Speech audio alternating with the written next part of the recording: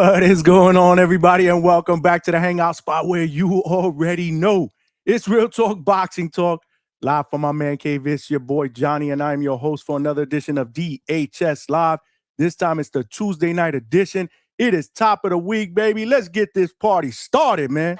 Let's get ready to rumble! Yeah, welcome back, DHS family. Salute, man. Happy Tuesday, man. We about to get this shit popping, man.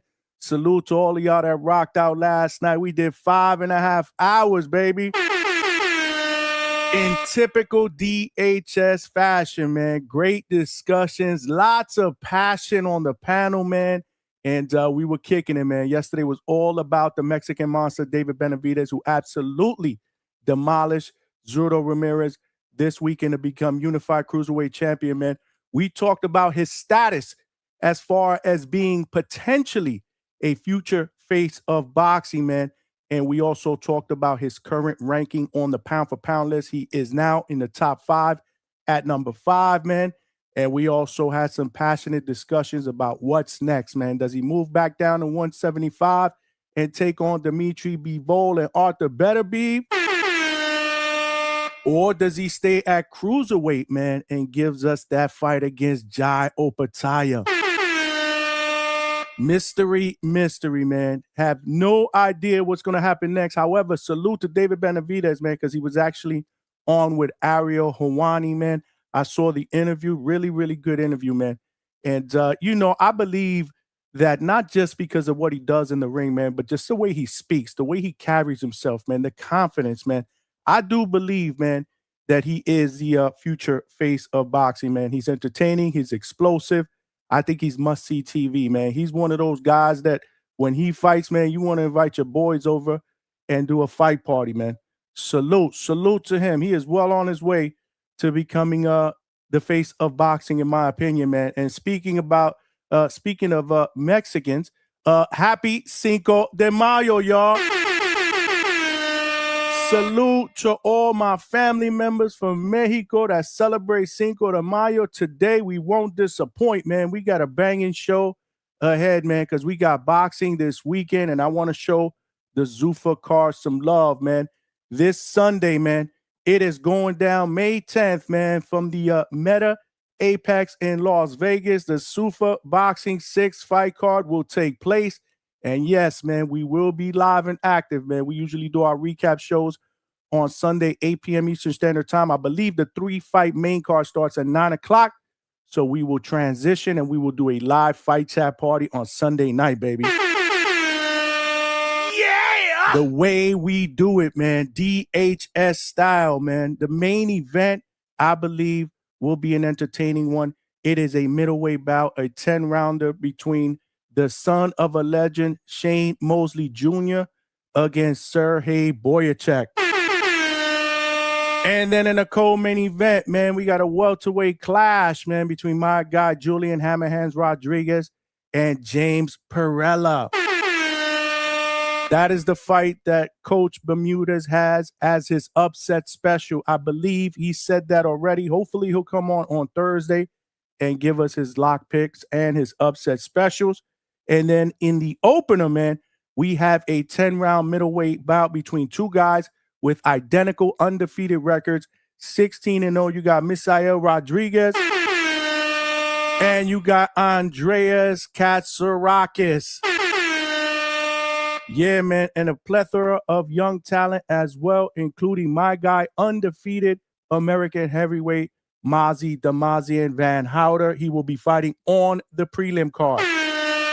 Yeah, man, I'm excited, man. I'm excited. So, we'll preview that card, do some predictions and breakdowns. Obviously, we'll open up the panel, man, and get some panel discussion going. And I need the chat to get involved today, man. I need that energy, man. Yeah! Y'all got to bring that energy Timboski style, man. Chad will jack your dog. Junk your dog, your dog. Jack. Yes, sir. Yeah, and before we open up the panel and we talk that boxing shit, man, we got a special guest, man. We got a special guest. We got a 19-year-old standout amateur 5-time national champion, Team USA member, who just won his pro debut this past Friday on a pro box card. We got my guy, Razor Ramon Ordonez. He'll be in the building in about 10 minutes.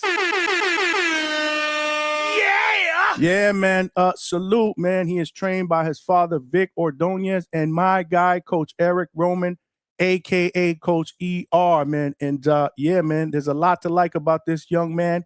He wins his pro debut via first-round TKO with a well-placed body shot, man. That shit was crazy, man. That shit was crazy, man. So, yeah, we're going to talk about his boxing journey, his time in the amateurs, and then obviously transitioning now into an undefeated professional. He currently fights at 130 pounds, but he is 5'11", man. He has size, man. He's a southpaw, and he fights like a true Puerto Rican, man. He likes to walk guys down. He is a Puerto Rican from Newark, New Jersey, man. Salute, man. Puerto Rico. Puerto Rico. Yeah, man. Salute. Yeah. Let's go, champ. You know the deal, man. We do our thing here at DHS, man. Every single night, man. We come with the energy, man. What's good with my bro Johnny from the Hangout spot, baby? We out here, cuz. We out here, cuz. Yeah, man. Salute, man. But before we get started, y'all know the ground rules, man. If you're watching this live on YouTube, make sure you smash that like button and help us get this show and this channel out into the algorithm of other true hardcore laid-back boxing fans. So then we rock out weeknights, 9 p.m. Eastern Standard Time. Yeah. Sunday nights, we do our recap show, 8 p.m. Eastern Standard Time. Yeah. And let's not forget, man, we do epic live fight chats. This weekend was legendary, man. We did 2 live fight chats on Saturday morning, and then on Saturday night, we were up bright and early for the Inoue Nakatani card that took place in Japan, man. And then we were right back at it, 8 p.m. for the main card that took place in Las Vegas. That was the one that was headlined by your boy David Benavidez against Zurdo Ramirez, and it was a very, very fun card to watch, man. Very, very entertaining fights, and we did 7.5 hours in totality between both fight chats. We did 12 hours, y'all. We ain't afraid to put in that work, man. We are not afraid to put in that work, man.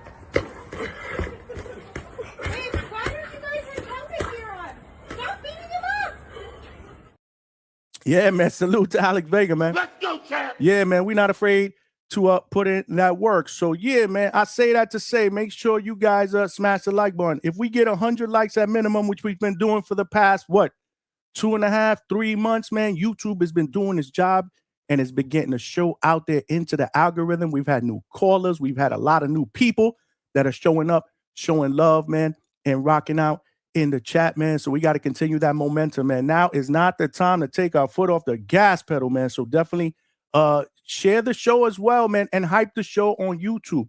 That definitely helps us out. We are also streaming live on millions.co and on X. So salute to my family on both platforms, man. Salute. Make sure you guys share. We are trying to grow the DHS family members on both those platforms, but it takes less than 5 seconds to come on over here to YouTube. Join the party, man. Smash the like button, vote in the poll, and subscribe to the channel if you have not done so. Yeah. And even if you have done so, man, pick up your cell phone, man. Text somebody. Tell a friend to tell a friend. There are power in numbers, man. We are doing big things, man, in 2026. Last but not least, man. I can't forget the best motherfucking boxing podcast chat out here on these YouTube streets, the DHS family. Y'all must cook tonight. I need that energy. You can't have a great show without a great chat, and every single night we bring it.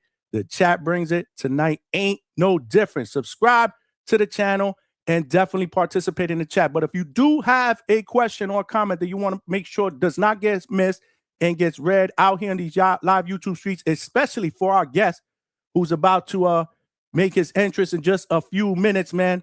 Our chats be cooking, man. So super chat is the best way to go, y'all. Straight cash, homie. It comes up as a starred message. So of course, man, I'll see it and I'll show you love. It also provides your boy with a little bit of a donation. And every penny counts because we're putting in the work here, man. So whether it's super chat, super sticker, man, Cash App or Zelle, QR codes are right here on the side of the screen, man. We are taking donations. We are the late night spot for the second shift and third shift overnight workers. We putting in that work. All donations that come in go right back into to the channel so that we can continue to provide you guys with the best boxing content out here on these YouTube streets, whether it's in studio or boots to ground out in the field, man. You know, we're not afraid to put in that work, man. Yeah, we're gonna be talking about the Zufa card, and I also want to touch on the undercard that was announced for the July 4th fight card being headlined by champion Abdullah Mason against challenger Joe Cordina. That's taking place July 4th in Cleveland. There's some fights that got announced to take place on the undercard. Solid undercard. Salute to Top Rank. Bruce Shushu Carrington, the WBC featherweight champion, will be fighting on that card, defending his title. Tiger Johnson will be also fighting on that card, as well as my guy Derek Scooter Davis, man. So we'll touch on that as well, man. But again, as you guys file in, I see you guys filing in, make sure you smash the like button and subscribe to the channel if you have not done so. So we usually do roll call, but we're going to wait for a little bit because it looks like my guest is backstage, man. Like I said, man, he is a 19-year-old standout amateur, man, who has an extensive amateur background, 5-time national champion, Team USA member, and he just started his pro career with a bang, a first-round TKO with a well-placed body shot on a pro box card, man. So, yeah, I think the future is bright. So without further ado, let me get him up. We got my man, Ramon Razor Ordonez in the building. You're going to have to turn your camera, though, because right now I see you sideways, champ. Got you. My bad. Oh, you good. You good, man. You good. While Razor is getting his camera now? set, it's still sideways. Still sideways. There we go. Hold it like this. Yeah, you good, man. You good, man. Bet. How do you hear me? Loud and clear? Yeah, everything's good on my end. All right, what's going on, man? We got Razor Ramon Ordonez in the building, y'all. Welcome to the Hangout spot, champ. How you been, man? How you been? Appreciate you having me. I'm good. Chilling, you know. Fresh off the victory, you know, I'm just feeling great. Yes. That's what's up. That's what's up. But yeah, man, salute and congratulations, man. One hell of a debut, man. One hell of a debut. One hell of a well-placed body shot to end that fight, man. That left to the body was crazy, man. Salute, man, and congratulations, man. But talk to me, man. Rate that performance, and more importantly, what was going through your mind once the ref stopped that fight and you realized, damn, I got this first one in the books, man. You know, it was a great performance. My bad. It was a great performance. There you go. You know, I hear you much better now. My bad. Yeah, it was a great performance. You know, I rated. I'm not gonna lie, I give it a 10. You know, got the first round KO. You know, to the body shot. It was I give it a 10. You know, couldn't really ask for any type of better performance for myself. You know, especially as you know my pro debut. And when the ref stopped it, you know, it was like you know, it felt surreal. You know, at the moment, like damn, this is really it. You know, I'm here now. And yeah, it was very exciting for me. You've arrived, man. You've arrived, Yeah. man, on the scene, man, with fireworks. Salute, man. Like I said, man, I've heard a lot about you even before this debut because I'm friends with one of your coaches, Coach Eric Roman, man, and he's been talking about you for quite some time, man. And as soon as the fight was over, I texted him and I was like, Coach, you was right, man. He was right. He said, I told you, man, he's the real deal, man. He's the real deal. And 19 years old at that, man. Yeah. Salute to you, man. Salute. Were you nervous before the fight, though? A little bit. You know, I think you know, I say a little bit just because you know I'm basically stepping into new waters in a way. You know, it was just a little different. You know, just you know, starting off smaller gloves. You know, but at the end, I had the confidence in myself. You know that I know who I am. I know what I could do. So for the most part, I felt real calm in there. You know, just to ready do what I do. You know, and I showed it that night. Absolutely, man. Absolutely. So tell me, your pro debut, like I said you gave yourself a 10. You look very, very sharp, composed, really good long jab as well. I mean, you fight tall, and again, you like to go to the body because you went to the body a couple of times before you landed that solid body shot that ended up stopping the fight. But what did you learn about yourself in that first pro fight, that round, that you feel that you're going to be able to carry moving forward? It's I feel like it's not too much of what I learned for myself. It's just more gained experience. Because I know who I am. And uh, I think one of the things that I could just say is that smaller gloves, they making a difference for sure. You know, definitely felt that when my punches was connecting, to the head and body. So I think that's not something that I learned about myself, but something that I just learned in general. That is definitely gonna be a different ballgame. So that was going to be my next question. Is that the biggest difference between the amateurs and pros, the glove size, or is there anything else? For me, it's just the glove size. Because when I was an amateur, I was fighting for Team USA, the elite high performance team internationally. I was already fighting with no headgear, so that's yeah. For me, I can only speak for myself, but that was the only difference for me, just the smaller gloves. That's what's up. That's what's up. And what did you do to celebrate after the victory, man? Just come back home, chill with my family. We ate afterwards, actually, just enjoyed the win altogether. Um, because actually I had my family from Jersey, they took that ride all the way to Maryland. We even had friends from North Carolina, well, Carolina, yeah, North or South. I'm can't really remember too much where they from on my island, but yeah, we had people from Carolina nonetheless that came through all the way to Maryland, to show love. So we just, we went out to eat, enjoyed it. I came back home and just chilled. It's uh, I didn't celebrate too hard. It's just the beginning. So That's what's up. That's what's up. And man, on a pro box card at that, man, your pro debut that was streaming live online, mm, nationally. I actually saw the fight on my phone. I was out, but I was like, I can't miss this fight. So I was out with the wife and I actually saw that fight on my phone. And like I said, man, you absolutely did your thing, man. I'm here with undefeated prospect now, who is now 1-0 with one win via knockout. Razor Ramon Ordonez. He's from Newark, New Jersey, but from Puerto Rican descent, correct? yeah, yes sir. That's what's up. So your parents are from Puerto Rico. Where were you? So were you born in Newark? I was born in North New Jersey. Yeah. My parents was born in Jersey as well, but their parents, they're from Puerto Rico. So Okay, that's what's up. And you're trained by your dad, right? Your dad, his name yeah. is Rick, right? Yeah, my dad, Victor, Victor Ordonez, that's my dad. And my coach been training me my whole life. Yeah, all the way up until this point we at now. We just gonna keep going.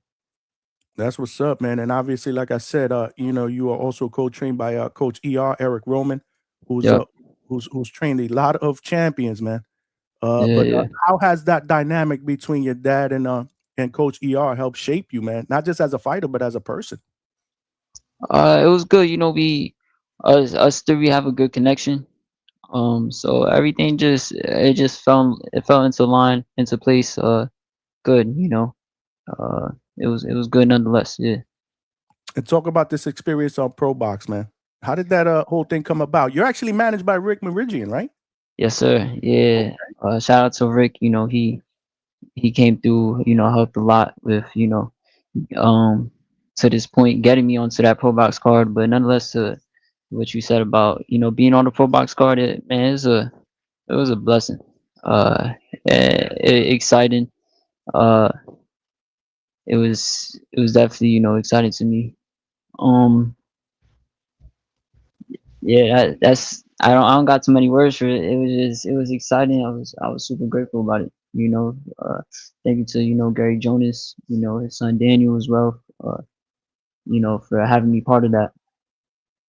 Yeah, no, absolutely, man. Pro Box is family, man. Like Yeah, I've covered mostly all of their Florida fights the last year and a half, close to 2 years. Obviously, they're doing fights outside of Florida now. They actually grew out of Plant City, so they're out on the road. They are growing. Love everything about Pro Box. Salute to Gary and salute to Danny as well. They always treat me like family. yeah. I'm glad that you guys connected and you were able to fight on that platform. But was that a one fight deal, or are you signed to multiple fights? Will you be back on Pro Box? How's that working? No, I'm definitely gonna be on Pro Box. You know, I'm signed to them. I'm signed to Pro Box, so you're gonna see me on a lot of Pro Box cards. Yeah, I'm not gonna speak too much about the the contract that we have, but definitely you're gonna see my face in Pro Box, absolutely. Okay, so that's exactly, you answered my question. I wanted to see if there was going to be future Pro Box fights, but it looks like there will be. So Absolutely. that's what's up. I think that's good. I think it's a good platform for you. They're gonna match you tough, which is good too. We gonna be ready for it. We like I said, we clicked, we had a great connection with me and me and Pro Box, me and Gary, Daniel, we spoke, and we here now, we gonna continue on. Yeah, man, that's great, man. I'm happy for you, man. I'm happy for you. But we got family in the building, man. Big Zip 8 with the $10 super chat. Straight cash, homie. Thank you, my guy. He said, Razor Ray, love my cuz. He's gonna be champ. Jesus loves all of you, man. Salute, man. You got family in the building representing, man. So I got a great support system. Talk to me. So talk to me about your family, man. Talk to me about your family, man. You got brothers, sisters. Yeah, older brother, younger sister. Uh,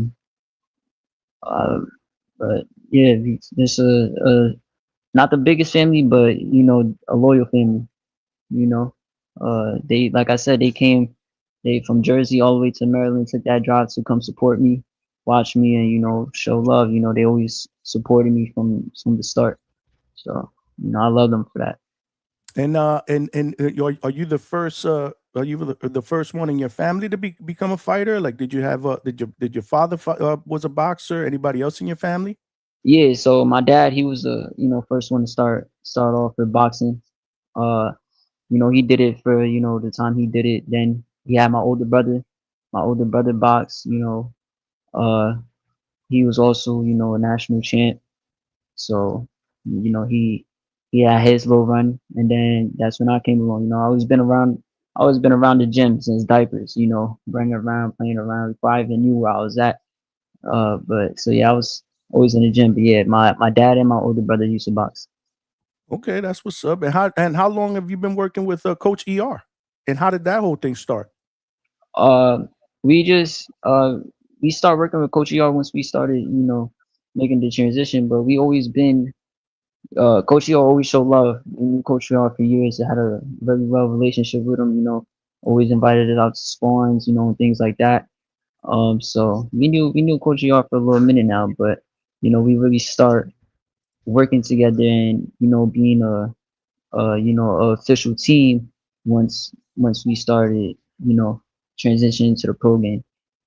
Okay, Yeah, that's what's up. before that, it was just mainly me and my dad. That's all it was. So, but like I Okay. said, Coach, he always show love. So shout out to him for that. Yeah, no, listen, if you watch it, Coach ER, salute, my guy. And listen, man, I just want you to extend a big shout out to your dad from me, man. You know what I'm Absolutely. saying? Like, I think he's done a phenomenal job with you up Yeah. until this point. I mean, Coach ER told me the same thing, that he's done great things for you and with you, bringing you up. So salute to your dad. Make sure you give him my best. Absolutely. He's He's actually welcome. he's tuned in right now. Actually, so So, Dad, he Coach hearing this. Vic, salute to you, man. Great job with this young man, whose future is extremely bright. We got a Razor Ramon Ordonez in the building. Make sure you guys continue to show him love. Smash the like button, man. Definitely smash the like button. There's a lot of love in the chat, but again, I can't go through all the comments in there. But salute to you. So while we're talking about that, so tell me, like, when did you start boxing? I read somewhere where you were very, very young. And what inspired you to want to become a professional fighter? Man, I've been like I said, I've been in the gym for forever since diapers. So I grew up into the sport. I had my first fight at 8. Um, I always been around in the gym. I love the sport. I fell in love with it, being around it. You know, so it's just something that it was life for me. Second home. And what made me want I what made me want to turn pro was just the love I had for it. I don't want I wanted boxing after amateurs. I didn't want to just be an amateur and then just be done with my my boxing right now. I want to take this all the way, the farthest that I possibly could. So that's why I'm turning pro. That's why I turned pro. Okay, and how many amateur fights did you have? I know you have a lot of amateur experience, but how many? Because I read over 50, but I think it's more than that. We probably looking around like in the 60s, around that ballpark. Which, if you really think about it, like I said, I've been boxing since forever. But I had my first fight at 8, all the way to 18, 19 years old. So if you really think about it, it's not a lot of amateur fights. I accomplished a lot within those 60 fights. You got a lot of people that's averaging out 100 and better amateur fights, because they go out to all these different tournaments. Me and my dad, we only travel to the important ones. Like the one in December. So yeah, like I said, if you really think about it, 60 is not that much for the for how long I've been boxing for in the amateurs, but I accomplished what I accomplished with just that amount of fights. Yeah, you got what, 5 national titles, right? National Yeah, champion, and you've boxed at the highest levels internationally as well. yes, And sir. been overseas, and you've been a part of Team USA. Talk to me about that whole dynamic. What led to that? Well, that's what being in Team USA. Mhm. Uh, like I said, we went to the important tournaments. So one of those ones was the national championships in December that USA Boxing hosts. We went, made it all the way to the finals. We did what we had to do in that tournament, that ended up leading us, to now being going out to camp, evaluation camp, selection camp, and I got selected, and it was just the rest is just really history. I did what I did throughout that year of being part of the team. I got to travel with them internationally, compete for them, fought in one of the biggest tournaments in boxing, point blank. If anything, the second biggest tournament apart from the Olympics. I fought in the World Boxing Championships in Liverpool, England. That all the countries come out to, and all the countries put their top dogs in to compete and represent their country. So I was able to be a part of that and represent Team USA. So it was just overall that whole year was a great experience. While doing that, I was still in school. I was the youngest on team, 18 years old. So I was still juggling school plus that, so I could make sure I graduate as well while being in Colorado. I was when you're on the team, you basically living out in Colorado. You there for months, a month or two, come back home only for like a week or 2 weeks. So I was basically living out there, at just 18 while, still doing school and things like that. But nonetheless, it was a great experience. I'm happy. I'm happy I got to get that in. Yeah, no, listen, man, that's great experience, man. Again, well, especially internationally. And so what was why make the decision to go pro now instead of maybe going to the next Olympics? We just me and my team, we just sat down, talked about it. It just felt like the right time. It felt like the right thing to do. Uh Olympics, we still got some time until the Olympics, so to stay amateurs and not really be for sure, what it's gonna be, as far as the Olympics. It's just like let's make that transition. It's gonna be great in the pros. That's what's up, and you got good size too, man. What are you, almost 6 feet tall, right? 5'11"? Yeah, yeah, 5'10", 5'11". So Yeah, you fight I'm tall, man. still only 19, so definitely still gonna get some height in And you throughout fight the at this years. fight was at 130, right? Uh, well, nah, it was at Contracted, what was it at? 126. It was 126, but it was +3 like weight allowance. So I weighed in 128 then that weight ins. Yeah, Okay. yeah. I could definitely see you transitioning to multiple weight classes, especially with your size and Nah, for sure. That's your gonna skill. happen for sure. Yeah, no, absolutely, man. I'm here with Razor Ramon Ordonez in the building, who's now 1-0 with one win via knockout, first round stoppage on Friday on Pro Box, man, with a well placed and well timed body shot, man. Showed a lot of patience, and he got this dude out of here when the opportunity opened up, man. He took advantage of it. Speaking of Razor, man, The nickname, where did that come from? Did that come from the wrestler Razor Ramon? Yeah. So just my dad he really the one who, gave me that name, but everyone would just everyone would just be like, damn, like he's sharp. Feel me? He's sharp like a razor. So it just the name just fits so well with me, with me and my style. And yeah, like my dad, he was like Razor Ramon, and from there we just ran with it. Okay, I like it. It's different, and then also it fits, man. It definitely Yeah. fits. I like it. I like it. But talk to me about your style for people that have never seen you fight, haven't seen your pro debut. Talk to me about your style, and are there fighters out there that kind of inspired you to fight the way you do? So my style, I'm a all around fighter. I could box. I could walk you down. All while being slick. You know, you got a lot. Like when I say I could walk you down, I'm gonna walk you down while not even taking damage for you. You got a lot of fighters that walk you down, but yeah, exchanging and stuff like that. But now I keep things clean, slick, sharp. So I'm an all around fighter. I could do it all and truly mean that. And as far as where I get my style from, it's a bunch of different fighters. I watch different styles to make sure that I could adjust to any style that gets put in front of me. So yeah, you got Shakur Stevenson, Terrence Crawford, Cotto, Trinidad, you know fighters like them, Floyd, so Sweet Pea, got a couple different fighters that I like to take from. You If I mentioned if I if I'm being, like I said, I'm all around fighter, but if I'm being real, I'm more of a pure boxer for sure. Boxer puncher. okay, you mentioned Sweet Pea too, man. You're 19 Yeah, years old. I yeah, admire yeah, that. It means you're suited to the game. Do you watch and study some of the older fighters? for sure. Nah, I feel like I definitely study them. But if I'm being real, I'm more like I like my era a lot, so I study my era more than anything. If I'm being real, Okay, yeah, so some of the fighters that you study, like you said, Shakur, some of these other fighters from today, right? yeah, yeah. Have you ever gotten any work with any of these guys, Shakur and any of these names?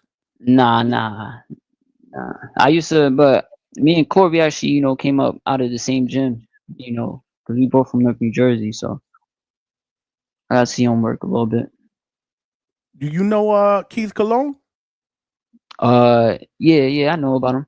Because he's from Newark as well. You guys never met, never worked together or anything like that?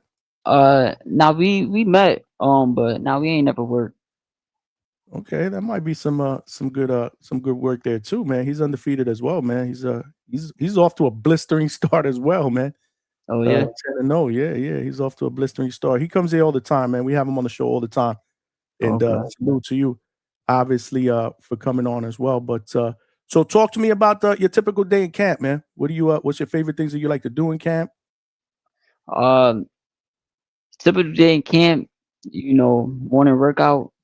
Wake up, get my breakfast in, do my morning workout. Is either gonna be strength or strength training or condition training. Sometimes even both strength and conditioning. Um, come back, rest, then go back to the gym again later on. Then we doing boxing training. Perfecting my craft. As far as stuff that I like to do during camp, honestly, I like to just chill.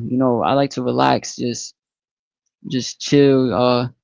I just watch some movies, to be honest. I don't like doing too much when I'm in camp. I like just really staying focused on what I got going on. So are you back in the gym already? Um, nah, we not, but I'm right. I'm gonna be back in the gym this week for sure. And what can we expect from you for the rest of the year? How many fights, if at all possible, if all works out well, how many fights do you and your team want to get in this year? Hopefully we get it. We could get 3 more fights this year. Hopefully we get to 4-0. So that's all just in a matter of time. Time will tell. On what end up happening. Okay, that's what's up. That's what's up. Salute, salute. The chat has is going crazy here. Let me see if they got any questions up in here. Hold on a second. Make sure you guys smash that like button, man. We got Ramon Ordonez in the building, man. Young prospect, bright future, man. And I'm glad we had an opportunity to get you on here so that obviously the DHS family can get to know you, man. Sure. Yeah, man. Nothing. I appreciate you having me. Oh, listen, bro. You're welcome anytime, bro. Like I say, man. Anytime you come to the hangout spot, you guys are family, man. That's Your love. dad would love maybe to get your dad on one day so we could talk about, his upbringing and the job that he's been doing with you, man. But tell me, so what do you like to do outside the ring, man? What are your hobbies, man? What do you like to do to decompress? I like fishing. My dad got me into fishing. I like fishing, but more in the warm weather. Fishing in the cold, that don't really be, my speed for that cold weather ain't for me. I ain't gonna lie. And it's crazy. It sounds crazy, like because I live in Jersey, you feel me? But more of a warm weather type of dude. But I like staying active, like literally playing other forces of fun, basketball, tennis. I like staying active outside of it. That's why I find fun. Okay, that's what's up. And Yeah. name some of the Puerto Rican fighters that you've admired, man. Man, you gotta tell your hat to Tito Trinidad, Miguel Who's your top Cotto, five? Who's your top five? Top five Puerto Rican fighters that you top admire. five Puerto Your Rican camera just fighters. went out, though. Your camera just went out. It did. Hold up. Yeah. We got a black screen, man. Salute. While he's getting his camera situated, Sure. make sure you guys smash that like button, please. And tell a friend and subscribe to the channel. We cooking here at the Hangout spot. We are here with undefeated prospect who just won his pro debut at Pro Box this Friday in Maryland, Razor Ramon Ordonez. Getting a little, he's got to get his camera situated. Make sure you guys continue to fish. You hear me? Continue to fish because he said fish. Continue to cook in the chat, man. It's good. Now you good. If you like to fish, you'd love Florida, man. It's the fishing capital of the world over here where I live at, especially in this town. It's about freaking 35 lakes, man. So if you're a fisherman, you want to move to Winter Haven where I'm at, man. And the weather's warm. Top five, I'm gonna go Tito Trinidad, Wilfred Benitez, Miguel Cotto, Hector Camacho, and Edwin Rosario. Oh, okay, solid. Very solid. You got to tell your hat to them. They did big things for the culture. They paved the way, man. They paved the way. What about what do you think about Xander Zayas, man? Xander's about to fight Boots, man. What you think about that? Great fight. It's gonna be a tough one, but it's my guy. This Puerto Rican. I'm Puerto Rican. I gotta show love. It's only right. But it's gonna be a tough fight. May the best man win that night. Yeah, man. It's gonna be tough indeed, man. But I'm looking forward to it. What about did you get a chance to see David Benavidez this weekend? What did you think about his performance? Nah, great performance. Yeah, I got to see that. What was it? 6th round, I think it was. Yeah, 6th round. I ain't gonna lie, I had him winning, but I was a little surprised the way he did it, the way he got the job done, especially being at that weight and the dude who he fought, a little bigger and stuff. So, but nah, I like what I saw from him. He's definitely the Mexican monster for sure, no question about that. Oh yeah, we did a show about him yesterday, man. He's super exciting to watch, man. They got him in the top 5 pound for pound. So do you watch boxing? Like, are you a fan of boxing? I gotta ask all young fighters that because you'd be surprised how many tell me, nah, not really. Because I'm a fan for sure. Okay, I'm a fan for sure. This is my life. I love it. In and out. Do you do your own film study, or do you do your film study with your dad or Coach ER? We do. Yeah, I do my film study. I do. Me and my dad. Sometimes I do it alone as well. So, but nah, definitely gotta do the film study. Gotta be able to study yourself, see what you're doing good to keep on doing it, but also see what you're doing bad to know what you gotta fix. But yeah, film study is most times is me and my pops. Okay, that's what's up. That's what's up. We got world-class trainer Hector Bermudez, Coach Hector Bermudez in the building. Member of the DHS pound for pound list for 6 months, said, what part of your amateur style had to go for the pros? Had to go for the pros. I get what he's saying. Like stuff I probably had to leave behind in it that I was doing in amateurs that I shouldn't do in pros. Honestly, I always had like around like a pro style, but definitely I would say, you know, just um slowing down the pace, you know. And in amateurs it's a lot of punches that, you know, be thrown. A lot of, you know, low not that I did it, but you know, it'd be arm punching, you know, just trying to score points, you know. But now, you know, I'm trying definitely sitting on my shots more, making each punch a effective punch, you know, letting it mean something. But I think for me, the main thing was just, you know, slowing the pace down, you know, not too many punches. Okay, that's what's up. Okay.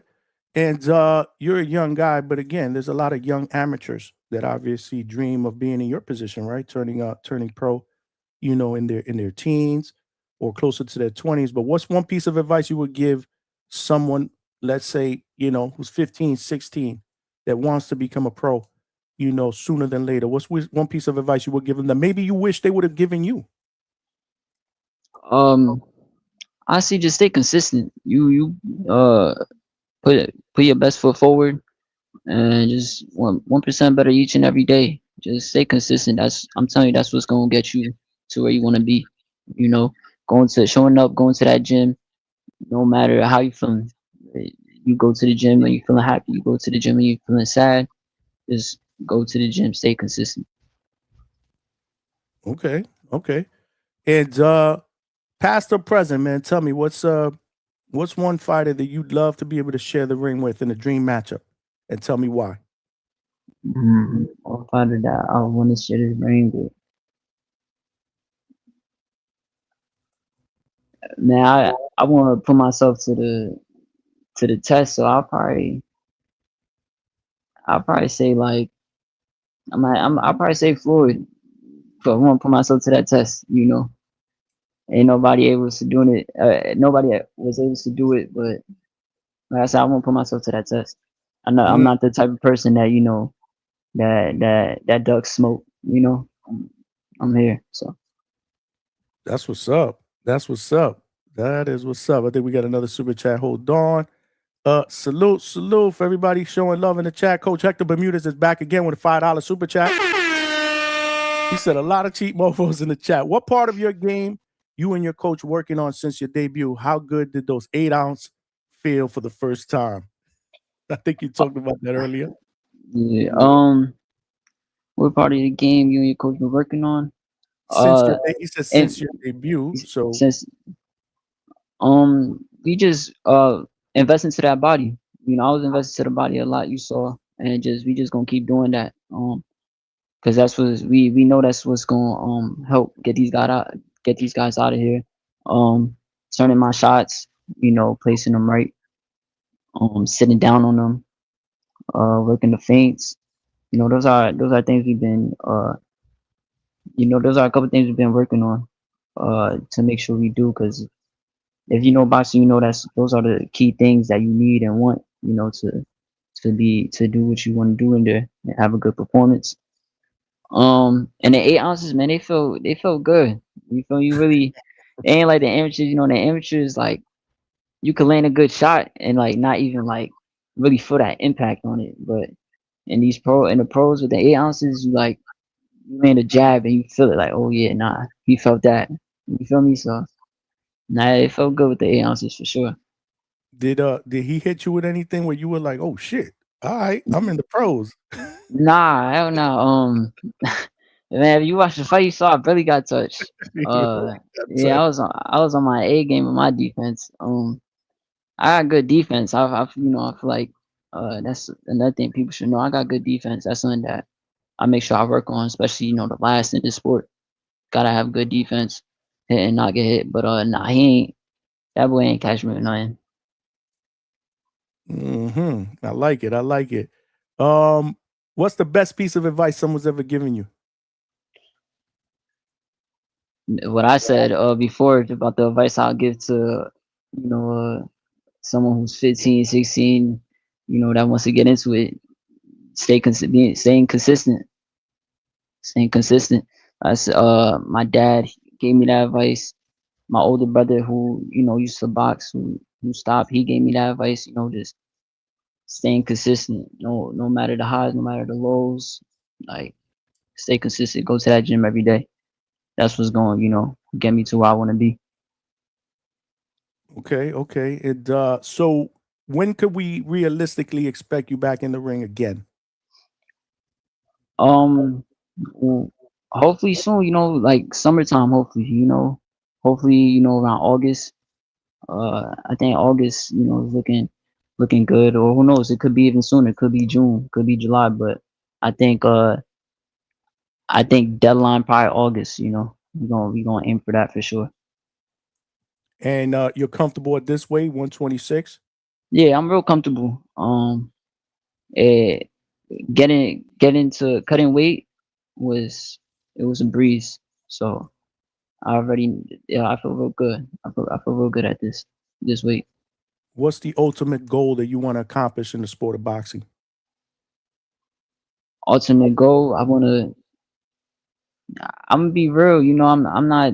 I love this sport. A lot of people say they want all the belts and all that. I want that. Don't get me wrong, but those are goals. I got a lot of goals, but the ultimate goal: live comfortable, retire myself, retire my parents. Get the most I could get out of the sport. To make sure they live comfortably. Gotta repay them back. That's the ultimate goal. Like I said, I got plenty of goals. So I want to be the greatest. I want to be my mark in the sport. I want to be the Tito Trinidad, the Miguel Cotto, like so. But yeah, that's the ultimate goal for sure, though. Retire my parents and make sure I can live comfortably, live the lifestyle I know I want to live. That's real. That's real. Yeah, no, that's transparent. I appreciate that. Yeah, for sure, for sure. But obviously, the goal is we want to see you win a title. Absolutely, yeah. Like I said, I got a lot of goals. That's just the ultimate goal. But yeah, I gotta, I'm I'm gonna make that happen for sure. World champ, no question about it. If you had a crystal ball, right now you're 19. But Mm. if I was to ask you, like, when do you think you will be a world champion? By what age? What would you say? I'm 19, man. Hopefully, I, I'm confident. Like I said, I'm confident in myself. I got hella confidence in myself because I know what I can do. I know the type of person I am. So I'm gonna say before 25 or by 25. Yeah, like yeah. So who knows? Like 22, 23. And what division will that be? I don't even know. That all depends on how my body. Like I said, I'm 19. I don't know how much more my body's gonna grow. It could be a lot. It could be minor. So I can't answer that. Like I said, I got to see how my body develops. Okay, okay. Coach Hector Bermudez is back with another $2 set up. Who did you see nervous around you for your debut? uh, my dad and Coach ER. Were My they? dad and Coach ER. Yeah, yeah. My dad for sure. It's his first rodeo, just like mine. So nah, he was for sure nervous, but yeah, he's good now. Yeah. I was nervous too, so it's ain't no big deal about it. So how long did it? When did that moment just turn off? Like when the bell rang, when you threw that first punch, during the ring walk? And for me, it was during the ring walk. Like just looking at the crowd. Took a deep breath. I'm here now. Like that's how I was thinking. I'm here now. Let's go be great. Let's do what I do. That'd be great. So That's what's up. Usually, Coach ER, man, there's mad experience there. He should be the calming nah, source, right? Because he's been there, done nah. that. Yeah. I mean, none of us was nervous like OD. It was just a little bit. But that's natural. Anyone who is in the game will be lying if they say they don't be a little nervous. Anyone. Absolutely. So no matter how great you are. Going to combat, man, doing battle. Your cousin, Big Zip, said Razor was calm. I was there. He said you was calm, man. Man, it's I can't wait, man. I can't wait to see what's next, man. Hopefully all goes well with the next fight and they keep you busy. I think that's what's most important. At 19 years old, you got to get them rounds in. For sure. Get them rounds in, get that experience. I like the fact that you're fighting with Pro Box. Rick is he's a well-renowned manager in this sport. So Yeah. you're going to be handled well. So that's a good that was a good move or whatever. But yeah, man, no, I'm looking forward to what the future holds, man. I want you to keep us tapped in, man. Nah, so for we sure, can, absolutely. yes. I got a great team behind me. My manager Rick Merrigan. I got my promoter. Like I said, Gary Jonas. Also his son Daniel. My dad. Who's my head coach. He's always gonna guide me right. We got Coach ER. He's always gonna guide me right. He's family. We all family. The whole team. So I'm confident in what we got planned ahead of us for sure in the future. Yo, Coach ER is in the building. He said, nah, I was never nervous. LOL. I knew my boy was ready with the 100 emoji and an alert emoji. Coach, man, salute. All right. Salute. Maybe I read the room wrong then. Maybe I read the room wrong. He probably had a little bit of butterflies, man. Like I said, man, he's been talking about you for a long time. The last time he was here, he mentioned you and he said that you'd be making your pro debut soon. And that was probably about maybe a couple of months ago. But nah, man, that's my guy, man. Nah, that's family. Definitely my guy. So salute to Coach. I think you're in absolutely phenomenal hands, man, when it comes to your dad and Coach ER. John Doe with the $2. How was it being in camp with Shakur? It was cool. I went to his camp a couple years back. I was still pretty young, but it was cool just being able to watch his work ethic, see how serious he takes this, and just his dedication and discipline that he has for it. So it was good to see that. Definitely good to see that. Yeah, man. Listen, being around those caliber of fighters, man, sometimes greatness rubs off, man. Pick their brain, man.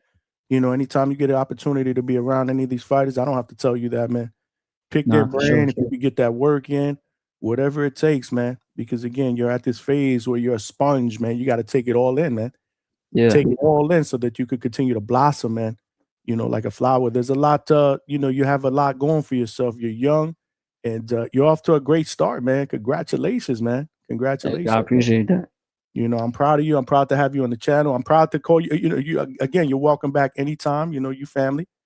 Appreciate it. So, definitely when something gets locked in, let me know, man. We'll get you right back on and we'll talk about it and continue to promote, man. Now's the time to tell people about you. Get your name out there. Do your part though, right? Are you active on social media?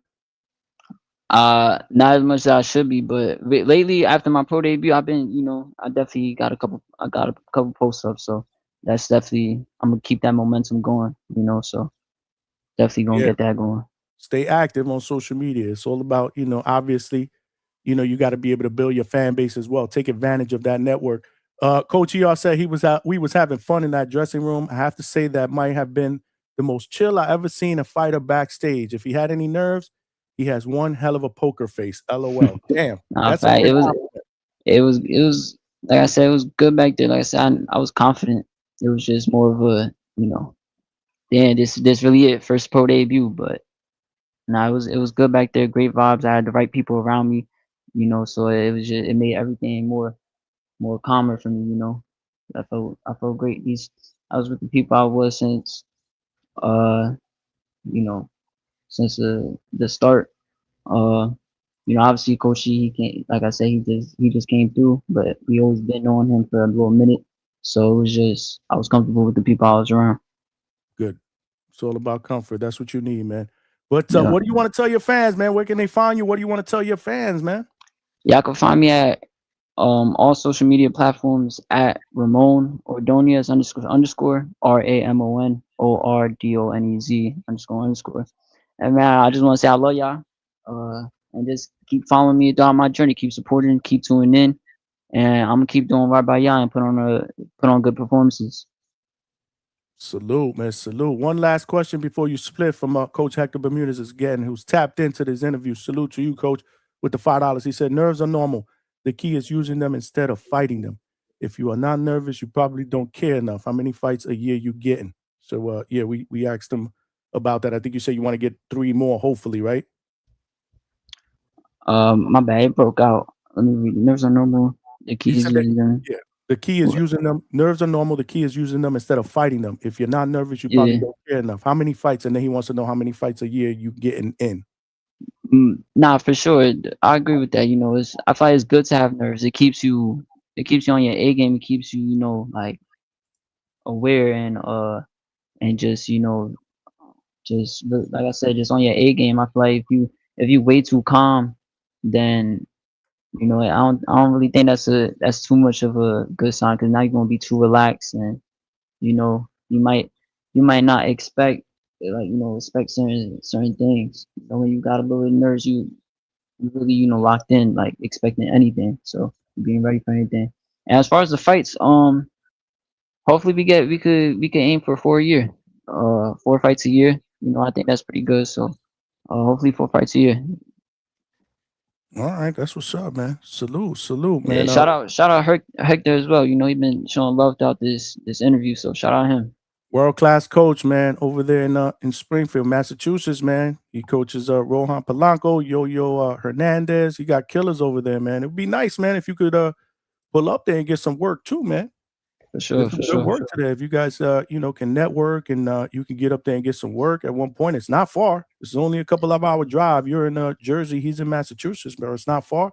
You guys can make that happen. I think that would be good work for you, man. Talk to your dad, talk to Coach ER, man. Yeah, for sure.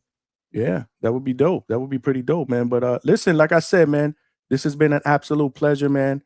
Appreciate you jumping on. This won't be the last time. Like I said, you family, you're welcome back anytime. Keep me tapped in on the next fight so that we could also throw that out there, promote, and hopefully get you back on, man.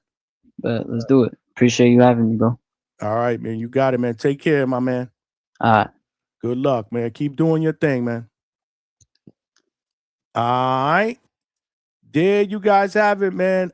Young 19-year-old prospect just turned pro, man. Just turned pro this Friday on a pro box card, man. And he had one hell of a pro debut, man. First round stoppage with a well-placed body shot, man. And he's coached by his dad, Vic Ordonez, and my guy, world-class trainer, Coach Eric Roman, man. And they're doing a phenomenal job with him. Razor Ramon Ordonez is a name to watch, and he was just in the building, y'all.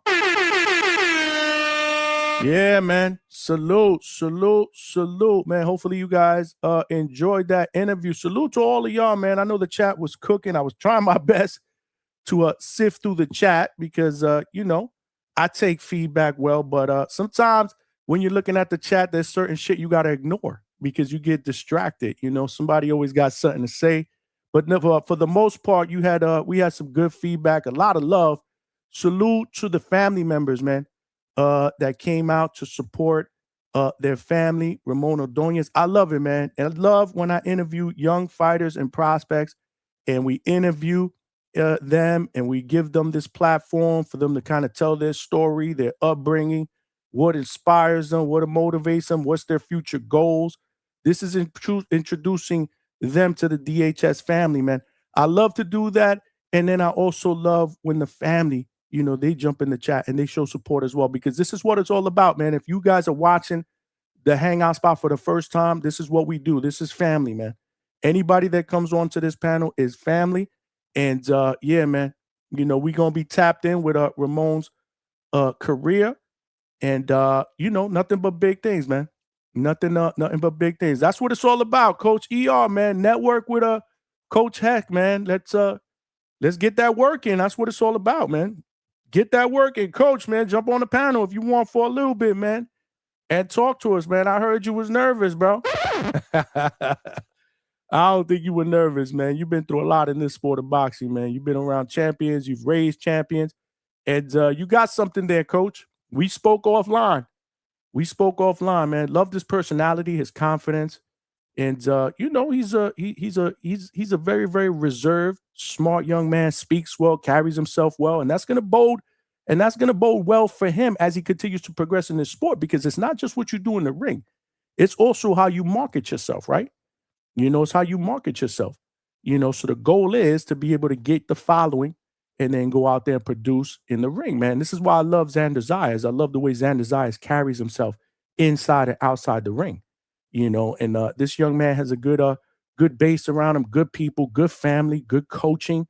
I can't wait, man. Like I said, it's exciting, man. It's just really, really exciting to see, you know, to see where this goes, man. And we're going to be a part of the journey. And that's the best thing about what I do here. Like I said, I love to spend time and talk to and just enjoy these prospects, these young guys, man.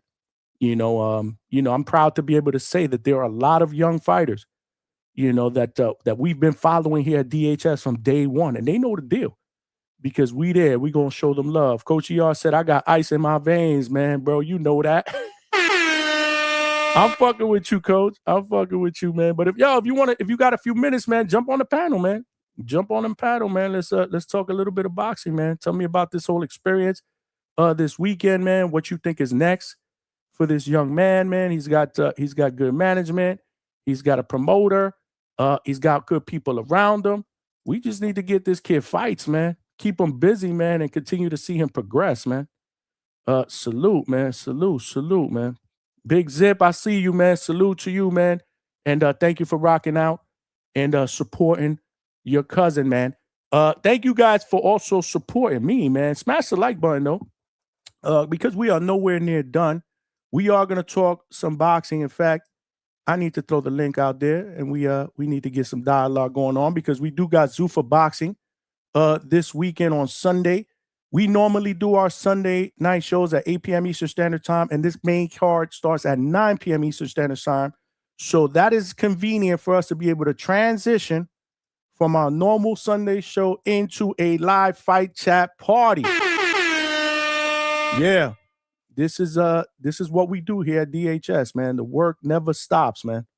The work never stops. Let me throw the link out there in the chat.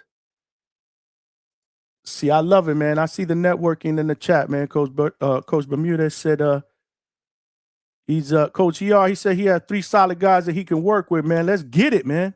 Let's get it, man. It's all about helping each other get better and better, man. I love it, man. Coach Benavidez and Coach ER, why don't both of y'all come on the panel, man, and talk that boxing shit, man? Yeah, man. That would be dope, man. No, salute to all of y'all. Salute to all of y'all. And yeah, smash the like button. Zufa is this weekend. And we also got other boxing going on this weekend. We got Fabio Wardley against Daniel Dubois. That's going down on Saturday. But we won't get into that until tomorrow. Tonight, let's try to show the Zufa card some love. We also got the fight card or the undercard. I'm sorry, some undercard fights that were announced on the Abdullah Mason versus Joe Cordina fight card that's going down in Cleveland, July 4th. That is also Border Wars. I believe Border Wars is taking place on that day as well. So Border Wars will take place where we're going to see some amateur boxing and show the TBV community some love during the day. And then we'll be able to see some fights in the evening in the Stadium Club. So that's very, very exciting. Bruce Shushu Carrington is going to be on the card defending his WBC featherweight title, as well as Tiger Johnson. That is Treese's boy. And Scooter Davis, man. Another exciting young fighter with 10 wins, and I believe all 10 wins via knockout. Oh, I'm sorry, 11-0. I believe he's 11-0. I think he just won maybe about 2 weeks ago. Yeah, so he's 11-0 with 11 wins via knockout. Scooter Davis will be on the card. That was announced earlier today. But, yeah, man, we got boxing this weekend. Mosley Jr. against Serhii Bohachuk. The co-main event is Julian Hammerhand Rodriguez against James Perella. And then the opener is Misael Rodriguez against Andreas Katsarakis, who are both 16-0. Identical records. Salute to the matchmakers at Zufa. Vega, what's good, Vega? Zufa boxing #1. Zufa boxing #1. Yeah! All right. What is good? What is good with you? Yeah, man. Good evening to you. Salute to Coach Bermudez. And yeah, I actually had the opportunity to watch that fight with Ramon, and What'd you the think? one thing I really, the thing that I really appreciated was what he did in that one round. He was patient. He saw what he had in front of him, and then once he said it was go time, he packed him up because he was much better than him. I can appreciate that. I think that is a sign of maturity, a sign of somebody that is well schooled, and a sign of somebody that I think can go very far with those tools that not just his physical tools, but the mental ones, which I think is overlooked a lot. So you got to appreciate the man, how the way the young man's been brought up at home and as well in the gym. So definitely kudos to him and his whole team and family. He's tall as hell for a featherweight. Jesus Lord. Yeah, God he's damn. almost 6 feet tall, bro. 126, man. Another Espinoza, bro. Nah, he's the first Ordonez. What's wrong with you? That's well said. Well said. Well said. Yeah, because he's got the American and the Puerto Rican style. Those are the two best boxing schools you can have. Not that Mexican bullshit. All right, so don't disrespect him like that again. Stand corrected, man. Hold on. Let me look. When you were a little kid and you cursed, they got a tattoo in the mouth. You heard the man, Cotto, Trinidad, Sweet Pea, Floyd. Pea. Come on, man. You What ain't about hear his one top 5 Mexican. Puerto Rican fighters, bro? He mentioned Trinidad and Rosario, bro. Not a lot of the Rosario one. Yeah, not a lot of cats don't really know about that. Yes, You're not right. a lot of. That's what I was just gonna say. Not a lot say Edwin Rosario, bro. Nah, salute to him. Like I said, man, he comes from good backing. So you can tell just the way he carries himself and the way he fought. Like I saw everything I need to see in 2 minutes, just in regards to the things I spoke on. And we'll see how far he goes. He's going to go as far as he wants, as far as he's dedicated to. There's only so much everyone can do for you. It's all going to come down to him. And he seems like he's invested in boxing just with an answer like that. And like I said, just the way the way he speaks, how he answers, all those things. I know Coach Bermudez is a big reader on those type of things, and I feel like I am as well. I try to learn from Coach. After I teach him boxing, he teaches me those things. So, no, I'm just joking. But in regards to the topic, man, this is a fantastic card, man. Salute to Zufa for just another banger, man. I've been doing my research. I really have, because when I saw the undercard, I saw this name, and I'm like, bro, I've heard people. Well, I've actually read. No one talks about it, but I've read about this Ukrainian amateur that's supposed to be really good. I think his name's like Botayamov or some crap like that. He's yeah, I know he did forget Bazooka, which I mean I was gonna talk some shit, but hey man, it's his list. I was gonna say a little something. He is 19. Yeah. Okay, he's 19. All right.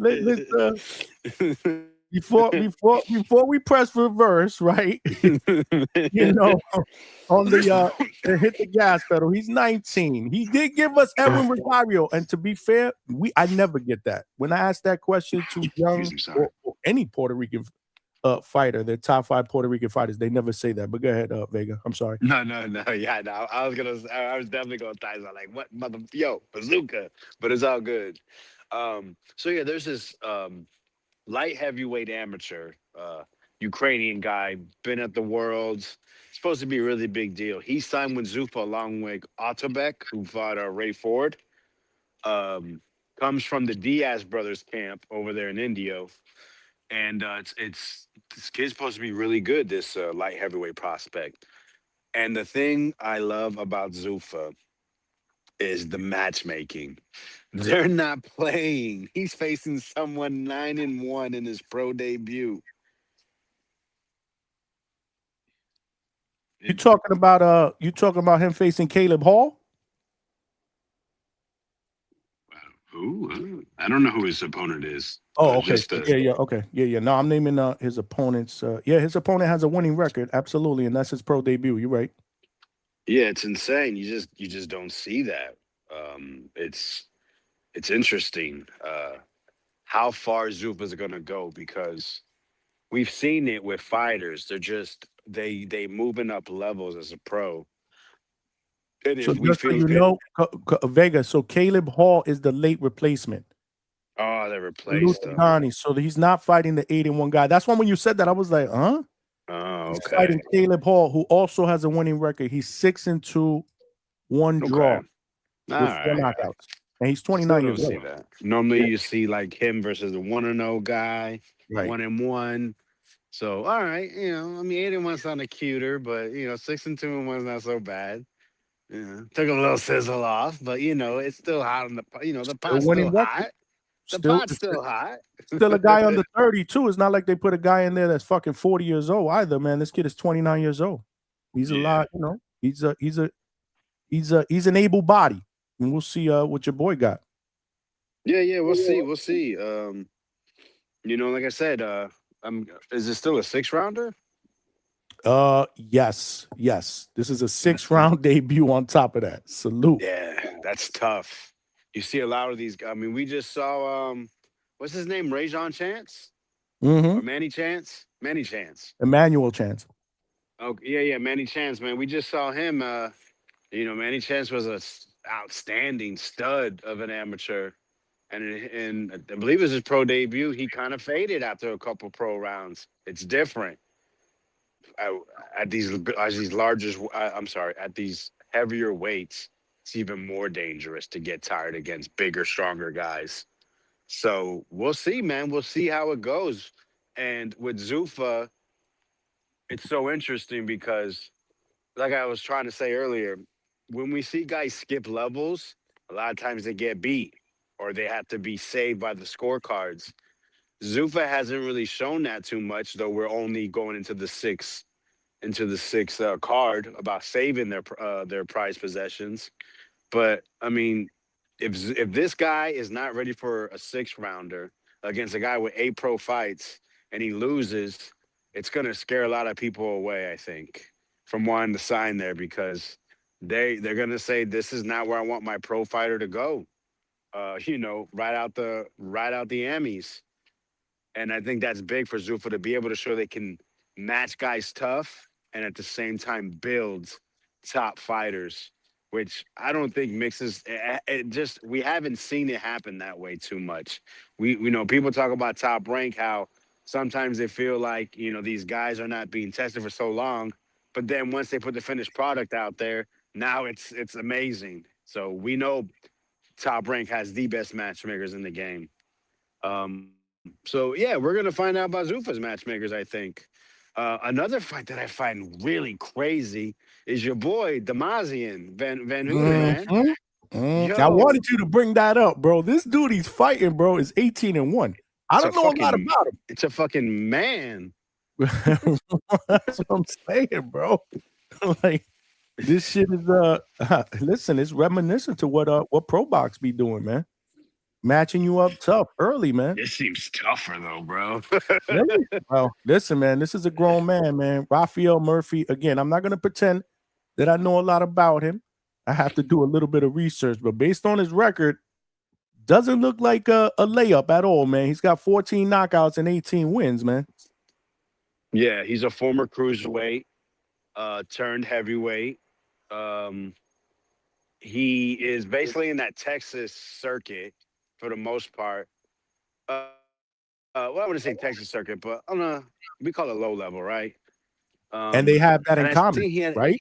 I'm sorry. Because Mozzie was a cruiserweight turned heavyweight. Mozzie was 165 pounds like 3 years ago. The kids turn into, he's got a grown man body with the face of a 14-year-old. Salute. I know somebody in his family was in the chat earlier, man. Salute if you hear, man. We rock with Mozzie. I know his dad rocks with the Hangout spot heavy, man. So salute to the family, man. But go ahead. Wonder. So I think how do you say Van Hooter? Is that how you say it? Yeah, Van Houter. Van Houter. Apologies. Van Houter. I think he was like 217 and he faced like this fat fucking Amazon worker his last one and beat the shit out of him. He said Amazon worker. No offense to Amazon workers, but well, you know what? No, that guy was too fat to be Amazon worker. But them boys work hard, them poor guys. But yeah, he's facing this guy has came in the ring at 250 pounds. You said he has like a 70 something percent knockout percentage. And I'm sorry, but so yeah, I was looking at it. Like I said, the guy, his loss, he actually went back. He got knocked down in his first loss. It was in the beginning of his career. He rematched the guy years later and got a split decision win. So I'm assuming this guy's just one of those latecomers. But I seen he's been in Alabama in Deontay Wilder camps, Dion Nicholson camps. I don't know if he ever sparred Deontay Wilder, but he was at least in and around, and I know he sparred Dion Nicholson. So, Dion Nicholson was just supposed to fight Arthur Betterby. So, I don't know what to make of that, but yeah, the guy is not a little dude. He's a grown-ass man. But his last fight, they try to say he came in at 208. And one thing you know about these smaller countries or smaller boxing promotions is these motherfuckers be lying. When I looked at his Instagram, motherfucker still looked like he was like 240 pounds. So I know Damazian is young. I'm sure he can build his body up, or just he might just be that much better than this guy. So that's a fight that I'm definitely tuned in because I want to see how Damazian handles a full grown ass man, not no fat little short guy. This guy is a full blown grown fucking, has worked 7 jobs in the last 10 years, changing careers, man.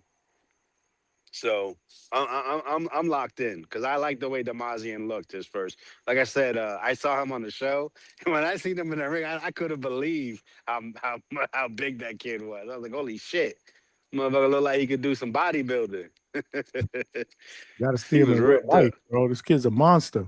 Yeah, no, he looked like one. So I'm definitely, that's a fight I'm definitely looking forward to. Gentle giant, too. He's a gentle giant. But yeah, salute to him. And then there's a Cardenas kid on there. I know I've seen him before. I just don't recall. So they're showing their, keeping kids active. Second fight is in their 6-card history. And then the main card, bro. The main card is absolutely can't miss, I think, as a boxing fan. Regardless if you like, if you're from if you're from the West, if you're from Mexico, if you're from Russia or whatever, these matchups, they all look like bangers, bro. I mean, Misael Rodriguez, we saw him in the first card, I think. Yep. They had him in a mismatch, unfortunately. And I think he beat a dude from like West Virginia. I mean, he just beat that dude down, just came up behind a high guard and just knocked that dude's head around. He's a bronze medalist from the Olympics in 2016. If I remember correctly, he was actually in Bud Crawford's camp for the Canelo fight, or at least rumored to be going there. He dates some famous chick in Mexico. I have no idea who she is. And also, he beat Omar Chavez, the younger brother of Julio Cesar Chavez Jr. That's his biggest win to date.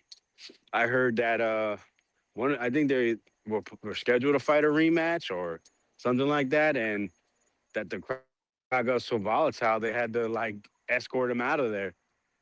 So yeah, this guy, I don't see in that fight. You didn't see any of the Olympic pedigree, I guess, because he just saw this guy as I'm gonna tune this guy out. But he's fighting a dude that comes to fight, Andres Karasis or whatever the hell his name. How do you say it? The Greek guy, man. We've seen him on Overtime Boxing. He comes to fight. He fought Brandon Adams. Brandon Adams was saying this guy was hitting below the belt so much, but I mean, when he was hitting Brandon Adams, he had Brandon Adams stuck a little bit. I mean, Brandon Adams had to think. He had to think before he threw. Katz comes, he presses you out. He's coming to fight. So if we get that Misael from the last fight against this Katz, it's going to be a fight, I think, that we speak about, going forward. This is going to be maybe the big talk of the Zufa fight card. The co-main event, Julian Hammerhands Rodriguez versus James Perala. it's tough to tell who this James guy is. He's fought on pretty low level cards. Um, I never heard him being at the firehouse, so I don't know how good he is or not. But he's tall, 6 foot or 5'11". I think he also has like a shiny record. I think 0 or 1 loss. Good KO percentage. We know what Hammer Hands is gonna do. Hammer Hands is gonna hammer hands. He's gonna come to fight. He's got boxing ability. He can fight the back foot. He can come get you. He's not afraid of anybody. So this is another one that it might be one that we might be talking about because just off of what Perala's record is and what Hammer Hands brings, he's got to fight the bigger guy, so he's probably going to go in there and get it, unless the guy just wants to give up his physical advantages and get punched on. The main event, man, I don't know what it is, bro. I have grown to be a Shane Mosley Jr. fan. I think just watching him progress. You like him. Yeah, you do I like do. him. I do, man. I remember when we called that fight against Ramos. You was rocking heavy with him. That's right. Yeah, man. I just watched someone, even at an advancing age, get better.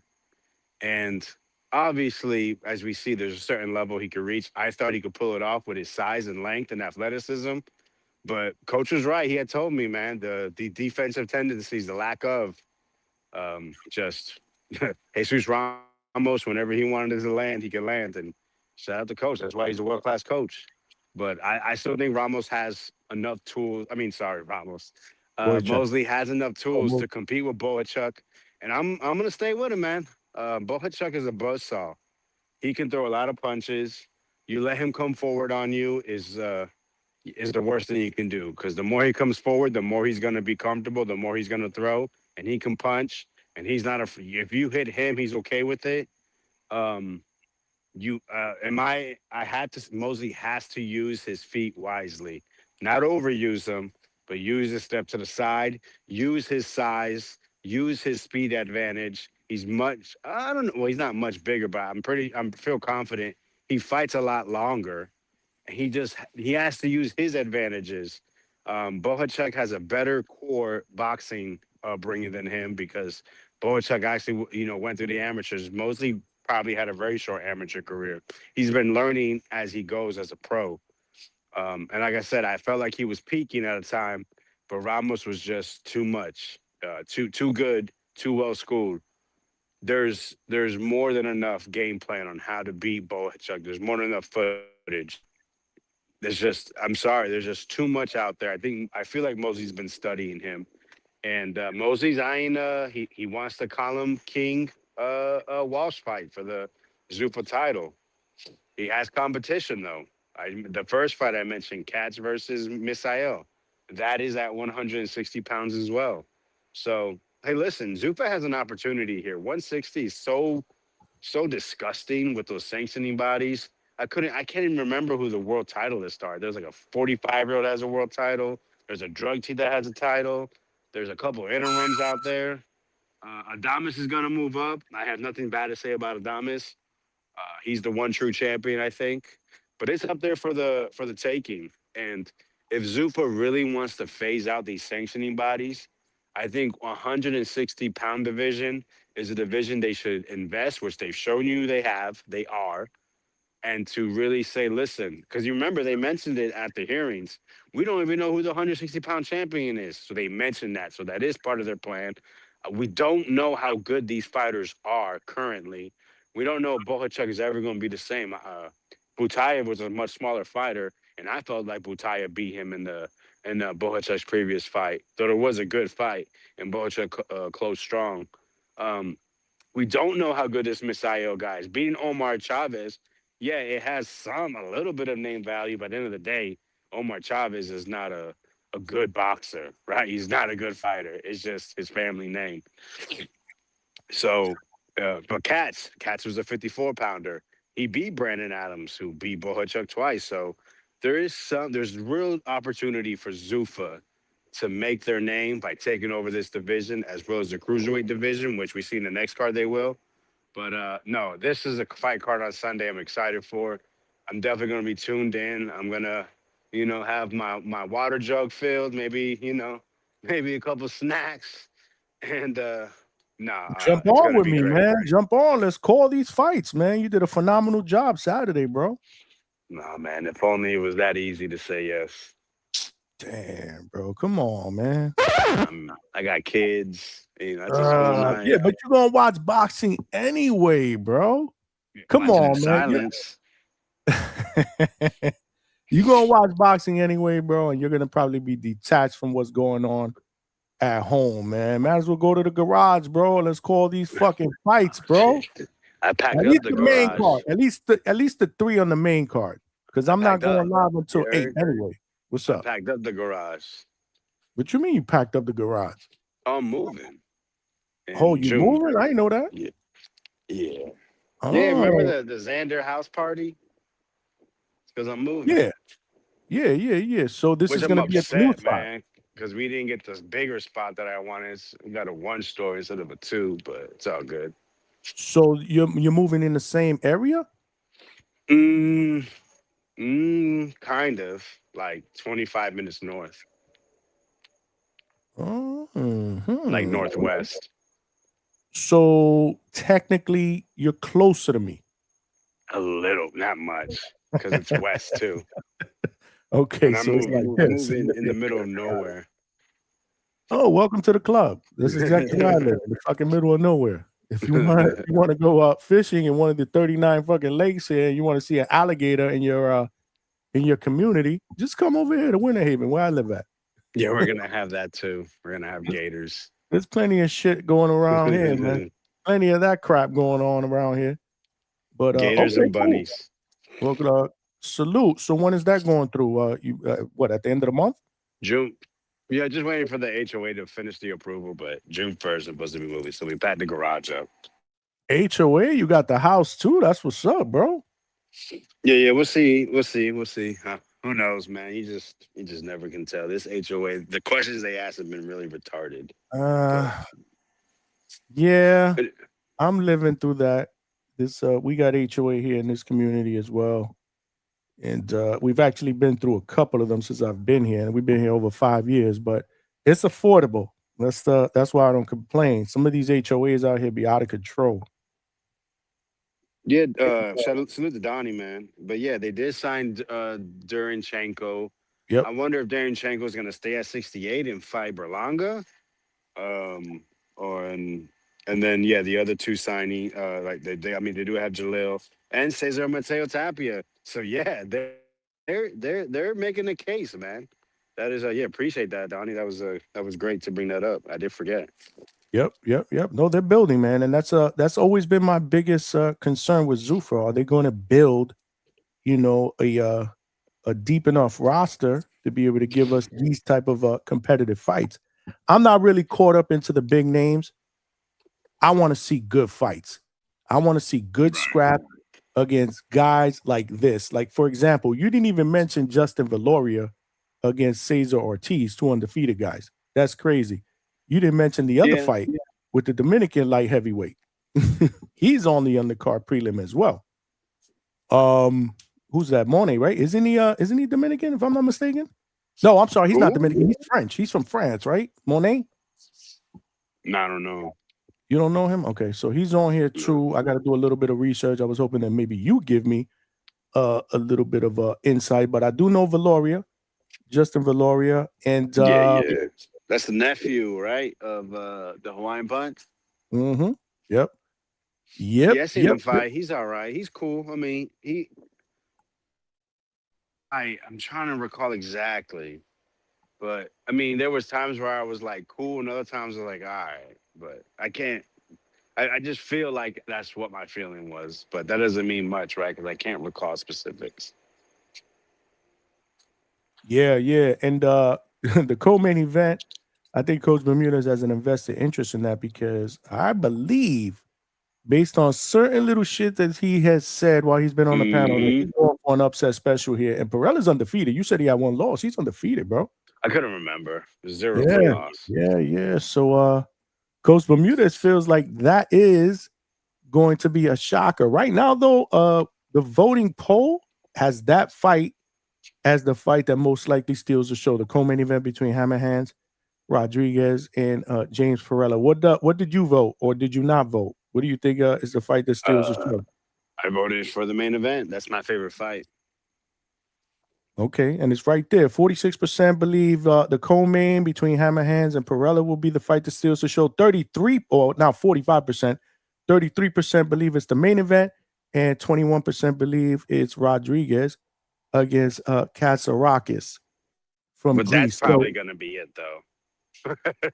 Maybe. To be honest, That's what I'm saying. It I probably think is. The these way three they fight. fights are gonna be fucking fire, man. Yeah. They're gonna be fucking fire. I can't believe you're not gonna call them with me. That's crazy. Hey, Let me tell you something. I've been getting good feedback though. I've been getting good feedback. So I just wanted to give you your flowers with your play-by-play and coaches in between round breakdowns, which was my idea. I loved it. I Yeah. loved it. Yeah. That was great. We had to Coach. keep him He just busy gotta because he was falling He's got asleep. to also shit up too. God damn, he kept running through the fucking round. God damn. No, it was good though. It was And great I like insight. that because I just, add a little bit of cleanup here. I'll read the scorecard, the unofficial cards. I'll read the chat a little bit. I like it. I'm able to do a little bit of cleanup while Vega does the play-by-play. But we'll see, man. Hopefully in the future, if not Sunday, definitely I want to get that popping again. Malcolm is also very good. So Malcolm, he's always welcome as well to do these live fight chats. But Sunday is going to be on because we're going to be on at 8 o'clock, but the main card starts at 9. So we will transition into the 3-fight main card on Zufa for Zufa Boxing on this Sunday, May 10th, man. Yeah, no, it's I'm looking forward to it, man. I'm looking forward to it. I like the co-main event too. I think I agree with the polls so far. I think that's going to be a banger. You can't go wrong. Yeah. Hammer Hands is always going to come to fight. That's right, man.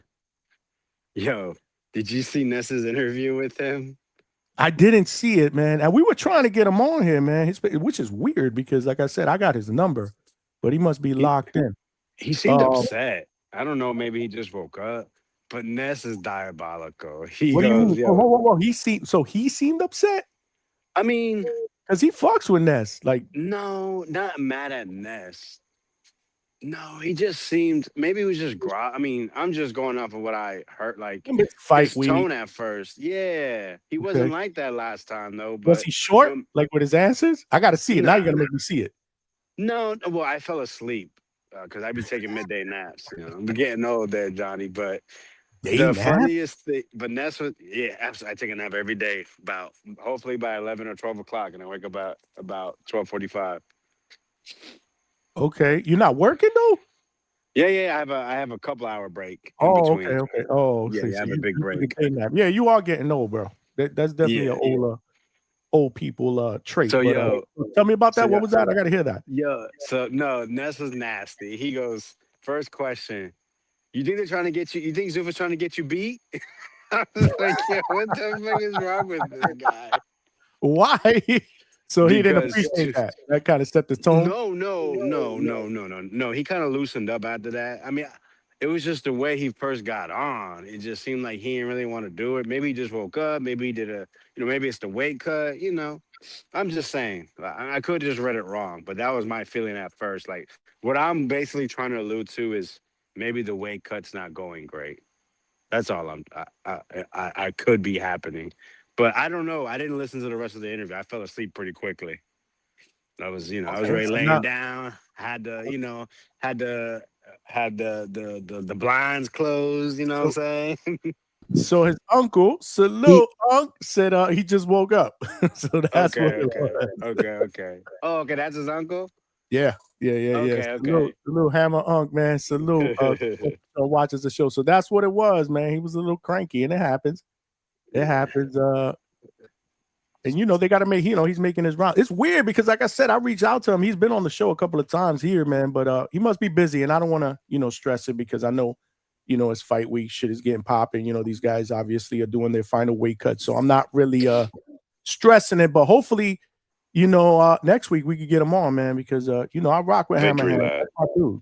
Yeah, that's my dude, man. Hammer Hands is my dude, man. Yeah, hopefully everything works out well. We saw what happened to Merriweather facing a taller guy.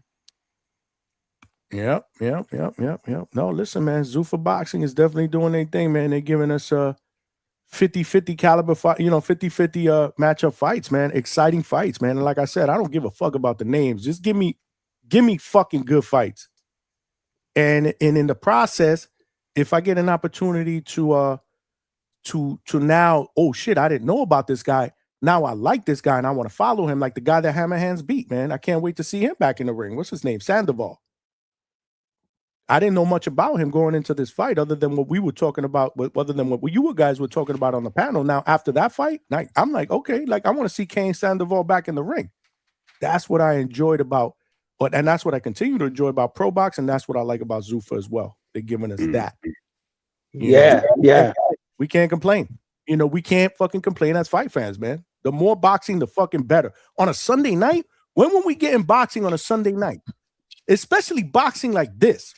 50-50 caliber fights, bro. This is going to be lit, man. What up, Chad? All the way from Canada. What's good, my brother? I'm just enjoying listening to you guys chop it up. I don't, Vega, your breakdowns are really great because I feel like I really don't know a lot of these Zufa fighters. And even the more name guys like Bohachuk and Mosley Jr., I've not watched a lot of, But I agree with you, Johnny. Like, it's that's the dynamic I enjoy as well, man. Like, kind of like discovering guys, and guys you catch your eye, and then it's like you can follow them. You start following them. Yeah, that's the part of boxing I enjoy the most. Because you got to be constantly looking at the next batch, right? Especially with so many guys on their way out right now, or approaching on their way out. I want to know though. Johnny, you mentioned about, you're worried about the not lower level, but like the more regular cards, more standard bouts. You're concerned about that part of Zufa, where I feel like I'm not worried about that part with Zufa. I feel like they'll keep adding to their roster and matching as best they can, and I'm sure it's going to be good. But my concern, guys, and I want to hear what you guys think, is like, on the upper end, like the championship end, I'm worried that it's going to be intrusive, like that Zufa is not integrating with the system as it is, right? So, for example, with David Benavidez, sorry guys, a car going by. With him, Opataya to me is got to be the most interesting fight right now for him. But Zufa, short of Turkey laying down like a dump truck of cash, I don't think they'll be able to overcome the politics of all that right now. So what do you guys think about that? Like, I just think that if it's going to be intrusive at the top end, like the championship, the best elite fighters, like if we're going to have to basically have one guy over there and one guy over there, and we don't know who the real champ is, that's not the future of boxing I want, guys. Well, Vega left, so it's just me. For you. Man, why'd Vega leave? Why'd Vega leave? You scared him away. I wanted to hear what he had to say, man. Vega, come back, man. What the hell? He's probably going to bed, though. I get it. I'm the same as him. Yeah, Vega's an early riser, man. So, yeah. He calls when he jumps on the panel, I like to get him on early, let him do his thing, because more than likely either he's going to go to bed or he's going to be, in the bed, but, in the chat, but definitely not in a position to be able to call in and talk. So, yeah, man, again, and this is the reason why, Chad, that I said a long time ago, I think Zufa is off to a tremendous start, but they're still in their infancy stages, right? So I'm going to refuse to rate them. I need to see a bigger body of work. I need to see a larger body of work. I need to see them build a roster, a viable roster, because they've made it clear that that's the way they want to operate as a UBO. And, it's going to take time. I can't answer that question, though, the one that you posed, because I just don't know yet. There's still a level of uncertainty. Now, there's assumptions that I believe, that most fight fans are going to have. But I'm not going to be that guy that's going to sit here and say anything negative about Zuffa boxing. I think so far, like I said, it's just another platform for us to be able to see competitive fights, right?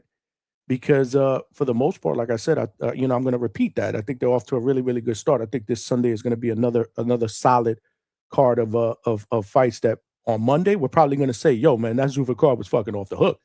Because we had so-and-so, we had this competitive fight, if all goes the way we think it's gonna go. But yeah, man, like I'm not that guy. I'm not gonna be that guy that's gonna nitpick. Give it some time. Let's see how it materializes. And like I said, after about a good full year, and we're able to look back at what they did, and we're able to look at the future based on the stable of fighters that they have. There's still this whole Zufa championship. We only got one title holder, which is Jai. That's still a mystery with the way they're going to work this out. So more to come, more to come, more to come. Okay. I agree with you in the sense that I'm not putting any great expectations on them too soon. I want them to develop as well, right? But I feel kind of the opposite of you, Johnny. I feel like they need to establish this thing early and figure it out, because I feel like the longer it goes, I don't know. I think the more complicated it might get. I just like I say, they got to figure out a way to play nice. Everyone does, not just Zufa. Like, the promoters, the different organizations, and how can they work it where, when it comes to, well, we got the ring belt, for example, just something that unifies everything so that these guys can fight each other, basically. So what is it? So here's the deal, because I think they have established some things that are already kind of clear to us, right? How they want to operate as a business. They're giving us very, very competitive fights. So what is it exactly that you feel that they haven't established, that they should have established already, just 4 months in? Because let's not forget, their first fight card was in the middle of January. We are not even in the middle of May. So what is this exactly that you feel that they haven't put their footprints on? Well, all I can say is with the way that things are starting out and progressing, with what I've heard from as far as making Opataya and David, and I don't know the specifics, but it's politics that's in the way of that fight happening. So my concern, Johnny, is just that, like, is there a conversation happening? Are they working towards something that would see them be able to work together? Like I say, just at the championship level, bro, like, I don't want something that's going to further divide the sport. I don't want something that's going to be intrusive to making championship fights when it's already so, sometimes it seems crazy. They can't make these fights at all. And now I don't want Zufa to be that obstacle. But I feel like it's a lot to do with the existing system wanting and being agreeable too. Like, I feel like they're trying to make it difficult, like nobody's doing what they should right now. And so I'm wondering, I guess I want to see, I am waiting and seeing. And this Opataya David thing, I'll be interested to see how it plays out. I'd hate to think that this ship would sail because they can't find, that common ground to make it happen, and we lose the fight, basically. I don't know. Like, first of all, Johnny, like, what do you think about Opataya as an opponent for David? Like, do you think that's one of the best options for him right now? We talked about that extensively yesterday, Chad. Yeah, absolutely. If it was up to me, that would be the fight that I want to see next, because I really, really like the way David looked at cruiserweight. And I know he's adamant on going back down to 175. In fact, today on his interview with Ariel Helwani, I don't know if you guys got a chance to see it, but check it out. It was about 25 minutes, man. And it was a good interview. He was very, very candid. I walked away from that interview saying to myself, yeah, man, I think this dude is going to be the face of boxing. I loved everything about that interview. He was well spoken. He was confident. He had a plan on where he wanted, on what he wanted to do, and his plan was pretty adamant. He kind of killed all those heavyweight. I'm moving up to heavyweight. At this point to fight Usyk. He kind of killed that. He said, right now, that's really not an option for me. The option for me is to be able to conquer either the cruiserweight or the light heavyweight division, because he said if he moves up to heavyweight, then that's it. That's where he's going to live. Like, he's not going to be able to come back down to 175. That's too big of a weight jump. He was very, very transparent when he said that. So I love that interview. Check it out if you guys haven't saw it. But I say that to say he wants to go back down. He's very, very adamant that he wants Bivol next. I'm not sure I agree with that. Listen, I wouldn't be mad, if he decided to take that fight. I think it'd be a really, really good fight. But I just, if it were me, stay at cruiserweight and give me that Jai Scrap right now, bro. He looks so comfortable at that weight, man. Don't fuck around, man. Move him up and down. That's just me. You know what I'm saying? But I agree with you. But I the way I see it, and don't mind me, Johnny, there's cars passing by. I'll try and mute when I'm able, eh? But with Usyk, when Usyk was first mentioned, or I first thought of Usyk, my immediate reaction was Usyk could go down. I thought Usyk was talking when they stripped him and stuff. I thought there was talk from him about possibly going back to cruiserweight and trying to get a belt, regain a couple of those titles. I don't know if that's still something he thinks he can do or would want to do, but Usyk going down to cruiser and meeting David there would be freaking awesome, man. And I believe that it would be enough of a handicap to Usyk where it'd probably end up being a pretty good fight. But yeah, Opetaia is just the low-hanging fruit. It just seems like the logical fight in every way possible. Plus, he's the lineal champion. I mean, what a way to, like, for anyone else entering a division, you'd want to make that splash right from the go, right? And put the whole division on notice, like beat the man. I mean, I hope that he... Strike. Yo, that's his opinion. Sorry, what's that background noise? It's you or man, Alberto. It's not me, bro. There we go. All right. Podcasting, man. No, all good. Johnny, my bad. Hold on. Give me a second. Yeah, well, you gotta mute it up, man, because we got Big Money. I want Big Money to jump on this conversation too. What would you say, Chad, before? Oh no, I don't know. Sorry, I was rambling on something. I forget. He fucked up. But what's Walt saying? Walt, what you saying, man? How you doing, bro? What do you think about all this? You been listening? What up, Chad? Yeah, man, I've been listening. First off, how the audio? Perfect. Good. Sounds good. So yeah, shout out to y'all, Berto, everybody. I don't know if anybody's been a parent, anybody's been a product of a broken home where you got mommy on one side, you got daddy on the other, and you're kind of like stuck in the middle. So you go over to mommy's house, there are rules there. You go over to daddy's house, there are rules there. And a lot of the times when it comes to certain things, like maybe you were supposed to be at daddy's house this weekend and mommy didn't approve it. So there's a fiasco. You're on your way there, you have to come back. I feel like that's kind of what Jai is. Jai's like the kid in the middle between. Interesting analogy. I was wondering where it was going, but you landed that plane there. Go ahead, man. Keep cooking.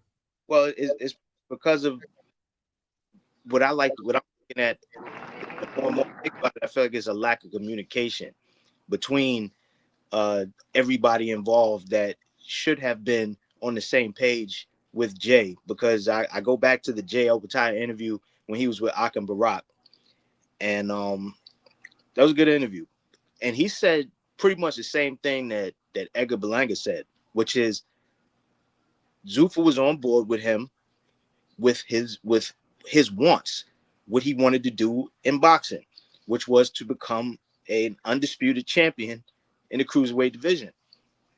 And I found, and when I look back at it, I was like, damn, he said this first. He said this before Edgar. So there had to have been some sort of breakdown in the communication between Zufa and the IBF, because they quickly decided that once it was for the belt, once it was for the Zufa belt, the quote unquote Zufa belt, which isn't legit as of yet, that they were just going to enforce their rules. Whereas I think if they had a conversation with Zufa, they probably could have squared that shit away so that it wasn't such a dramatic thing that they pulled off. But I think that, you know, I gave my thoughts on that before, why the IBF pulled that belt from the fight, because they mentioned publicly that they didn't like the positioning of the belt on this when they got up there for the for that press conference, that final presser, because they had a representative there, and I guess he reported back and he said what happened, and they were like, oh, we don't like the positioning of the belt. And I think it was that, but I think it was more they just didn't want to look weak in front of the other sanctioning bodies. You know what I'm saying? Like I think that they didn't want to look. I don't think they wanted to make sure that at the very least they felt like they have control over how their belt is used and represented. And I think they also didn't want their belt to be secondary, because the spotlight for that event was the quote unquote Zufa belt. So yeah, I think all of that was at play, but I think the biggest thing that killed that momentum for Jay having his Zufa belt and having his IBF title and being able to keep going and trying to get undisputed was the fact that there was a really bad breakdown in communication, and it wasn't enough talking, you know, between them so that he can continue on. I think now to do it, it's going to take a lot of communication. Like, you're going to need a mediator. They're going to have to sit down. They're going to have to work this out, because you really want Jay and a David Benavidez. You want that big fight, and you don't just want it to be a fight where Jay is challenging for belts. You want it to be him defending and him trying to unify. It makes sense. It would have been great had it played out that way. I mean, is it still going to be a great fight? Yeah, it's going to be a great fight, but it would have been better, you know, had it played out that way, because there's so much attached to it, so much history that would have been attached to that kind of a meeting. So much, you know, it just would have, I think it just would have made it would have made for a better overall event, one that they could have made sellable by having those talking points, and it could have been bigger. But the thing is, how do they get back there? That's going to be the question. What's the road back? I think there is a road back, but again, it's going to require tons of communication. And when you got two parents that don't really like each other and don't want to sit down and have a conversation, it makes it that much more fucking difficult. I hear you, man. I hear you. Chad, what you think? Oh man, like, well said. Well, and I love how you landed that point. And I agree. My problem is I don't know enough about the ins and outs and specifics to come up with any kind of solutions. But you're right. Like, they, at the very least, they need to keep the lines of communication open, right? They need to be trying to walk things forward, because really everything they do at this point influences the next step. So I think they need to be open-minded to just try stuff, you know, and okay, like, and leave it open-ended. So if one party isn't happy with the result, they'll move in another direction maybe. But the idea that they just do nothing and just hate each other and pout is not good for us as fans, not good for the fighters. It's just not good for the sport. And I think it wouldn't matter if it was just regular cards like this Sunday, for example.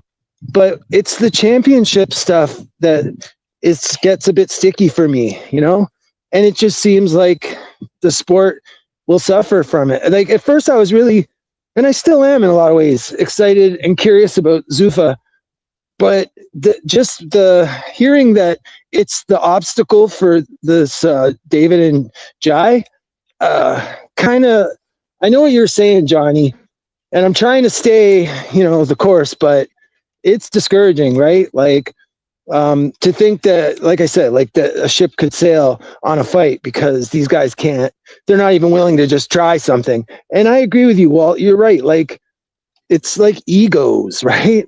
and IBF, like they should have just allowed their belts to go up. It was the Zufa event. Let them have their moment. I just don't know what, like it's egos. It's egos. Yeah, they don't want to look. They didn't want to be secondary. I mean, because if they when they announced him as the winner, it would have been the Zufa and IBF. You know what I'm saying? It wouldn't have been IBF and Zufa. That wouldn't be how they would have announced it. And I think the IBF again didn't want to be the first people to.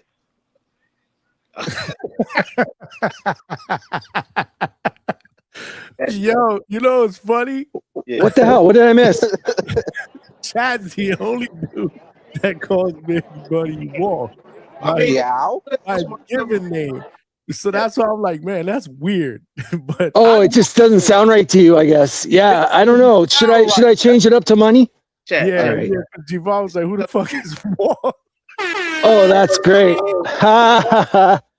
Chad, I'm All sorry, right. I know I fucked up your flow. I just had to put that out there. That shit was hilarious, man. Because I'm thinking I was like, damn, never heard anybody call Big Money Wall on the panel before. I mean, we go back like that, me and Wall. We go back. Yeah. It's all good, Chad. Man. You know what I'm saying? Whatever's comfortable. That's hilarious, though. All right, thanks, man. I appreciate that. But I want to say one more thing about that Zufa thing, and that's that I've seen it and heard it on a few accounts that people are saying that Turkey's money could solve the problem.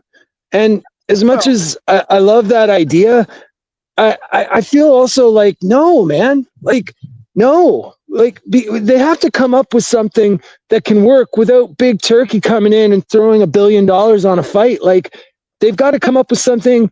They've got to be at least working towards something that can, once Turkey leaves the picture, if he was to leave with his money in his bag, that the sport can continue, right?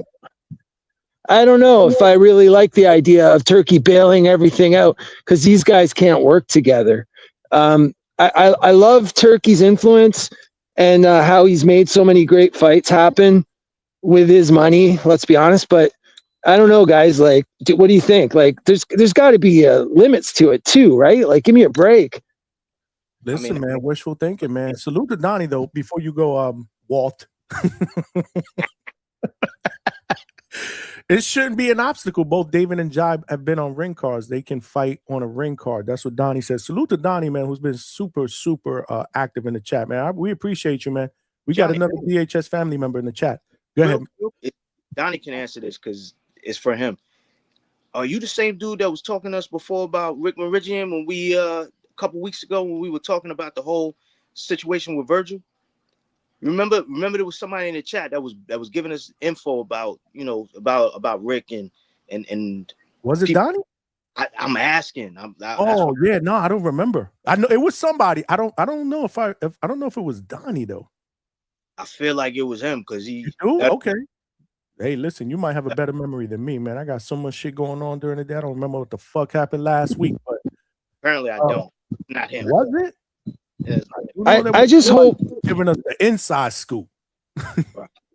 Sorry, but guys, Donnie, man, I hope that you'll jump on and feel confident enough to jump on and on the panel and realize that if you're kicking it in the chat like that, it's really not much of a difference to just get on the panel.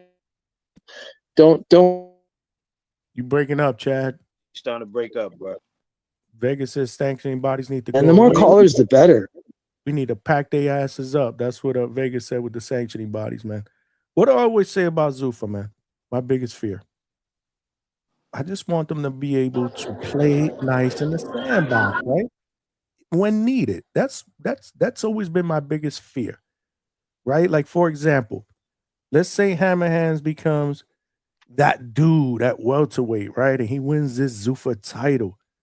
We'd love to be able to see him fight in a mega fight against somebody outside of the Zufa roster, like maybe a Ryan Garcia in a unification. But will that happen? You see what I'm saying? So these are, again, just one example that I'm throwing out there. I've always been fearful of that. But I do like, again, I'm giving them their fair share. They're giving us boxing the way that they know how to do it so far, or the way they've been accustomed to doing it so far, just 4 months in. and I'm okay with it. We got to continue to see them to grow. And they are like, to your point, Big Money, right? With what they did with Jai, with what Edgar said, that you know, that was their so-called agreement that he can still fight at that 168 division, even though they don't have one. They've been willing to kind of bend the rules a bit, right? I think that Well, I mean, their rules, not the rules, their rules. We spoke on it, man. Yeah.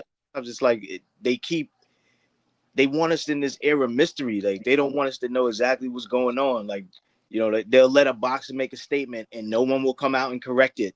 You know, Edgar said that, and I haven't heard anybody from Zufa, and we already know the mouthpiece is Dana, so he hasn't said anything, and no one else has either. You know, so you gotta wonder what exactly is going on here. Like, what are we in for? You know, like, to a certain degree with boxing, the only thing that we're okay with not having the outcome understood up front is the fights when they're good, aka the best fight and the best. Because as much as you might guess and as much as you might use analytical thinking to break down a fight, you don't know how the fight's going to turn out. And that's the only thing that we care about, that we're okay with not knowing. When it comes to how they're putting this stuff together, as a casual, we're not supposed to care. But when we are acutely aware of the fact that certain fights aren't going to get made or may not have the possibility to not be made because of the politics behind the scenes, it infuriates us, because we feel like this is the shit we shouldn't have to worry about. Not to mention, we're getting up at 6 a.m. to watch fights and staying up till 2 a.m. to watch fights. I mean, I feel like we already have to sacrifice as boxing fans as it is. Like, it's just, you're right.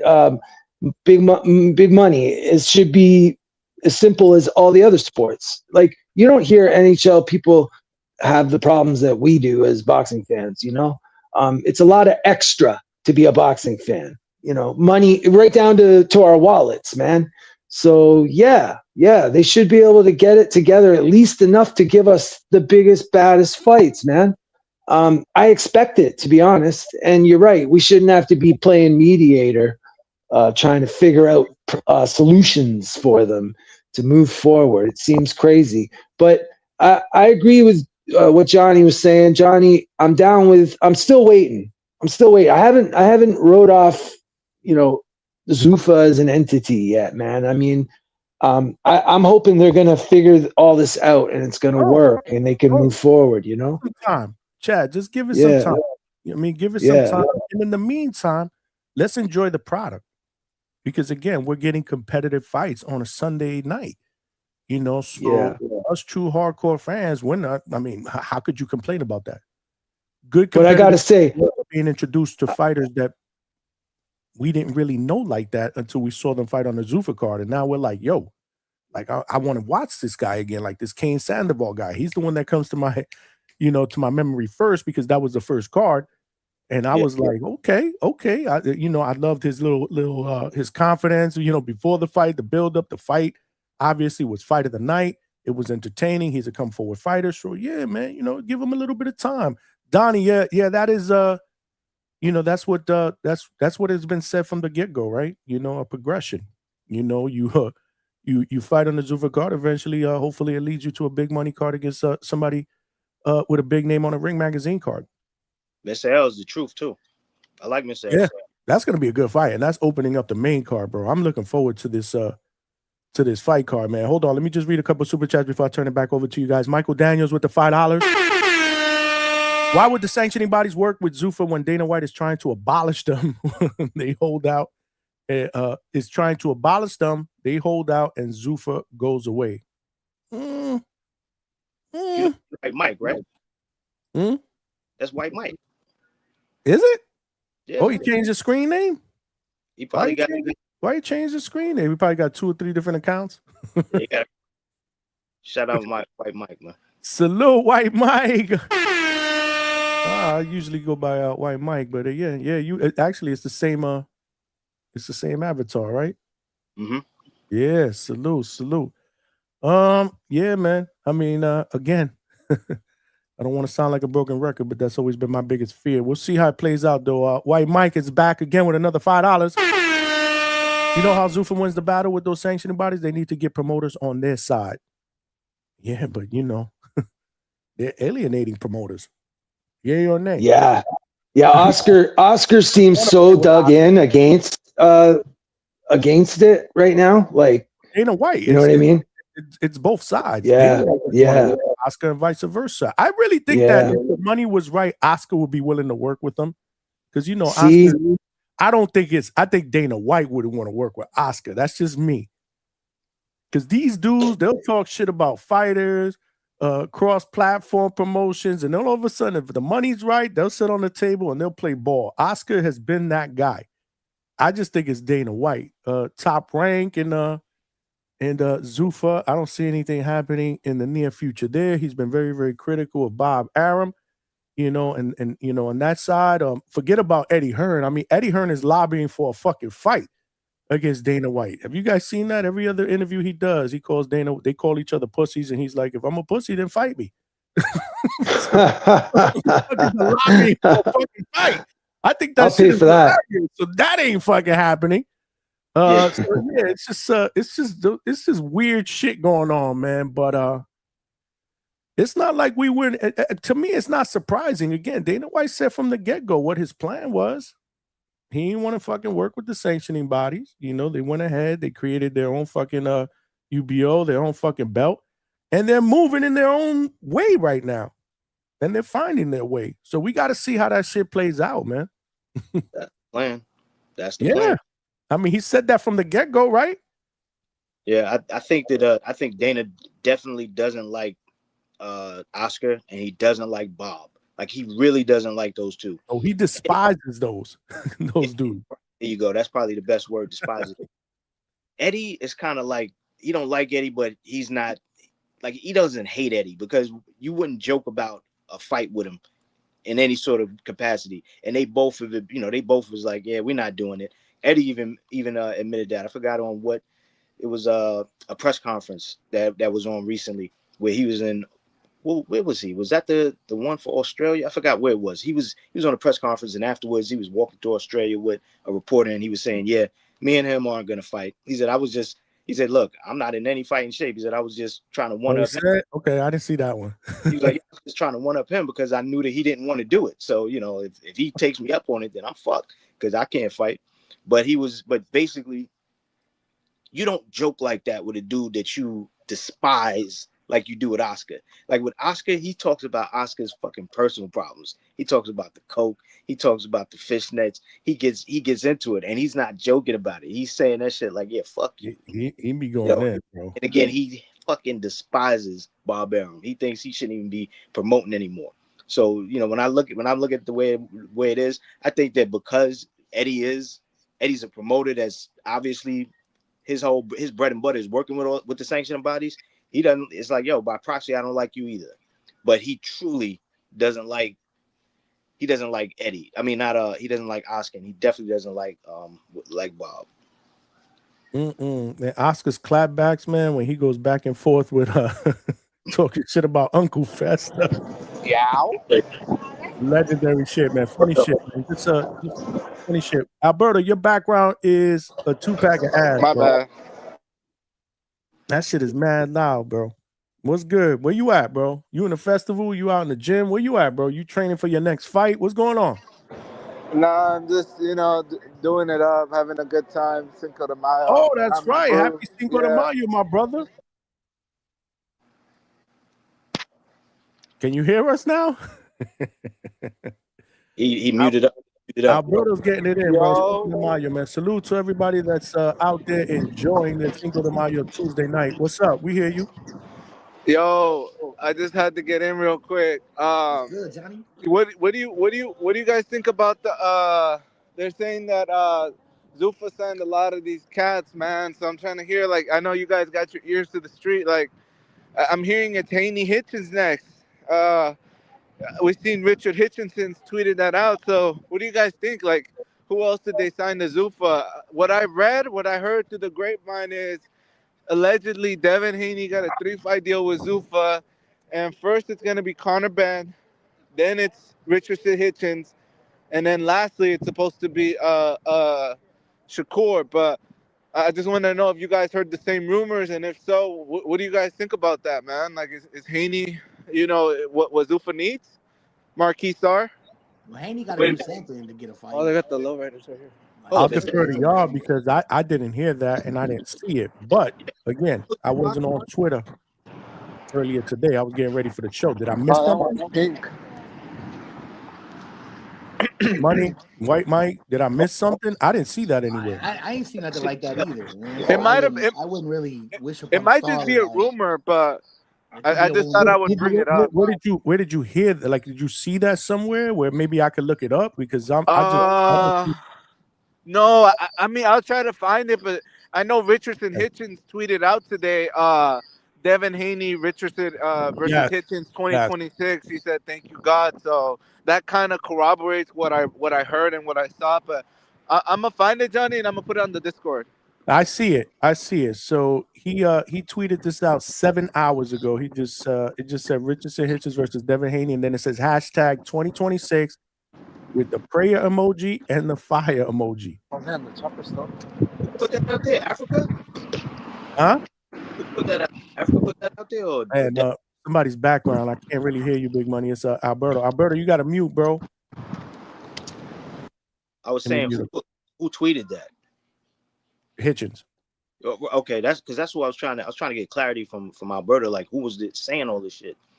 Because that would be honor if they give it to him. I mean, and it's possible, right? Especially if the rumors are true about Devin going over there. We already know. They can do it under the ring because Devin Haney still has that 3-fight contract with Turkey. So Turkey still owns Well, him. I also sorry not to cut you off, Mike. I also heard that there's more to come at that weight class specifically. So I'm curious who Zufa got, man. I know Haney's like been linked, but they're also saying, I don't even want to say it because then if it's wrong, people are gonna say we're spreading fake news on DHS. But I heard it's more to come. I heard it's more to come. Yeah. Devin Haney's usually quick to tweet shit out, but I don't see anything along those lines. But yeah, I mean, Johnny, he did tweet it. Richardson Hitchens did tweet that, but I think it's more of maybe Johnny. Like hopefully we can make this happen. The Haney's, if you go on Bill also tweeted something like cryptic, saying like the business is tough, but you got to know how to maneuver and get to the other side. Something along those lines. That was yesterday. Yeah, that was. I think that was. Yeah, I think I saw that yesterday, if I'm not mistaken. Hold on, let me see what he's talking about.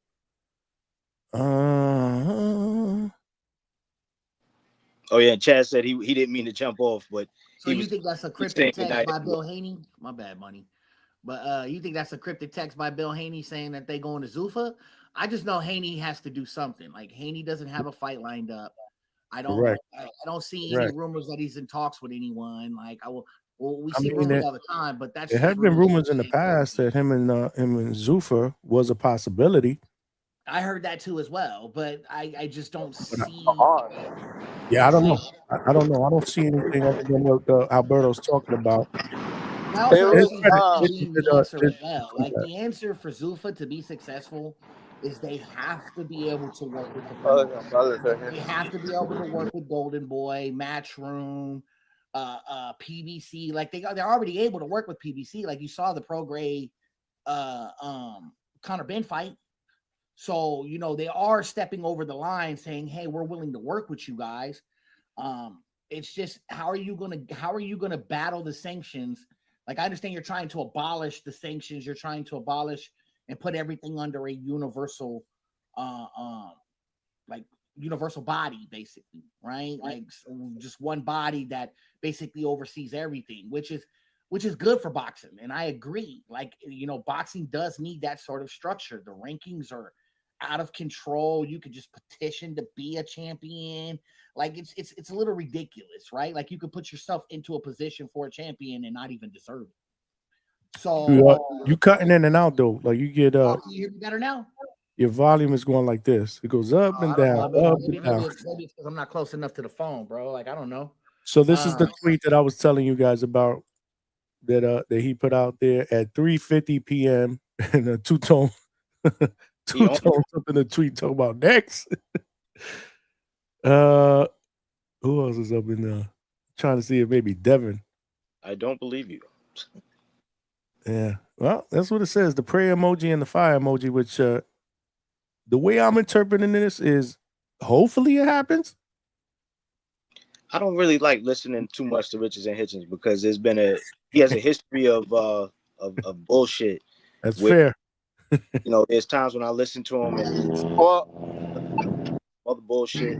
As far as Devin, Alberto, your background is bad, bro. he outside, bro. That's what It it is. sucks because I do want to hear what you got to say, but we could barely hear you, bro. Yeah, that's a fact.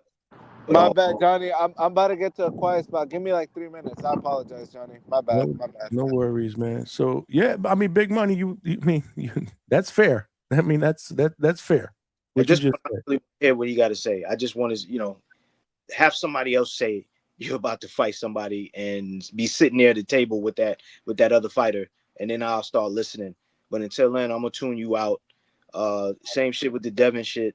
I like Devin. I like watching him fight, but it's too tedious for me. Always trying to figure out what's going to happen with him or what he's doing next.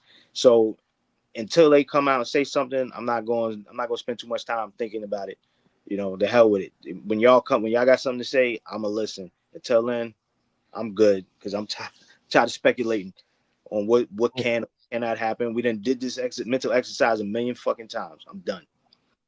You ain't lying, bro. What do I always say, man? These motherfuckers done fought like 8 times on fucking Twitter. They got more Twitter fights against each other and nothing in the ring, bro. Like, I'm tired of reading these rumors and these tweets and these back and forths, bro. Sign the contract and let's get these fucking fights popping, bro. Yo, oh, mercy. I actually think this one could be true, Johnny, just because a lot of dudes are having revisionist history saying, after Duarte looked, kind of rough against Fierro, but his styles make fights. We all seen Hitchens had a lot of trouble with Lemos. So I think Hitchens would actually want and welcome a fight like this. You know what I mean? Like, I think he believes he's the superior boxer. And, Haney's IQ is questionable. After that Ryan fight, we can't just say he's this ultimate IQ guy because that was the wrong game plan, So I actually think Hitchens isn't blowing smoke this time. I think he would favor this fight. I think if it's up to Hitchens, he'd rather fight a Haney than a Duarte, but that's just my 2 cents. And if that's the case, then I'm okay with it. But then get this shit popping. What happened, Mike? I'm sorry. I'm just saying, hence the prayer emoji in the tweet. He's wishing upon a star. Like, it's just a lot of I don't know, man. Honestly, I mean, you brought it up, Alberto. Salute to you. And if it happens, it happens. But I'm not putting any energy into it. Not gonna do that. Wake me up when the fight gets signed. Like, if the Ring Magazine or somebody credible puts out there that this is a done deal and it's gonna happen in, I don't know, July or August, somewhere in a Riyadh card, wherever it is, then we can talk about it. But yeah, I'm not gonna flip out over no tweet, bro. That's for damn sure. Would you see Zufa ever working with Golden Boy? No. I don't see it. That's not happening. Working with Matchroom? Oscar's trying. No. Oscar's trying to. He put out an olive branch. He made an interview. Alberto, you. So how is Zufa going to make these big fights if they can't even work with the promoters? Now you asking the questions that we want answers to. We got to let it play out. We just yeah. And that's what we're looking at here, though, right? Like, we saw him work with PBC, so I don't know, but like, if you're not willing, like, Matchroom and Golden Boy are probably the 2 biggest promoters. They're not working with Golden Boy. That's not happening. If you're not working with these 2 promoters, you're not going to be able to put on the fights that you're Big Money seems to think that there's a slight chance that they could probably do business with Matchroom.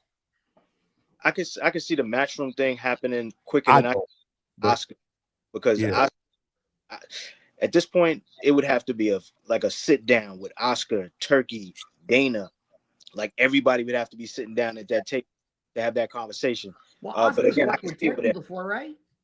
Say it again. Oscar's worked with Turkey before. Yeah, of course. He sold him the Ring Magazine. He's been on Turkey cards. He's provided fighters for a lot of Turkey cards, even now. So that can happen.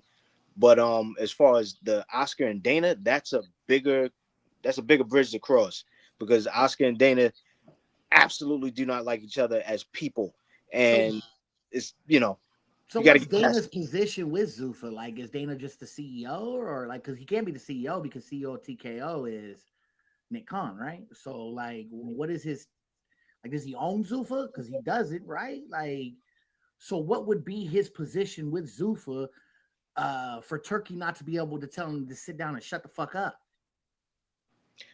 Good question. I mean, as far as what his actual title is, I'm not gonna act like I know exactly what it is, but I would just assume that his influence probably breathes very heavy because Turkey calls him his brother. So above anything else, when you got a guy that's constantly referring to you, your big fucking Uncle Fester looking ass is my brother, that I think that carries a lot of weight. And I mean, I don't know, I could be wrong, but I feel like that carries way more weight. I don't know, man. If Zufa wants to survive, it's a must that they are able to work with the promoters, because you're not going to survive that way. If the sanction bodies are going to hold out, you're not going to get title fights on your card. It looks like the ring works with the sanction bodies because that's what they do, right? Like the ring is a lineal championship. Your volume is low. You keep coming in and out again. Low, Mike. Yeah, I'm trying to fix that. I don't know. I'm on my phone, man. So maybe I just got to get a setup where I got a microphone and all that, or maybe I'm covering the mic. But headphones, something, AirPods maybe will help. I don't know. I'm just throwing suggestions out there, but we can barely hear you. You keep coming in and out. Yeah, so like I'm gonna jump off though, because I don't want to cause any bad publicity for the DHS. No, you good. We just can't hear you. I wish we could hear you a little bit more clearer. Yeah, so but what I am saying is that for Zufa to be able to survive, they have to be able to step over the line and play nice and play good in the sand. Otherwise, what's going to happen is they're going to end up, going 2 years, 3 years, losing money, $1 billion over 5 years. It's not a lot of money for boxing, especially when you have cats making 10, 15, $20 million for a fight. So I just don't see it happening unless they're able to work with the promoters. That's my take, dog. One love. All right, my brother. Has big money. One love, big brother. Peace. You're always welcome, man. We just got to get that mic fixed, man. And Alberto, we about to pack him up too, man, because his mic is bad. He getting in the car. I'm good now, Johnny. I'm sorry. I'm good now. You back at the casa? You good? But yeah. I just I pulled somewhere real quick to the side. Is my background good now, Johnny? Nah, you good now. Okay, I apologize, Johnny. I am out and about. I got the Pacifico, so I'm feeling good. But let me just call in, man. Salute to the hangout spot, the drunk spot, the zone spot, the crash out spot. Shout out to Javon, man. Javon, you brought that energy last night, homie. I don't appreciate though, crashing out on Attorney Bailey, but you're a grown man, so I can't tell you what to do. But AB's attorney's a OG. You get what I'm saying? So I'd appreciate it if we cool out on AB. But salute Javon, man. I feel like him and Johnny. When does that cat started calling in the Mystic dude? He wasn't half bad, man. He was cooking on David, man. So. Hopefully he starts to come around some more because, he's a David fan, so he's always welcome. You know who I'm talking about, Johnny? The Mystic? Mm-hmm. Yeah. Well, he jumped on late. Yeah, towards the end of the show, right? I didn't know who he was. The chat had to give me a 10-20 on him, man, because I didn't know who he was, but he frequents some of the channels that they listen to. So we got him up here. Yeah, it was a good time. He's welcome back for sure. Yeah, and let me say this though, right, Johnny? Because I know we sorry, I don't want to be like just imposing and shit. Like the topic is the Zufa card, right, Johnny? Yeah.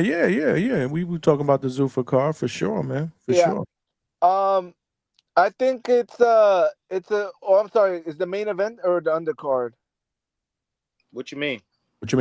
Like, are we talking about the main event or is that for Wednesday show? Well, it's whatever, bro. It's just talking about the card. in general. Yeah, the whole card, man. In general, man. Rager broke it down. Yeah, let me just get in then. The main event, it should deliver, right? We seen Bohachuk kind of come to light after the virtual fight, and kind of make a name for himself. A lot of dudes thought he won. I'm not gonna lie, I thought it was a draw, or he slightly sneaked it out by a point. Those knockdowns do count and make a difference. And so they were flash knockdowns, albeit they were flash knockdowns, but a knockdown's a knockdown, right, Johnny? It's a 10-8. So yeah, I thought Bohachuk kind of made a name for himself after that virtual fight when he fought Ortiz, and a lot of dudes thought he squeaked it out. But then he kind of looked backwards to me, Johnny, because then, he kind of lost to Fox. I thought Fox beat him, not going to lie. A lot of cats didn't watch it because, when Bohachuk fought Fox, it was on the UFC Fight Pass. Like, I damn near couldn't even find it on my Fire Stick. And so, that's kind of what's wrong with boxing, right? Because a lot of these cards, unless it's like the big promoters and it's on DAZN or DAZN, or ESPN or Top Rank and shit like that. Like, where do we even watch UFC Fight Pass? You know what I mean? So it's like they want to encourage the pirating. But anyways, I think Bohachuk, it's I don't know, maybe he took a little bit too much punishment in that Virgil fight, and it might have ruined him. I don't know. I would have to favor Mosley Jr. I just think there's more upside there. I think he's more of a boxer, and so he's not gonna get caught into a firefight with Bohachuk. And so I guess it'll be a great fight. It'll be the pressure fighter. Bohachuk just going forward, punches and bunches, no head movement. His head will be on the center line, and it'll be Shane Mosley trying to withstand that onslaught, right? And so I would have to favor Mosley, just because I. Well, actually, wait. Johnny and Money, is Mosley the dude who lost to Jesus Ramos? Yes. Yes. Oh no, this is a terrible card, man. So both of these guys are coming on the decline. I'm sorry, Johnny. Don't no. There's no record scratch, Johnny. Mosley lost to Ramos, and I don't even think a lot about Mono Ramos. Like, he's not special. I think he's a B-level fighter. I don't see a world champion in him. I'm sorry, I don't. And this is for all the cats who think I just dick ride Hispanic. I'm sorry. This is for all the cats who think I just meat ride all of the Hispanic fighters. I don't think much about Ramos. I don't. He's very ordinary. He doesn't do anything special, in my opinion. So yeah, this is a nasty card then, Johnny. The main event. Give me Julian Hammerhand. That dude, I don't know where they found him from, Johnny, but that dude's a dog. I'm more excited for his fight, man. I want to see that dude get a title shot. I just feel like he's destined for something great in the sport, man. He's a great ambassador for the sport. He carries himself the right way. He brings action to the ring. Like, who can't root for a guy like that, right? So it should be a great little card. Oh, and shout out to our guy Mozzie, right, Johnny? Mozzie's on the undercard, right? Yep. Yes, sir. Shout out to Mozzie. We rooting for you, champ. Friend of the show, friend of the Mafia spot. So, yeah, man, we locked in for that Zufa card, man. And then, can I talk real quick on the Leo fight against Aleem, Johnny? Yeah. You can talk about whatever you want, brother. Okay, let me just keep going. So Aleem and Leo, I'm not gonna lie, Aleem is a good fighter. I just think Leo is slightly better. Give me Leo in that fight. I don't know what channel it's gonna be on though. See, this is the crazy part, Johnny. If it's not on a big show, a lot of these fights are gonna go like I would say we're hardcores, right? I don't even know what channel it's gonna be on, and I do this boxing shit, so that fight, it's not gonna get any eyeballs, unfortunately, because it's a good fight on paper. It's just there's no promotion behind it. A lot of the promotions for boxing, that's kind of what's wrong with the sport. It's top heavy. If you're not in that top 1%, it's tough. And I was kind of talking about this with Vega earlier on the Discord, Johnny. Rohan Polanco has a fight date, I think, he's fighting in Bolivia, I believe, or Ecuador. May 30th, like that. Yeah, Money, where's that card at? Where's he fighting at? I think Bolivia, right? I don't even fucking know. I know it was. I didn't read the whole thing because it was in Spanish, and you already know I got limited Spanish. You know, I got a little bit more Spanish than Johnny, but so I don't know. Yeah, no. Shout You out don't to even believe Polanco. that shit. You don't even believe that shit. Actually, he does believe that shit. You have to have a Spanish face off here one day, man. I'm telling you, I'm gonna surprise y'all one day, and I'm gonna just come up here and I'm gonna start the show. Hey, Probably the first 10 minutes is Spanish. All right, I know You some gonna Spanish. see. I can speak it fluently. You gonna see. You gonna see. All of y'all gonna see. I'm gonna surprise y'all one day. Somebody said my Spanish is D class. Pasa mujer. Yvonne. Pasa mujer. Yeah. All right. Money knows the You important may stuff. proceed. You may proceed, Alberto.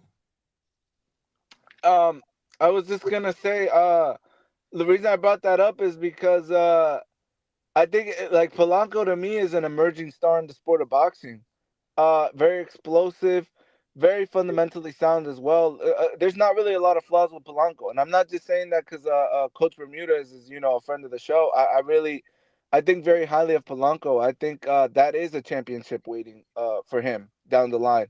It just needs his opportunity, and it's just unfortunate that he's fighting on a card that might not even be on television, and it just kind of sucks because I would love for him to have been on that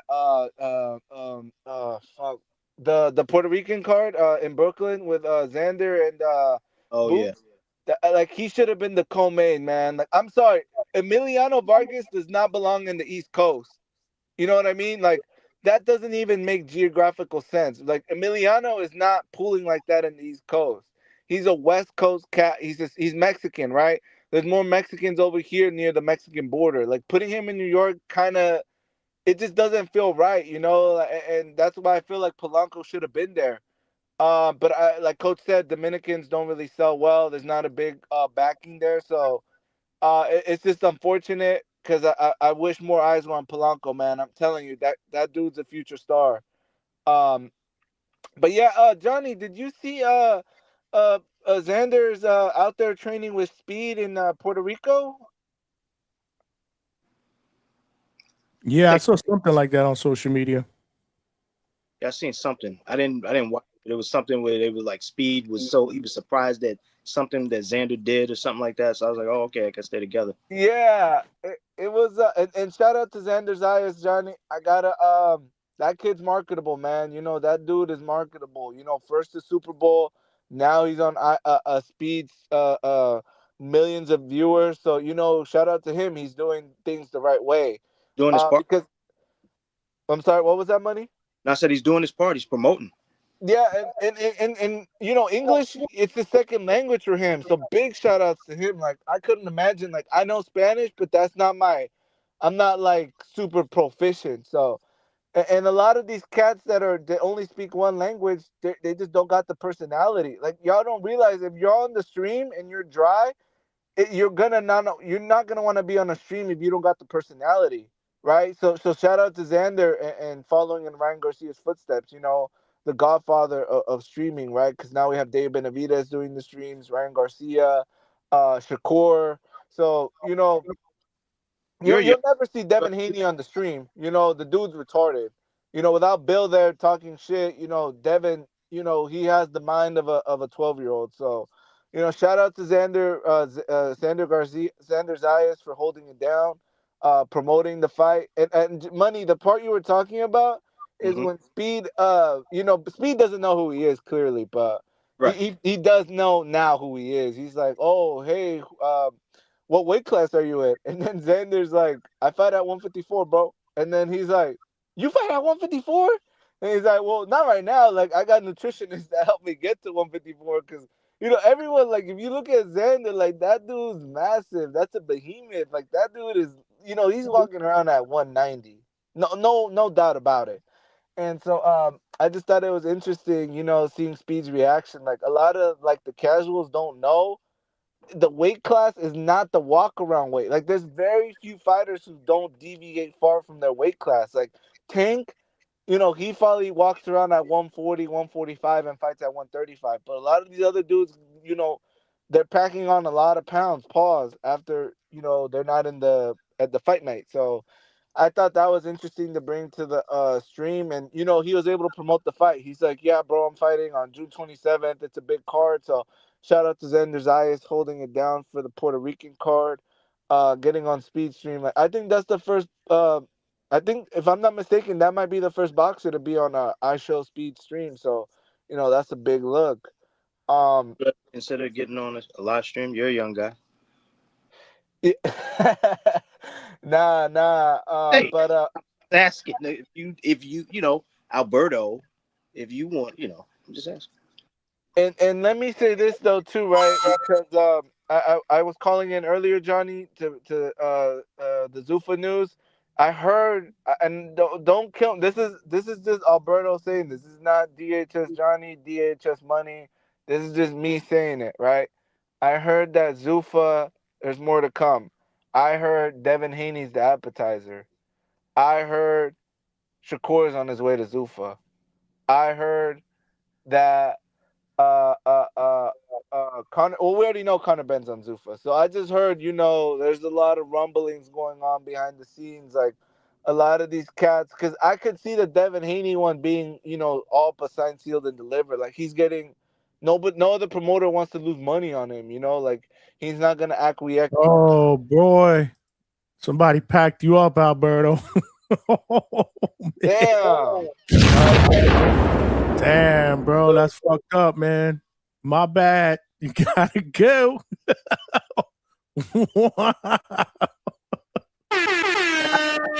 So, Lord have mercy, man. I'm just someone with the 50 piece, man. We gotta drop the bomb. I don't even know where it is, bro. Lord have mercy, man. They said pack Alberto up. He gone. That's many questions, but he did remind me. Alberto did remind me of something I wanted to say about that. Like, I know White Mike was thinking, he was like, "Yo, he like Dana doesn't want to work with Eddie. Why would he want to work with Eddie?" And I get that you would look at that and go, "Yo, he did steal Conor Ben, right?"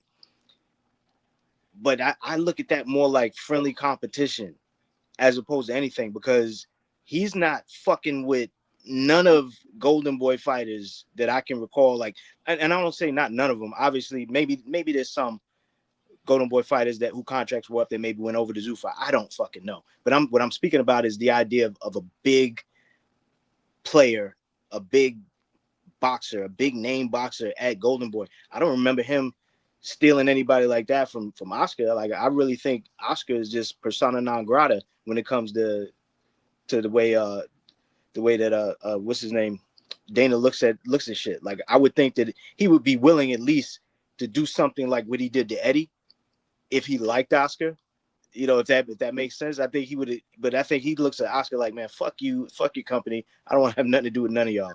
If somebody decides to pick up one of your boxes, it won't be the same way he did it with Eddie, where it's public, where it's out there in your face, and it's meant to be like a snub at him. You know what I'm saying? I can see him looking at it like that. That's why I think he would fuck with Eddie, and he would fuck with Matchroom over Golden Boy, period. We'll see. I mean, honestly, between the two, yeah, I would say that I agree with you. I think there's a slight chance that happens, but Oscar, nah. Yeah, nah. That's just not happening. Top Rank, that's not happening. What's the other one? PBC. I mean, we've seen that, but I don't know, man. I see. I said from the beginning, right? I said, he came in with this mentality that he doesn't want to work with any of these promoters, but money talks. But I don't know. To me, this is a little bit more beyond, money. Like I said, yeah, it's really over. Like Oscar, like I said, Oscar did an interview recently where he was trying to put the olive branch out. And remember, this just happened because I just showed you that other interview, which was just a couple days ago. It was just last week, where he's like, imagine me and him sitting down at the table. It's not going to happen. And then he turns around, not even a week later, and he's like, hey, yo, you know, we should work together to get this fight done. Talking about Ryan and Conor Ben. So, you know, I don't know. It seems like Oscar, if anybody wants to make it, but we already know. Like I said, Dana will talk shit about him if you bring him up, but Dana doesn't talk about it at all. He doesn't give a fuck. Nope, not at all, man. Not at all, man. Salute to you guys, man. We just got Alberto packed up, man. I'm just someone send $50. Salute to you for the super chat donation.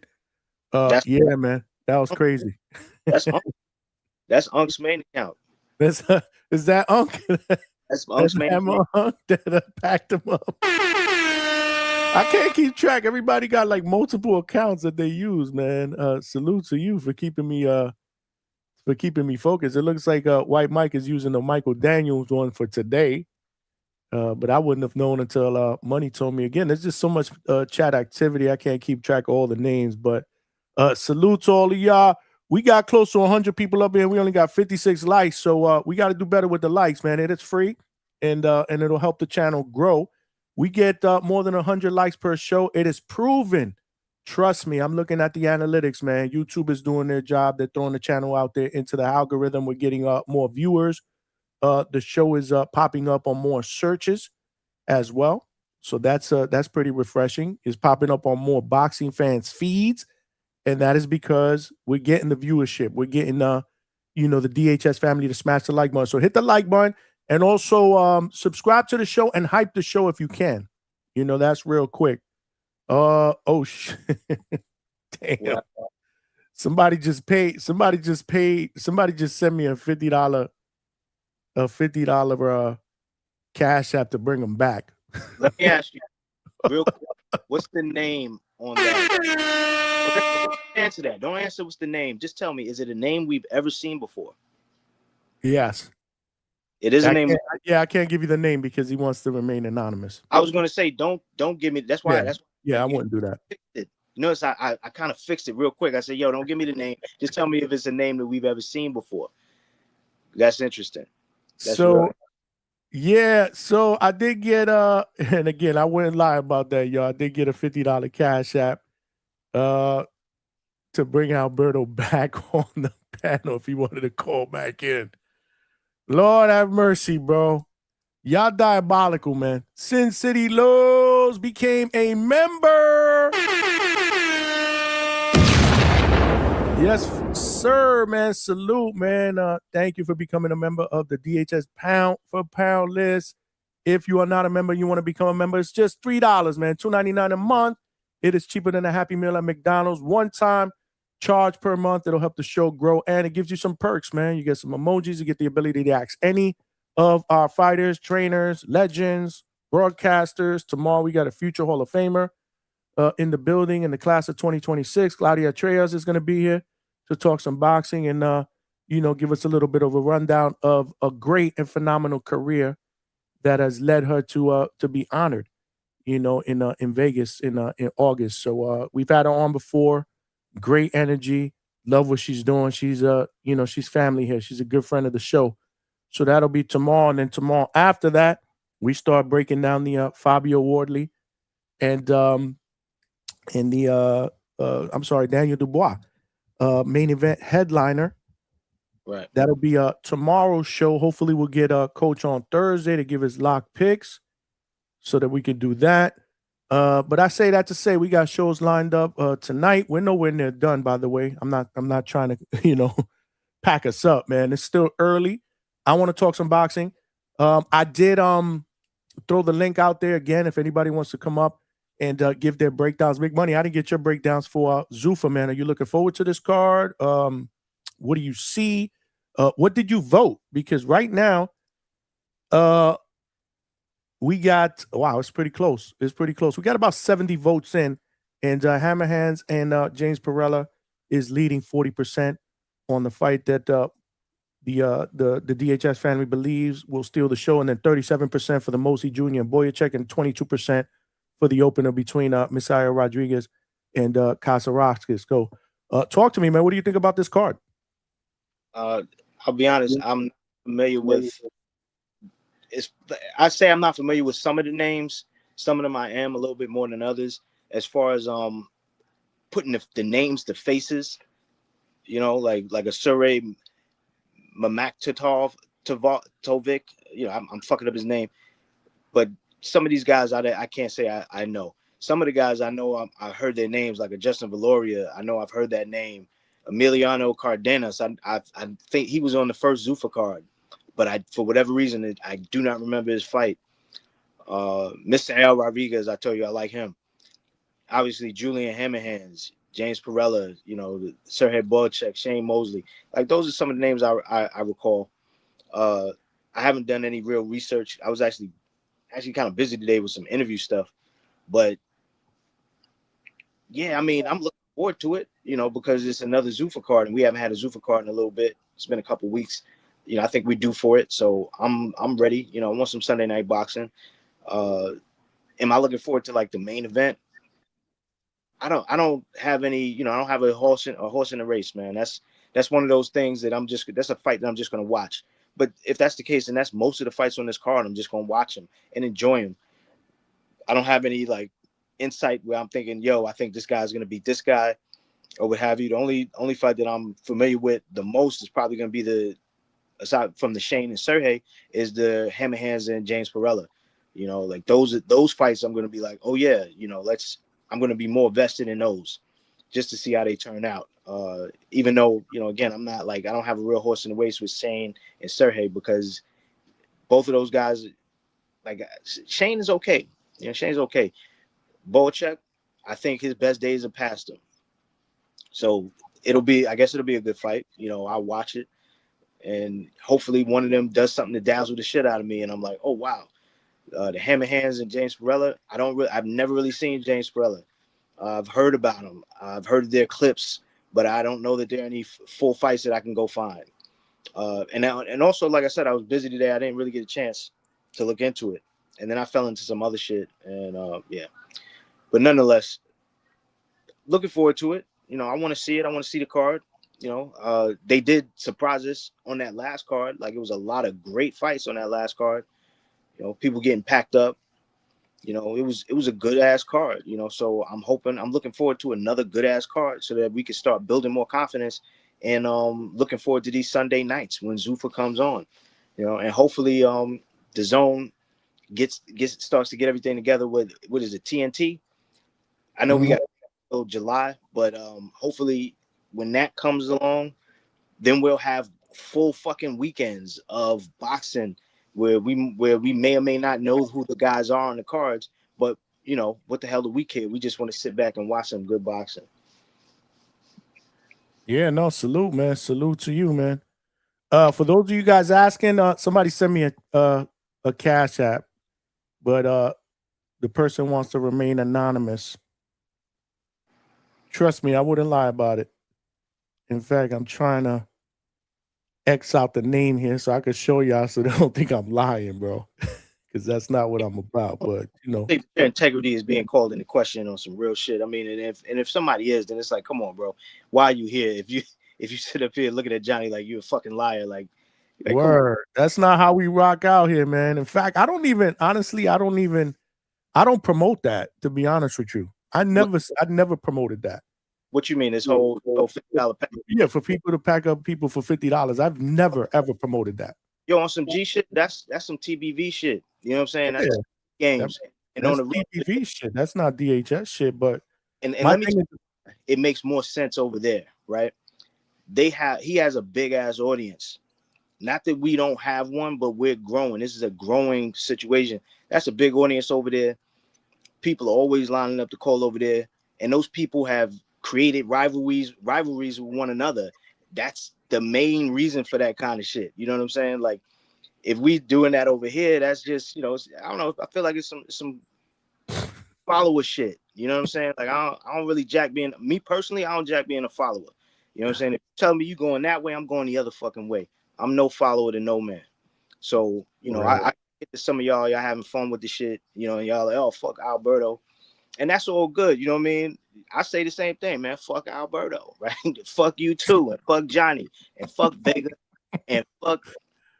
Let me say fuck you too. But y'all get my point. it is what it is when it comes to that. But as far as, you know, like dead and shit and being like, yo, fuck this guy, we getting him the fuck up out of here. It's like, all right, cool. You got some bread, you spending it, you know. But at the end of the day, when you go in to, you know, do whatever the fuck you doing and you realize that you 50 short, you know, and I know you're gonna tell me y'all fucking millionaires. So and shout out to y'all if y'all are. But I'm just saying, you know, don't be 50 short when it comes to shit you want to do because you had to pack Berto up. Hey, listen, man. Like I said, I don't promote it, but then if they send it, I can't just not do it either, right? Because I mean, it's kind of, I'm stuck between a rock and a hard place, right? Because I mean, it's up to you, bro. It's I can't do that either. Like, nah, you know what? Screw you, man. Even though you said 50, I'm gonna ignore that. I mean, that's kind of unfair. You know, that's kind of unfair. It's tough. It's tough. Like I said, I mean, you know, I do appreciate what Big Money said. Alberto is back though. My bad. Listen, I get it. You guys want to play by those rules, then rules are rules. Trust me. And no, Big Money, nobody's really calling me out in the chat. That's just me being proactive. That's just me. I don't want people to think that I'm lying about that. I wouldn't. Y'all know that. I'm very, very straightforward. Somebody did, but they don't want me to say the name. And you got to respect that.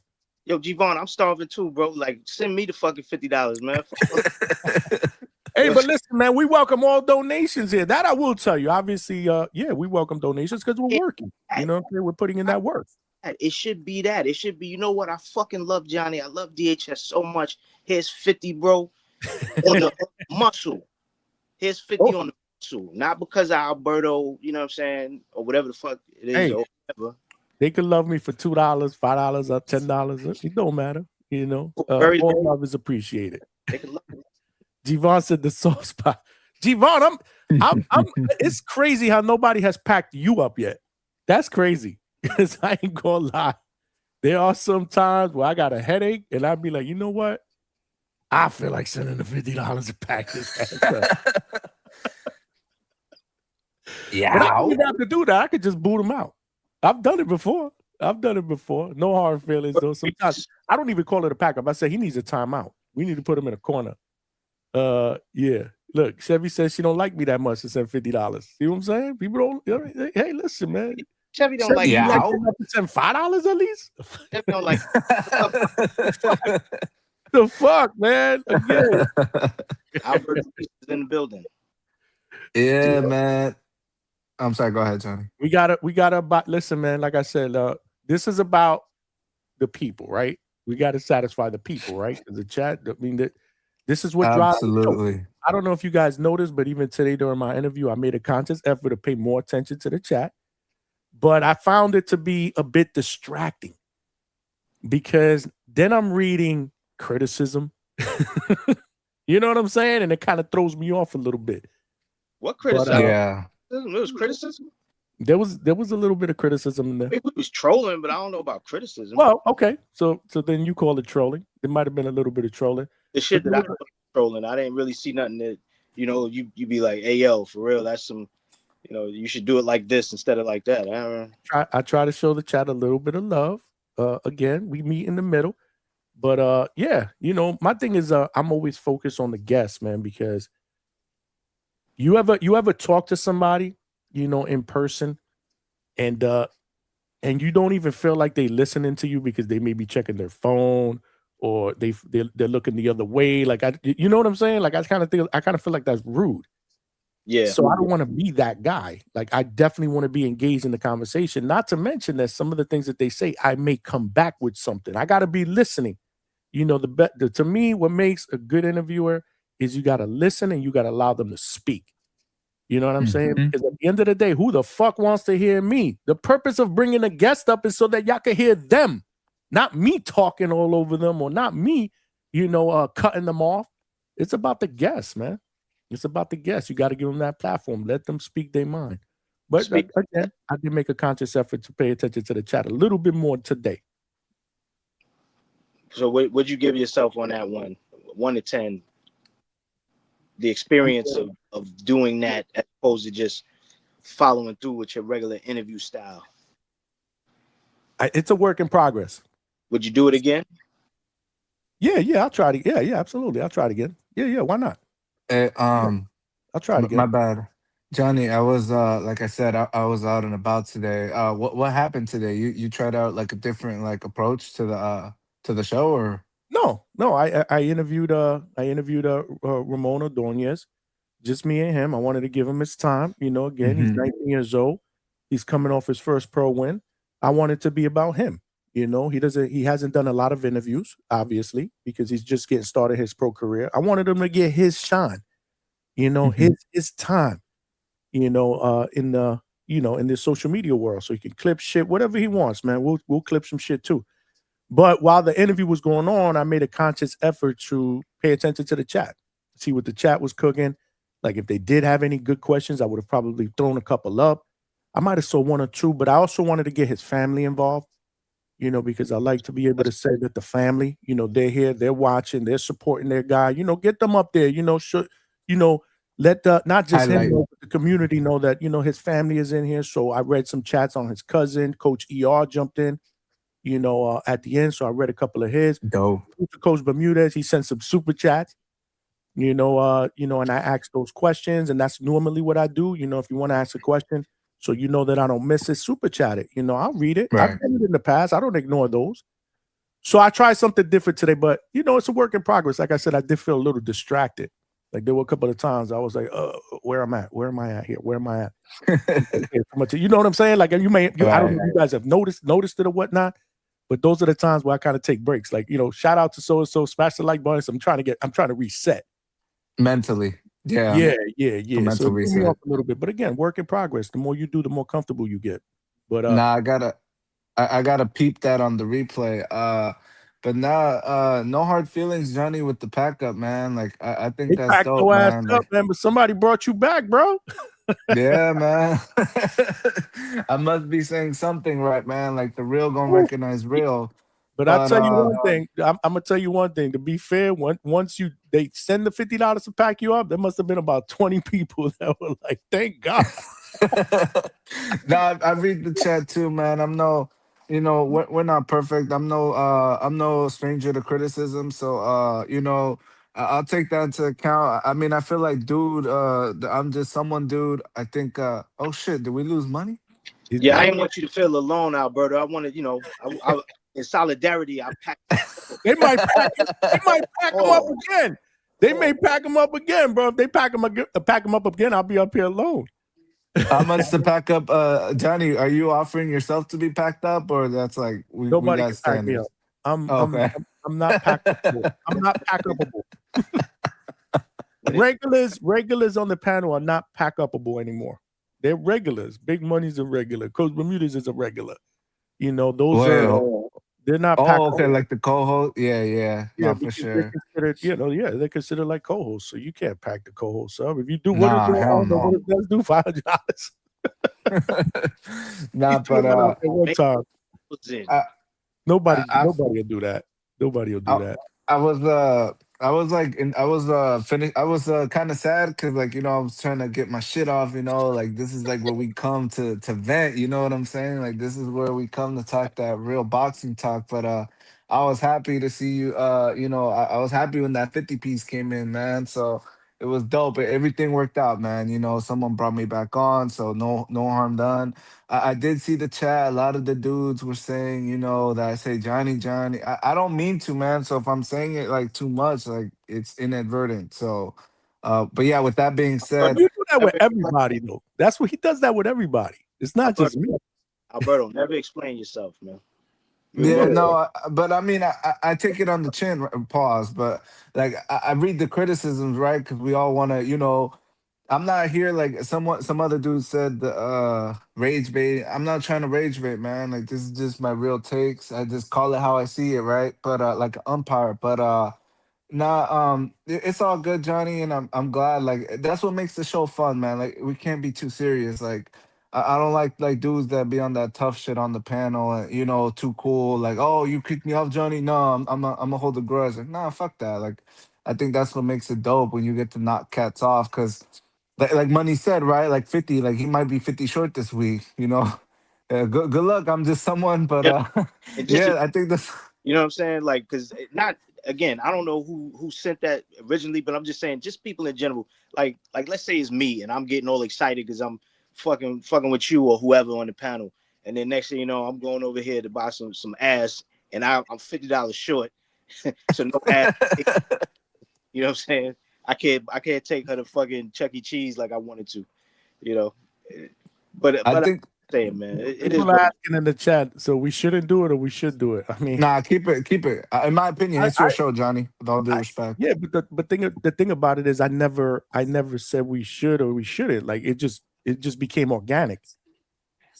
But see, that's the beauty of the conversation we having. It's just like the conversation about boxing. It's opinionated. It's about, you know, how you feel versus how I feel. Me personally, I don't give a fuck, but I did think it was hilarious when Maniac got packed up because he gave the best closeout.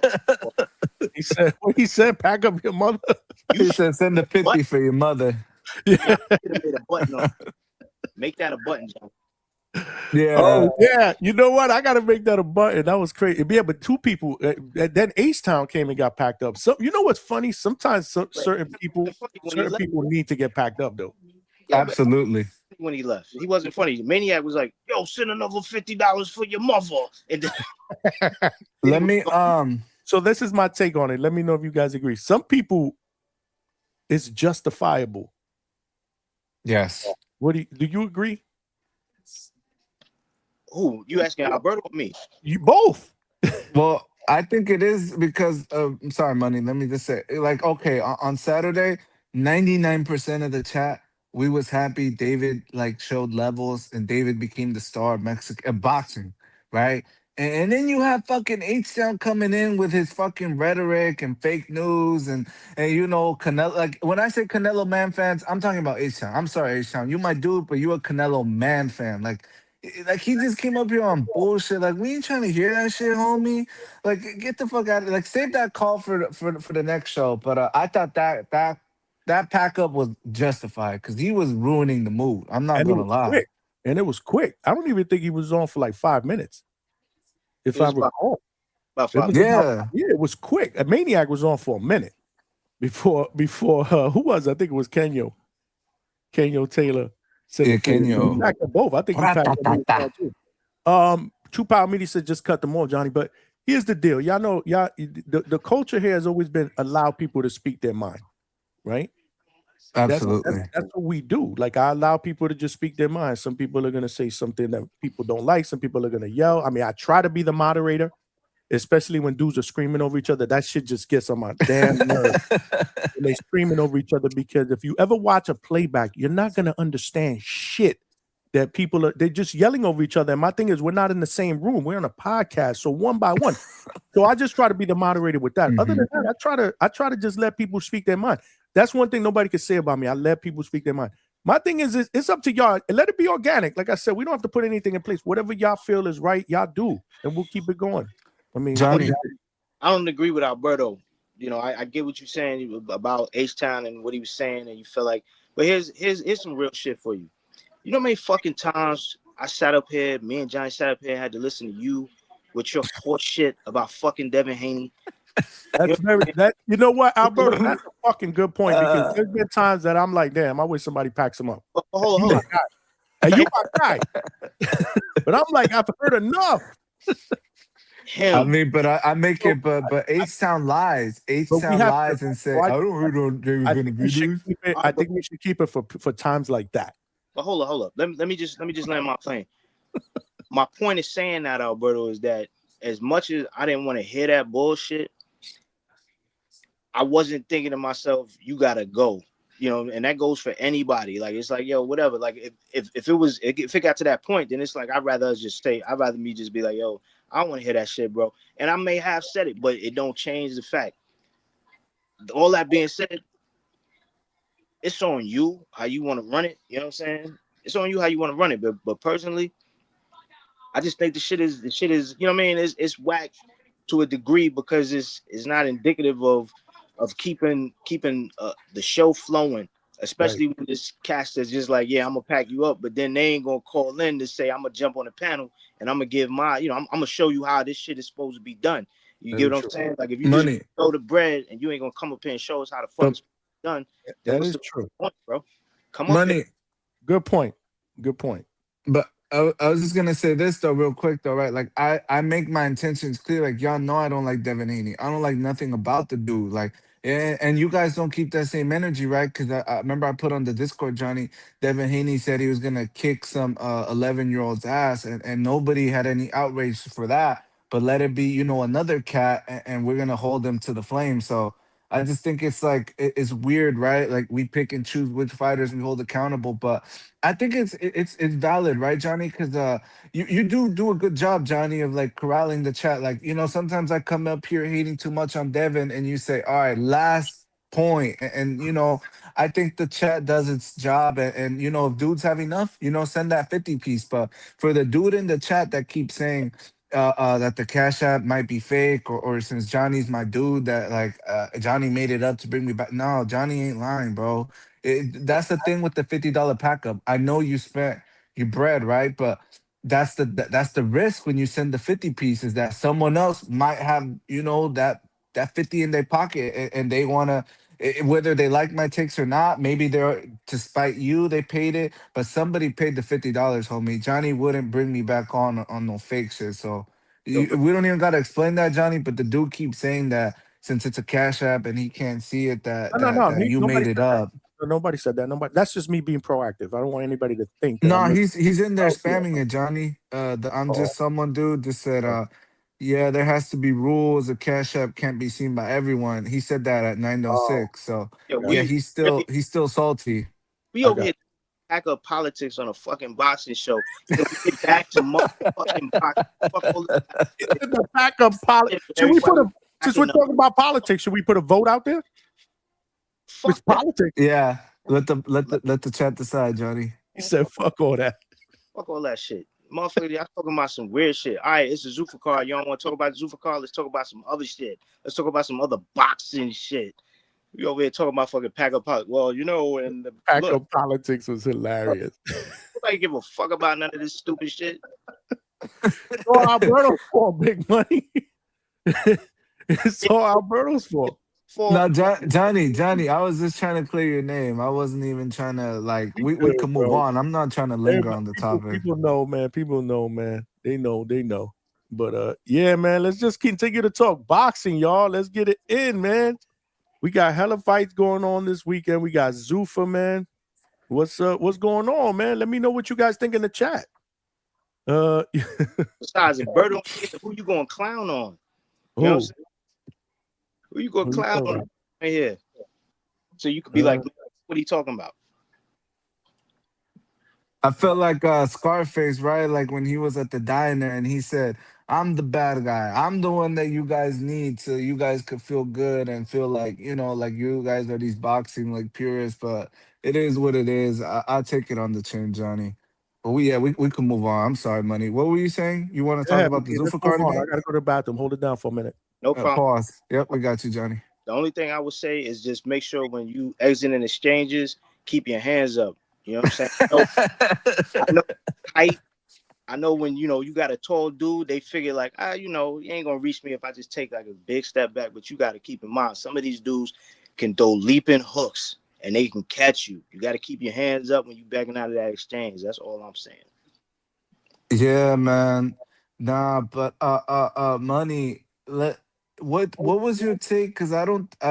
Correct me if I'm wrong, but you didn't call in last night, right? I tried, but it was a lot going on. Like it was a lot going on my end. And then when I tried to get up in there, I was sitting in the back for a while because it was like 6-7 people on the panel, so it didn't work out.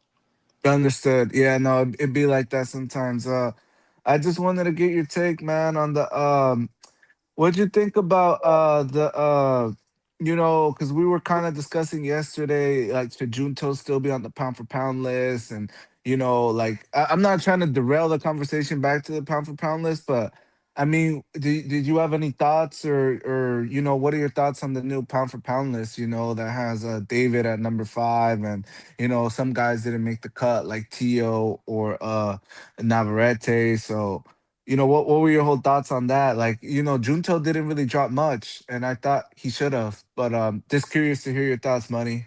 What's interesting about that list? the most interesting thing I learned about that ring pound for pound list, because we are talking about the ring pound for pound, right? Mm-hmm. That's the one. Okay. Right. That shit is just as subjective as any other fucking pound for pound list. I heard about how they put it together is they kind of do like an email group chat where they email each other and ask each other questions about who they think should be on it or if this person. So what I'm getting at is if that's just their opinion, how is their opinion more valid than mine Than ours. or yours or Mm-hmm. John or Gvon's or Attorney Bailey's or Vega? You know what I'm saying? Like, it doesn't really matter that they feel that way, because if I look at that list, I don't need to treat it like it's the law and I'm mad because I want to break it. You know what I'm saying? Because I like the law. It's not the law. Their word is just their word, the same way mine is mine. So as far as where David was, where they put David, I may have put David a little bit higher. I think I may have put him above Bam because I think he was right below Bam. I might have put him above Bam. Junto, I think, should have either dropped further down or off, but I think they didn't want to drop Junto down or off because now there's an open slot. And I don't think that they wanted to upset the bottom of that list, because although, you know, some people don't like fucking Oscar Collazo. Oscar Collazo is a fucking beast. And I don't really, and I ain't gonna hold you. If I could get down to 168, bro, I would challenge some dudes, bro. I would really challenge some dudes. Get to 168, bro. Who would you challenge? 168, huh? Just Why 168. don't you be specific? Who would you challenge? I was specific. 168. You know what I'm saying? So I'm just fucking around. But no, real shit. Oscar Collazo, even though y'all may not know him and y'all feel like he ain't shit or whatever because you don't know who he is, you know, it's funny when I hear people flip-flop, because in some cases people feel like, yo, you got to be careful of the guys we don't know because they may be beasts. But then in other situations, like when we're talking about a pound for pound list and we don't see a name we like, but we see a name we don't really know, we're like, why does he deserve to be on there? He ain't nobody. We don't know him. But you know, you have to follow that journey. I know if you watch some Oscar Collazo fights and you just look at the technical aspects of the things that man is doing in the ring, you will be impressed. You will say, oh shit, now I know why Melvin Jerusalem did not want to have that rematch yet, because he didn't want a second belt to be taken from him like his first belt was taken from him. You know, fucking Oscar Collazo was 5-0, I believe, when he jumped in there with fucking Melvin Jerusalem. And Melvin Jerusalem had just came off winning that WBO belt, and he was a fucking monster. I think he was like 22-1, and he jumped in there and he was dominating Oscar Collazo for the first 3 rounds of that fight. And Oscar Collazo, to his fucking credit, with only 5 or 6 fights under his belt professionally, made an amazing adjustment, or several, if you actually count all of them. And he fucking made that man quit on the stool before the 7th. He made a champion quit on the fucking stool before the 7th. That shit is not. Who do you know that's done that in particular? And it's not to say that no other boxer, no other weight class has, but it's just in general. When we say, if you were to bring up a name, because I'm sure somebody's going to be able to say, well, this person did that, this person did that. But guess what? Did they only have 6 fights under their belt when they did it to a champion, a reigning champion? You know, it's real shit. You got to give credit where credit is due. And I get that, because that's just one fight and you like, I don't know anything else. Like I said, you watch more Oscar Collazo, you'll see what it is. Again, Melvin Jerusalem got another belt, I believe the WBC. And he was supposed to be fighting him on that Sugar Nunez and Navarrete card. But he fucking backed. No, it wasn't that card, was it? Was that the card that Oscar Collazo was on?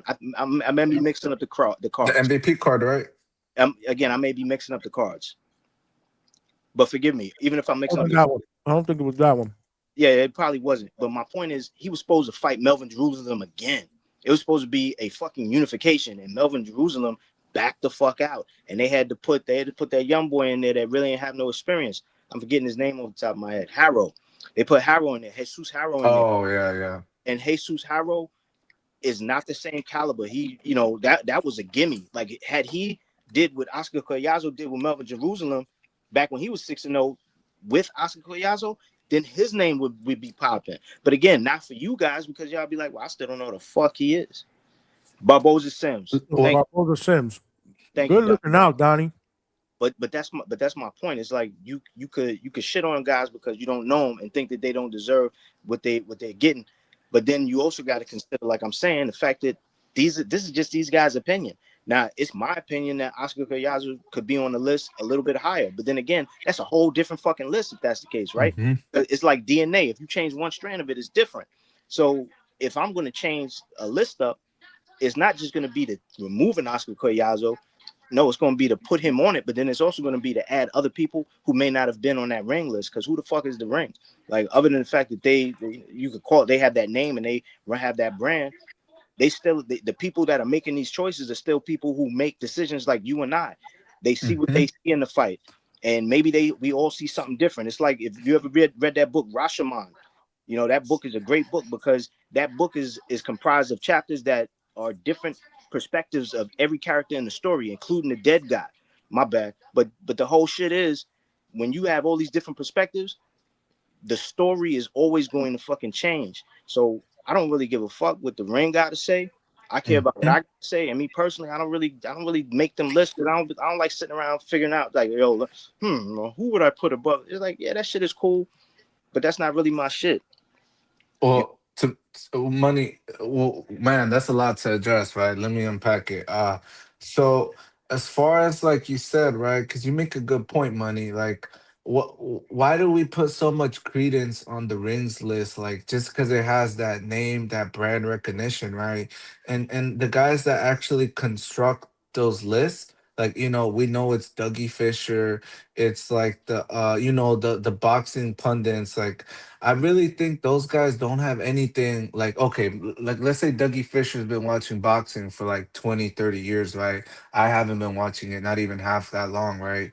But the thing is, like there's guys out here like Johnny or you, Money, right? Like you guys have been watching boxing for probably just as long as he has, 20 years. So why do you guys not get your stripes but he does? And it's just because he gets a paycheck, like his living is to talk boxing. So I think he kind of like, touts his own horn, and he kind of like he views your opinion as less because he's rubbing elbows with like these other like the Lance like Pug Myers and like even dudes like Steve Kim or like Dan Raphael. Like Dan Raphael the other day posted like, oh, this is my first job in boxing 20 years ago, writing for USA Today, writing about boxing. Like these dudes just think their opinion is like holier than thou because they make money out of the sport, but they don't have more passion than like a Money or a Johnny. They don't have more years in the game. It's just that happens to be their job. That's where they make their livelihood, right? And so they get like this. They get on this high horse, thinking, oh well, since I make money and this is my full-time job, my opinion's worth more than yours. But it's like, nah, homie, you just got lucky. Like, how many cats wish they could, write about boxing and that could be their full-time job, but it's just not the way the cookie crumbled. And so, yeah, you're right. Like that's why I shout out to Two Tone. Like Two Tone, he just came out with a list today, and I agreed with most of it. And he What's what, a said, pound for "This is pound list? my list." Yeah, he made a pound for pound list, and he said, "This is my list. Go argue on your timeline." So I think that's the right approach, man. Shout out to Two Tone.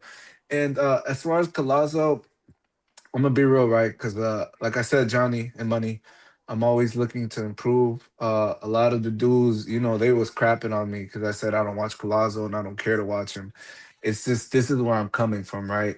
I can't just watch a dude who I don't really view as like a modern gladiator just because okay, so like you guys say, okay, who cares? They're boxing at 105 or 168. What's the difference? Okay, let me ask you guys a question, right? Do you guys go watch basketball at the fucking YMCA or at the 24-hour fitness runs? Do you guys go watch those cats play basketball, or do you guys watch the NBA? Go.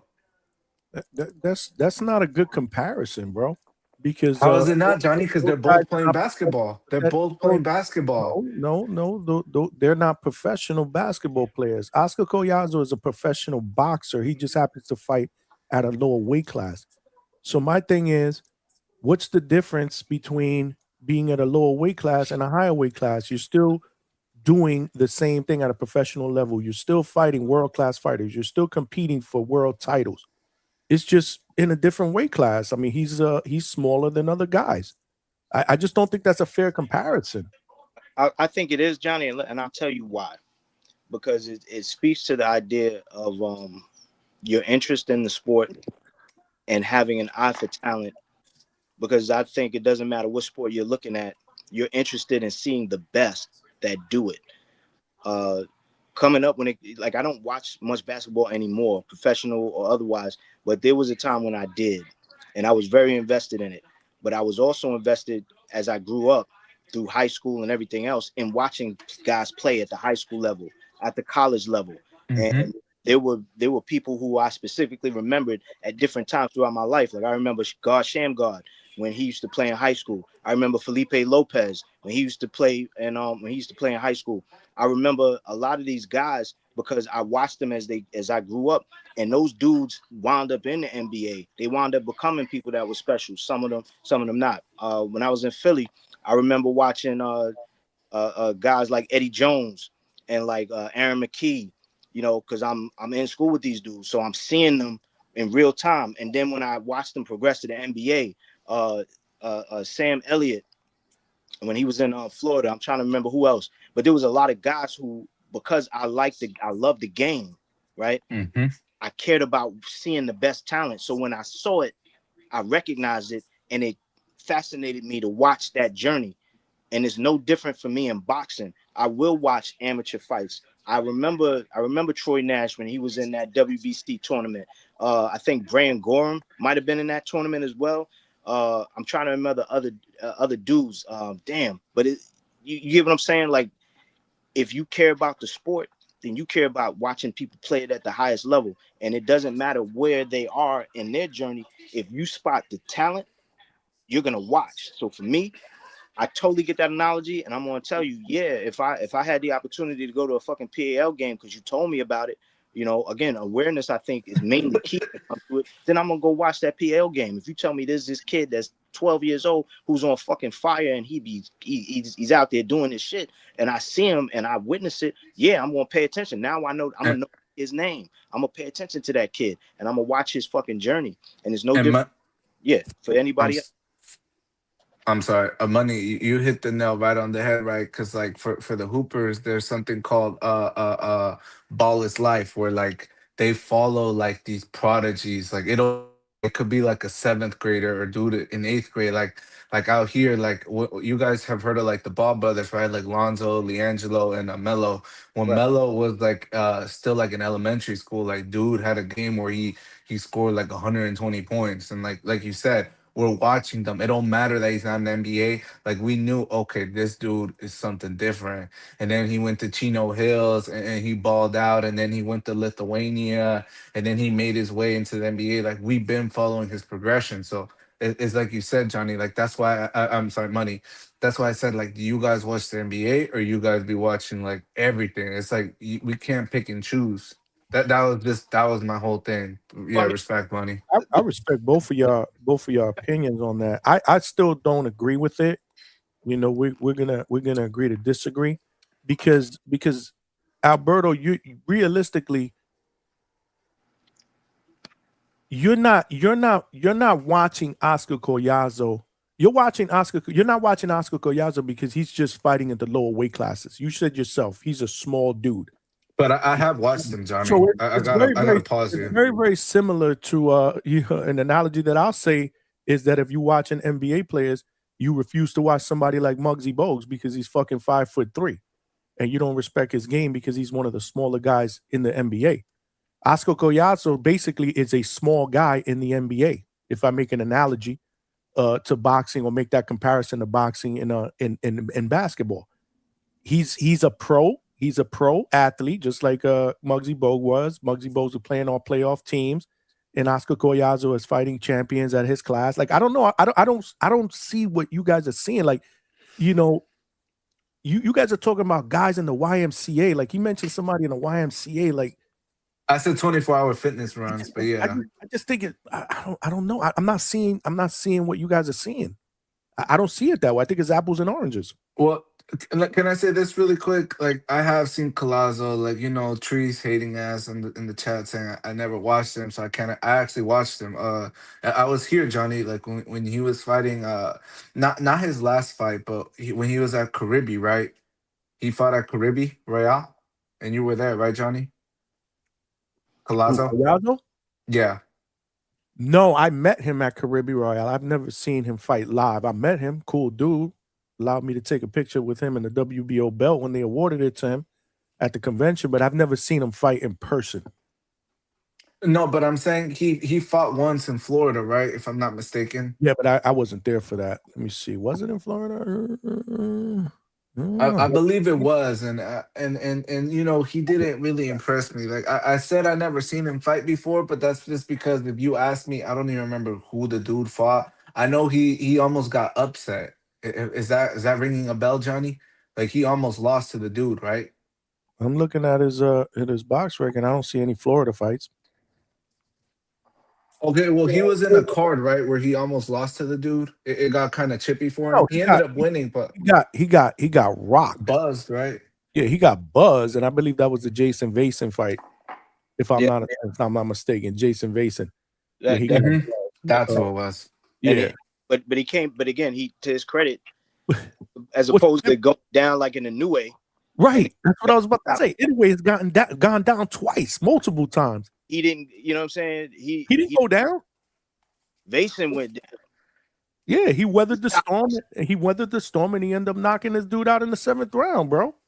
So you know what I'm saying? And I don't see it, man. I don't see it. The reason why I see the comparison is because I'm focused. I'm honed in on talent, right? I'm holding on to talent. Like nobody wants to watch a guy play basketball that can't play basketball. Nobody want, you know, if I tell you, yo, I'm the opposite of Michael Jordan, you're not gonna want to watch me play. But if I'm fucking on the level where you can see skill and grace, and you can watch the way I play the game, and it's like poetry and fucking motion. Like when I see certain boxers, like when I watched Jordan Martinez for that fucking fight, bro, that motherfucker impressed the shit out of me, because I was like, yo, I'm looking at him, I'm like, yo, this dude is boxing amazingly. And the fact that they fucking took that fight from him touched me the same way it touched me to see him work. So when we see a guy that can work, it's impressive. It's something that you want to see. You know what I'm saying? It garners your fucking attention. That's the whole point. Like if I see two guys, slap fighting or windmilling each other, I don't really want to see that again. I might look at it, but I'm not going to tune in, and I'm not going to want to watch it. But when I see a guy who uses technical skills in the ring, that shit is impressive to me. When I see a guy that can move a certain way, where it's not just about the punches, the punches that he can throw and blocking them or trying to defend them, but when he can weave together all of that shit into a fucking performance, that's something that I wanted. That's worth watching. So to that point, yeah, I'm gonna, I care about the talent. It don't matter that I don't know who Oscar Collazo is. If I see him for the first time and he looks good, then I'm gonna want to watch him again. So again, if you don't see him, you don't deem him worthy of your list, that's fine, because that's the money. Let me just say this though, right? Like I feel like, and I think you genuinely are coming from the heart. I know Johnny is, but I know I'm not the only one that feels this way, man. Like it's just watching someone who's probably the size of someone who's like 11 years old, right? Like I can't watch someone that's like 5'2", 100 pounds soaking wet. And no, but Johnny, and this is why I said it, right? I'm not the only one, because Johnny, if we look at the metrics, women boxing done pass those dudes up, right? So that just kind of goes to show you, we'd rather watch women box than Collazo. And it's not just women's boxing. I feel like women's sports, like the WNBA is on fire right now. That's a matter of opinion. That's a matter of opinion. I disagree. I'd rather watch Collazo, who is currently a top 10 pound for pound fighter, over a woman fight. And that's okay, not, Johnny, you rather watch Collazo than Alicia Baumgartner? I rock with the women. Absolutely, I'd rather watch a Collazo fight. Johnny, nah. Oh, man. Like, really? Are you serious? Like, what are we doing here? Nah. We're talking about a pound for pound fighter, a pound for pound talent. This dude is a unified champion. How many fights in? 11, 12? What is he? 12? He's the size of a garden gnome, Johnny. But again, you're proving my point. It's not about talent. It's about size, bro. But then you want to make a comparison about, well, it's the comparison of watching a basketball player playing the YMCA. How old is that fucking basketball player that's playing in the YMCA? He's a fucking kid, probably 5'3". Doesn't have any type of skill set at this point, or maybe he does or whatever. But he's not playing at a high school level. He's not playing at a college level. You know, he's not playing at a G League level, and he's definitely not playing at an NBA level. You're talking about a fighter who is who's boxing on a platform equivalent to the NBA. And he's a fucking all-star, let's say hypothetically. He's a guy that's making the all-star team because he's a pound-for-pound fighter and a unified champion. I don't get it. I just don't get the analogy. Again, okay, so that's what we do. We can agree to disagree. It's okay. It's okay. Can I agreeing to disagree, Alberto? Your stance on Oscar Collazo is completely antithetical to the idea of a pound-for-pound list. The whole purpose of a pound-for-pound list is to say if a guy was the same weight as another guy, no matter how big or small he is, based on his skills, he would be comparable in the ring. So when you say because he's small, I don't want to watch him, then what's the fucking point of a pound for pound list in general? If your point is that you don't care because he's small, that was the whole point of the pound. That's my point. But that's always been my point. Johnny, and then you don't watch him, and then you don't watch him. You can sit there and say, I watched the fight, Johnny. No. You saw one fight, and the only thing that stood out to you is that he got rocked in that fight. But you didn't mention anything that happened after he got rocked. You didn't give the guy the credit for weathering the storm, did not go down. In fights, you will get rocked, especially if you're fighting guys at a world-class level. You didn't say anything positive other than, well, I saw one fight where he got rocked.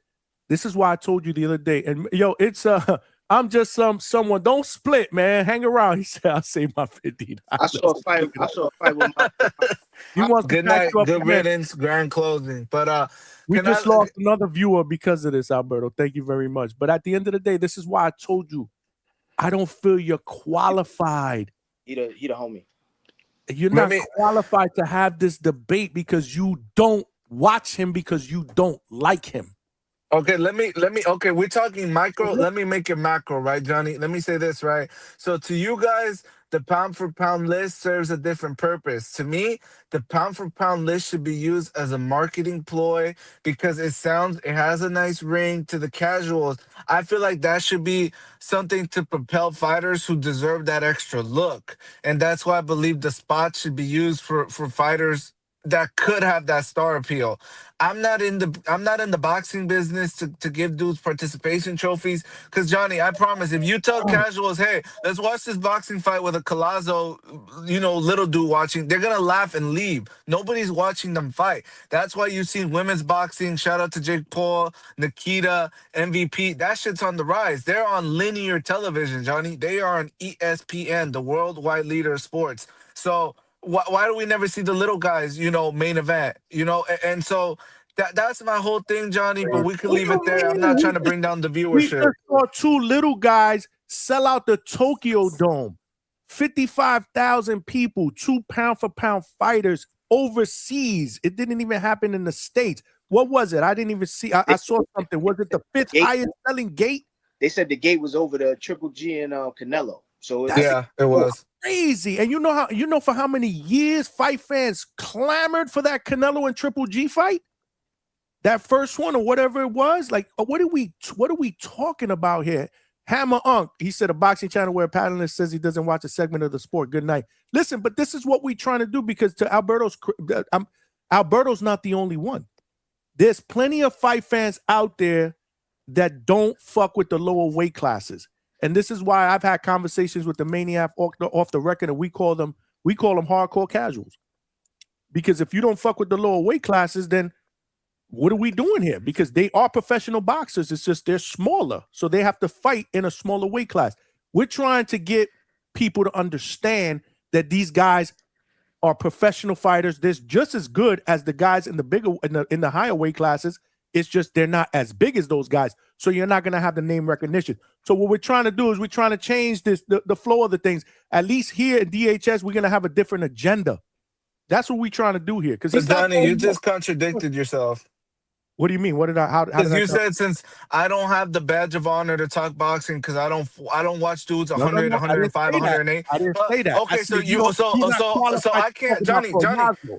That's what I Johnny. said.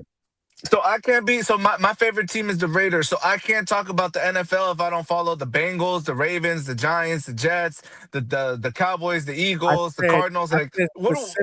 I said specifically, if you want to debate how good Oscar Collazo is, or the fact that he's not qualified to be on the pound for pound list, you're not qualified to do that. That's what I said. Because you don't watch him and you don't like him. That's what I said. I didn't say the lower weight classes, period. Because I mean, I don't remember the conversations that we had about Inoue and Junto. I know we went back and forth with that as well when I was saying that I thought that was going to be the most significant and biggest fight of the weekend. So we went back and forth with that. But let me tell you something. Look at the numbers. Look at the numbers that fucking fight did. That was 122, not 108 or 105. Lower weight classes. That's way higher in weight. That's closer to like normal weights that people want to see. But can I ask Malcolm and the whole panel, can you guys name me your like 5 favorite fighters under 112? Go. Malcolm, go ahead. Jump in here, man. Jesus, I'm very pressed for time right now. I was trying to wait for y'all to finish. My bad. Yeah, no. Y'all good. Shout out to Galaya 5, man, but I think he's at 150. No, he should be at 112. That's first one. and foremost, I'm gonna keep this short. But it's gonna be, I'm not gonna lie to you, it's gonna be hard for me to name fighters under 108. Like around the 108, 112, 115. I'll watch them though. I'll tell you that much. I watch them, and a lot of them are just foreign. So first, I just want to say shout out to David Benavidez. Wonderful performance. I kind of called stoppage. I think I said it before. Just because of that whole situation with this motherfucker saying he was going to retire. Great performance. The whole pound for pound list thing, I kind of don't give a fuck. It's watered down now, right? Pound for pound. I've said this before. The original meaning and the true meaning of pound for pound is if fighter A and fighter B were the same size, the same weight, who would be better? And a lot of that has to do with skill. For a prime example, like I'll tell you, right? When people talk about the strongest animal or the strongest creature on earth, people are probably going to say fucking gorillas or maybe rhinos, whatever. But in terms of pound for pound, it's considered the dung beetle because they can lift 1,000 times their weight. That is the definition of pound for pound. Same thing with the creature that can jump the highest is a fucking flea. I forgot how high it is, but like a flea is not going to be able to jump and fucking dunk a ball like LeBron. So pound for pound, they're considered the highest jumpers. So that's what you want to look at when you're talking about fighters. And it's very hard to gauge it. And the best way to gauge it are those fighters that can move up multiple weight classes and still dominate because you're able to see what they can do. David looked good moving up. I do want to say I don't think he's ever going to lose until somebody can push him back because he does not fight well at all. He drops his hands and somebody pushes him back. You know, he blocks. He doesn't counter too much. His defense has gotten better. But if you watch him, it's kind of like, you know, when you arguing with a chick and she says something, you say something back. She says something, you say something back. That's kind of how he fights. You want to counter in between, which means when she's saying something, you just stop her mid-argument and you say some shit. That's kind of what countering is instead of going back and forth, you know. But he did amazing. Shout out to him. I definitely have him in the top 5, even though I say I care about pound for pound. But yeah, man, Berto, just watch the lower weight classes, bro. In terms of that comparison with the saying like the Raiders or whoever's your favorite team, I forgot who you said. That means that you're a fan of that team, but you can't say that you're an NFL fan. If I'm an NBA fan, like I'm a full, yeah. So people would watch all these games, and the argument is all these boxers don't fight on the same day. A lot of these NFL teams, their fucking games are scattered into like 2 days, and then you'll get your Monday Night Football, or I think Thursdays or Friday. But yeah, like the NBA, you'll have like 20 games on it in one day. And you broke up, Malcolm. Damn, we lost him. Damn. Yeah, I thought it was me. Damn, Malcolm. Malcolm, you all right? He was talking about arguing with bitches. I think he was cooking. He was cooking, man. Especially with the NFL thing, because if you are a true fan of the Raiders, then absolutely you're gonna want to know what the fuck the Bengals or whoever's in the division. I'm sorry, who's in the division? The I Chargers. care about the the Chiefs, the Chiefs. Chargers, and the Broncos. But what about these That's other teams that you could potentially be playing throughout the year and maybe have to play in the playoffs? it's a week by week basis, Johnny. Like we playing the Redskins, or I'm sorry, Commanders. Then I'm gonna I'm look different. up like, I okay, fuck is with their starting football. quarterback out? I fuck with And football. Like I could break down football. Like I could literally do a football show and not talk you about never the want to bring it, Johnny. I've been trying to get that since last year, man. I could But literally talk about football and not say one thing about the Jets. But I could talk fucking football because I know what the fuck's going on around the NFL. I study teams, or at least I used to. I don't have the time no more. That's the fucking problem. And can I say something real quick that Malcolm, like, he brought up a good point, right? Like, so you theoretically, the pound for pound list, it's like, okay, assuming everything else considered, like the size, because the size matters, who would win, right? Like hypothetically, if these dudes were the same size, that's why you have like a lot of divisions scattered in there, right? And so let me ask you guys a question. If it's dictated on the size, if it's predicated on the size, that kind of makes my point that, size is relevant. Pause. Like, size matters, like, that's why we assume, like, no, like, that's why they don't like to have too many heavyweights on the pound for pound, because it's like, okay, we assume, if you're taller and bigger, then you probably gonna, it don't matter, like, so that kind of just made my point that, size does matter. And maybe I have to, I have to do my homework and watch the little guys, but to me, it's just a tall task. But salute to Malcolm, man. That was a great call. Yeah, no doubt, no doubt. Javon, what's good? What up, Javon? Javon, you there? Javon Ski. Javon Ski, are you there? What's going on, fella? See, Malcolm just did some you hear bad me? podcasting, bro. Yeah, we can hear you, bro. Can you hear us? All right, man. Hey, man, what's going on, fella? Feeling. What up? Well, while Javon is getting his we can't hear you, bro. You're breaking up. You breaking up bad. You are breaking up bad. Mike Likes TV. What up, my brother? Straight cash, homie. He said, I don't agree with your analogy. David Benavidez took punches in order to give multiple shots. He told Sean Zattel in an interview he does that intentionally for the fans. I did see, I think he said that in the Ariel Helwani interview as well. I didn't see the Sean Zattel one. I got to check that out. So salute to David. But I did see somewhere where he said that he'd like to offer up a catchweight fight to Dimitri Bivol at 190 pounds with both lightweight and cruiserweight titles on the line. However, he said he reiterates that he can go down to 175 if Bivol prefers that instead. I'm just reading the tweet, but there's also a video there where he said that. Did either one of y'all did y'all see that interview where they asked David about Zerto's power and he just kind of laughed it off? I seen that. Zudo's never been known as a big puncher. Hey, but look, man, what's going on, fellas? Hopefully my quality is a little better. Bad podcasting. You want to talk about me eating crackers up here? Bad podcasting. Hey, nah, you were all up in the mic with them crackers, bro. Like that shit was crazy. I had to mute it until Big Money asked me a question. I was like, huh? Hey, man. I jumped in here. But, I don't know if you asked me, but I jumped in. But yeah, I mean, look, as far as what Alberto was saying about the smaller weight classes, I don't know. I personally think that a lot of people, it's hard for them to look at them equally just because they're small dudes. Like a lot of times, some people are able to see boxing for what it is and understand that there's different weight classes, and not everybody's going to be a big guy. But there's some people that they tune into boxing for the idea of somebody watching somebody that can whoop everybody's ass. You know what I'm saying? Like, and a lot of times, a lot of people think like this. Even everybody watches TBV host over there. Like, he personally don't care for anybody under what he say, under 130. He said if you're under 130, he said I'm not really checking for you at all. He said you're too small. He said my kids, he said my 12-year-old is bigger than you. You get what I'm saying? And some people just see it that way because my wife, I mean, she's just into boxing more because, I'm into this shit and I do this shit. and shit like that. But other than that, like you know, she gets into it, but at the same time, like when she sees these guys come out that are, you know, 5'4", 5'3", 110 pounds, like she'd be like, oh my God, these are kids. You get what I'm saying? And like she almost like laughs at it and, you know, whatever. And that's a casual standpoint on it. You know what I mean?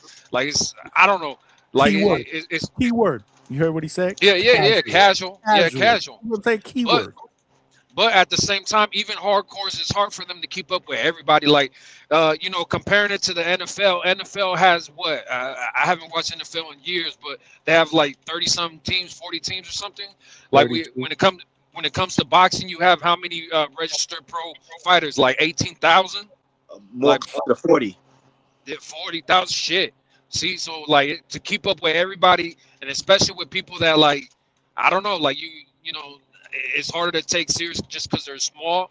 You know, I don't blame people for not being or not knowing who the fuck Oscar Collazo is. You know what I mean? It's hard to keep up with everybody, and a lot of people tend to keep up with the names that are being pushed. You know, like I was actually with Alberto's point on that last point when he said, pound for pound, look, there should be like very specific criteria so we can make it a more definitive list. But what it is right now, they might as well go ahead and use that to try to propel, you know, certain people that they see as stars, certain people that they know casuals will tune in to see. You know, put those names out there because people see a list like that and they're like, oh, these are the best guys. Especially like if you don't watch boxing all the time, like you'll see something like that and you just take the word for it. Like, oh, these are the best guys. I'm gonna check for these guys. And you know what I mean? And when you go see an Oscar Collazo, you'll see him on the list, but then go see him fight. You're like, damn, this is a tiny guy. You know?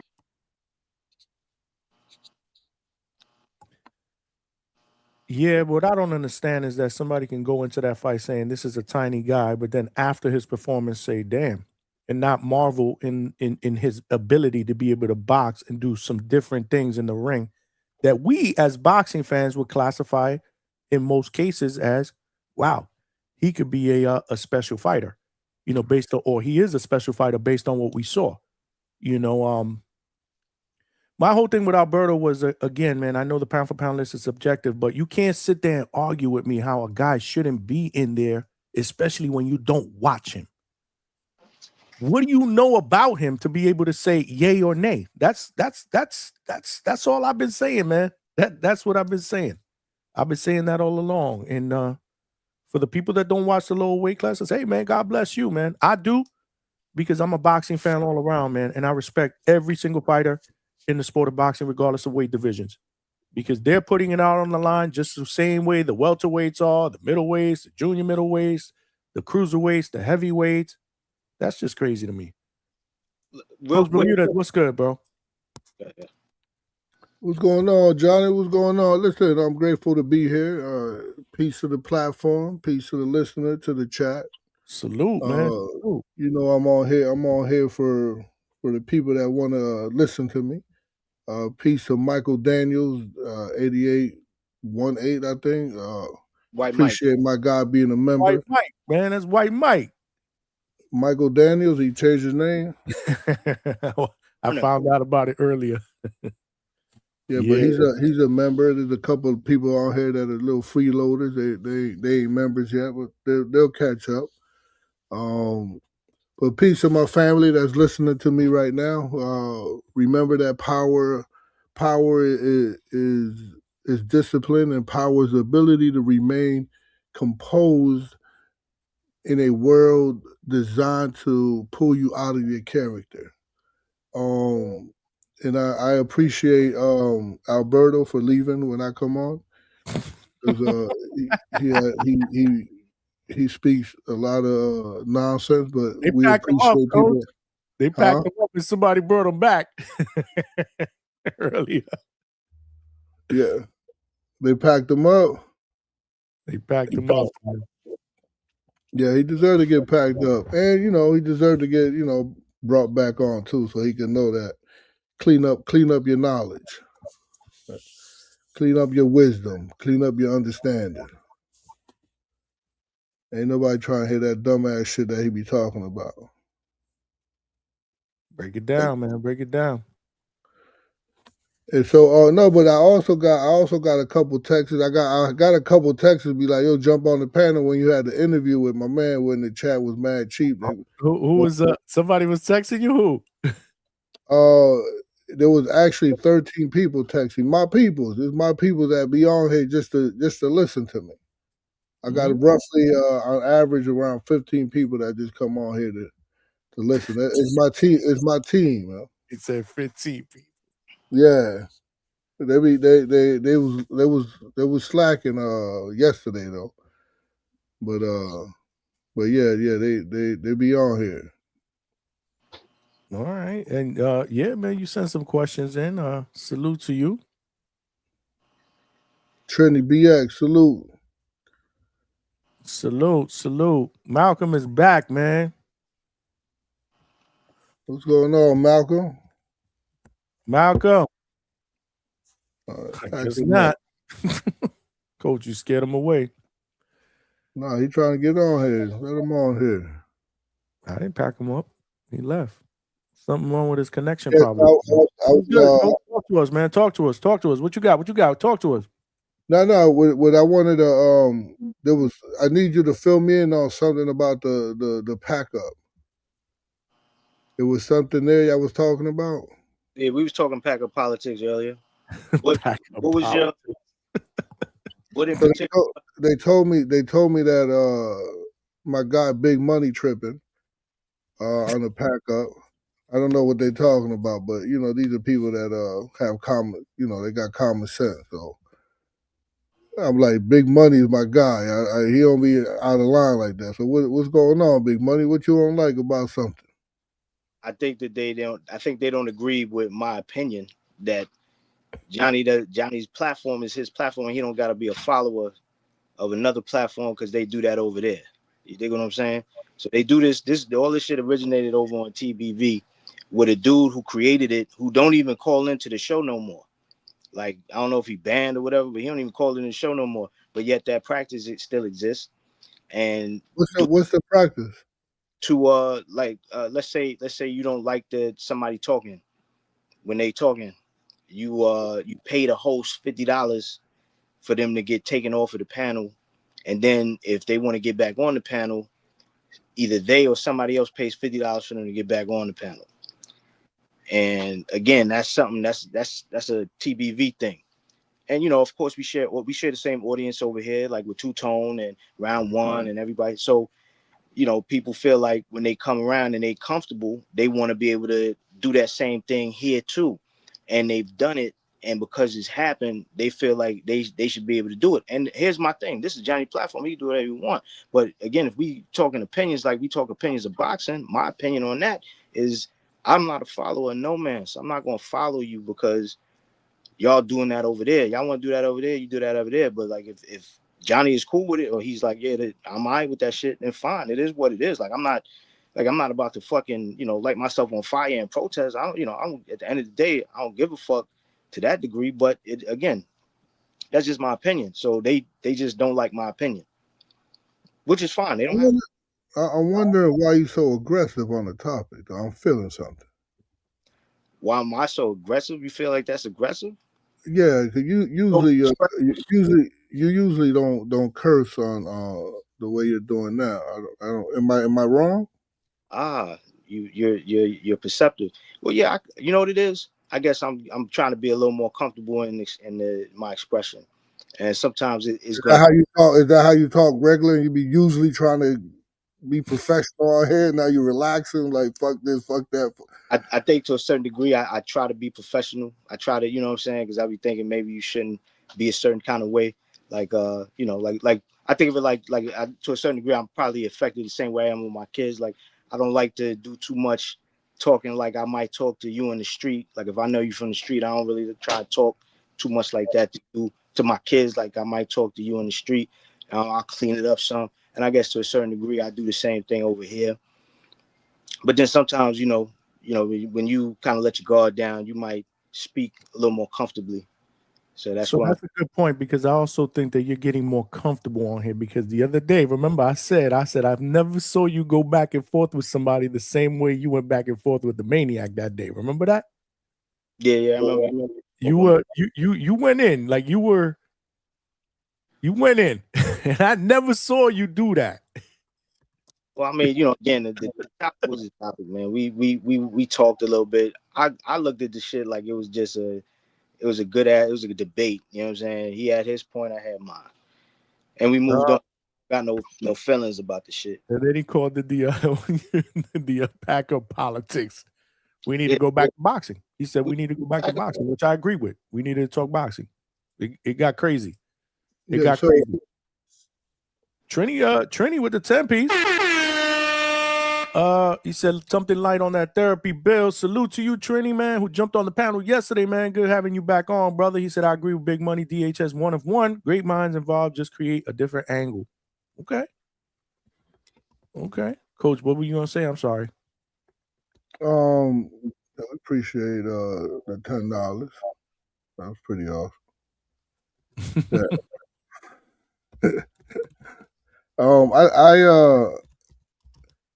Man, there's many times that Johnny is on here,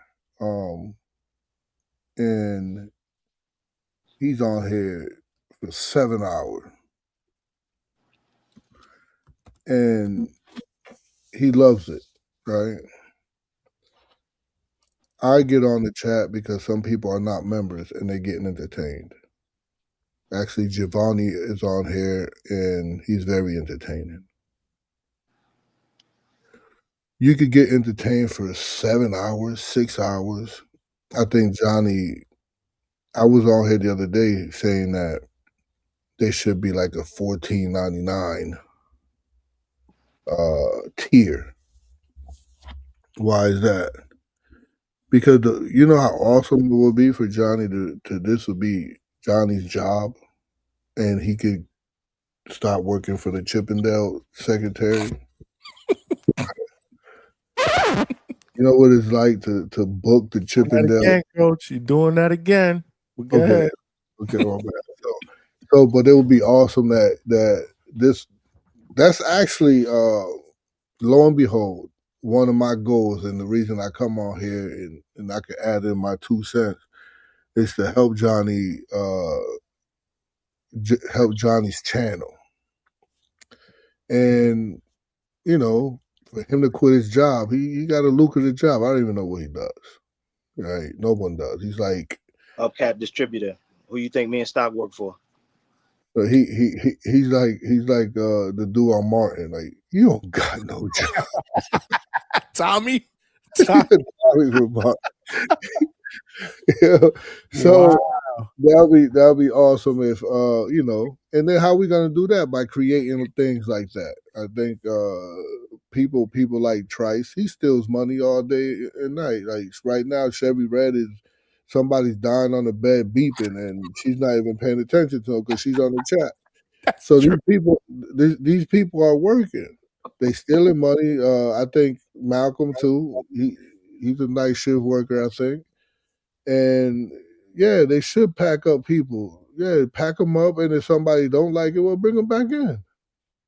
And sometimes you have to do things other people do, not because you copying them, but because certain moves are part of the game.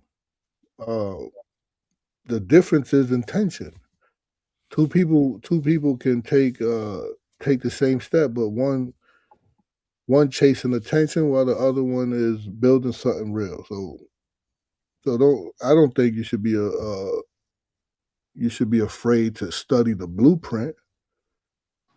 Just making sure that when you use it, your fingerprints is still on it. So I think you should do what other podcasts doing. There was one time that somebody said, "Oh, you stole that move that I was doing on the mitts from this trainer." So what? So what? I stole the move. It ain't about me. It's about and your concerns about the chat. Ain't about me. It's about the fighter. If that move that I just saw this trainer do, or something that this trainer said, and I'm using it over here, ooh, what's the goal, right? And yeah, so I think you should do it, Johnny, and I think it should be a law. And I think you should find other ways to make people engage more. And there'd be a time where you get enough followers where everybody on that these cheap motherfuckers that aren't not members now will have to be members. Because to get entertained, you will want them to have to contribute to your channel that you stay up. Sometimes you got 2 hours before you got to get back up to go to work. I will say peace on that.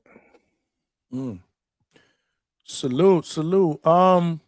Yeah, man. Listen, man. We just doing our thing, man. We trying to provide entertainment, man. This is amazing, man. I love doing this.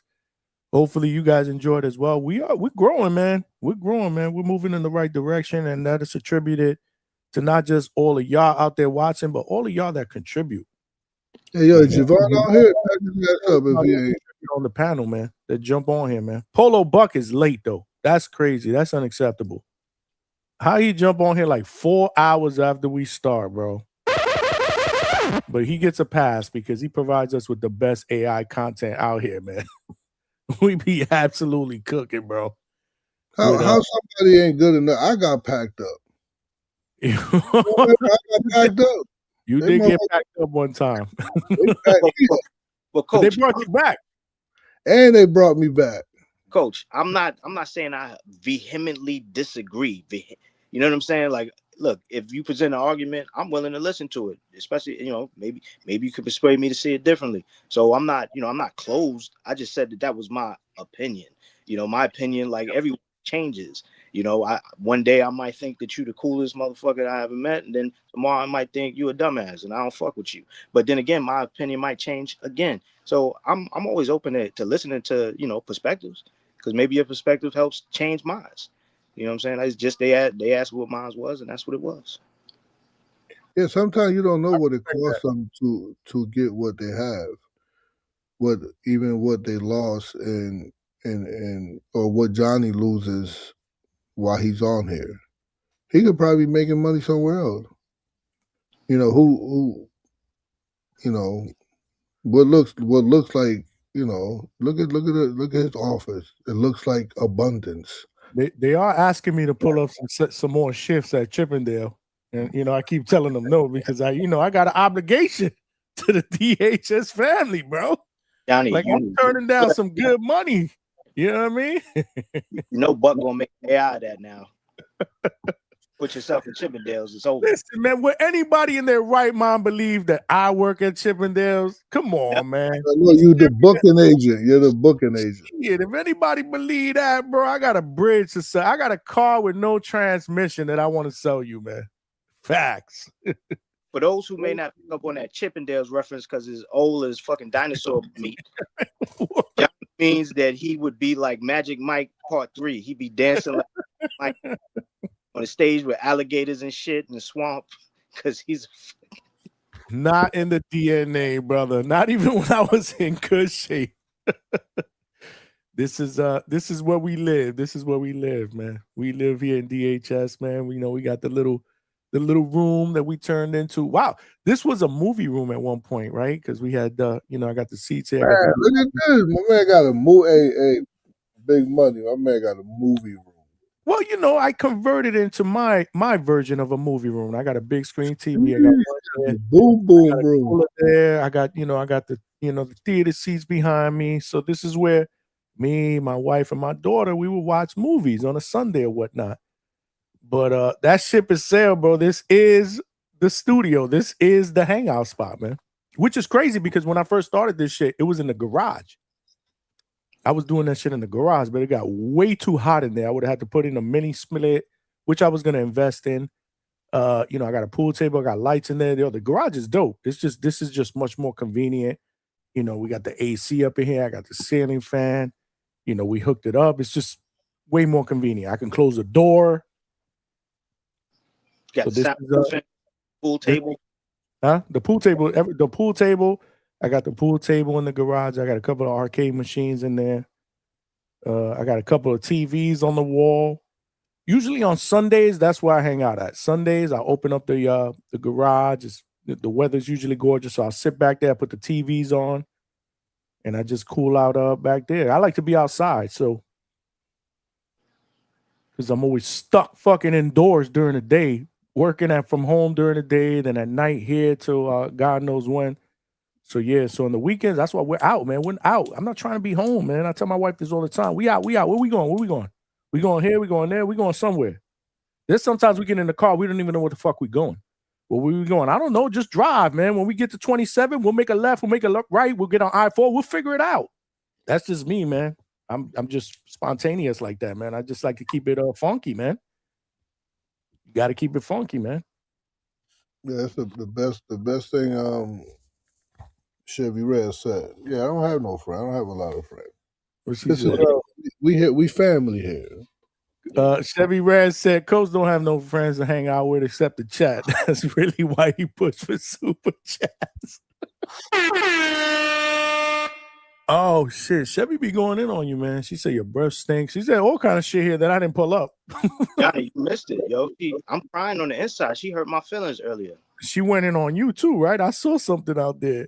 I'm gonna cry when I get off of here, man. You know. Oh, but you be going in on her too with the with the tease. Money. She's literally stealing money right now. How someone on the Is chat? there somebody on life support right now? She's texting right now, and you somebody in the back that needs an insulin shot, man, or something. To survive, man. Chevy, what's going on with you, man? Check Chevy's inventory, man. He over here talking and spending time on the chat.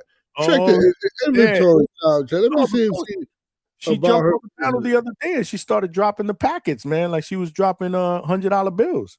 Yeah, they was all empty though, Johnny. You see Those that? were empty? They were all empty.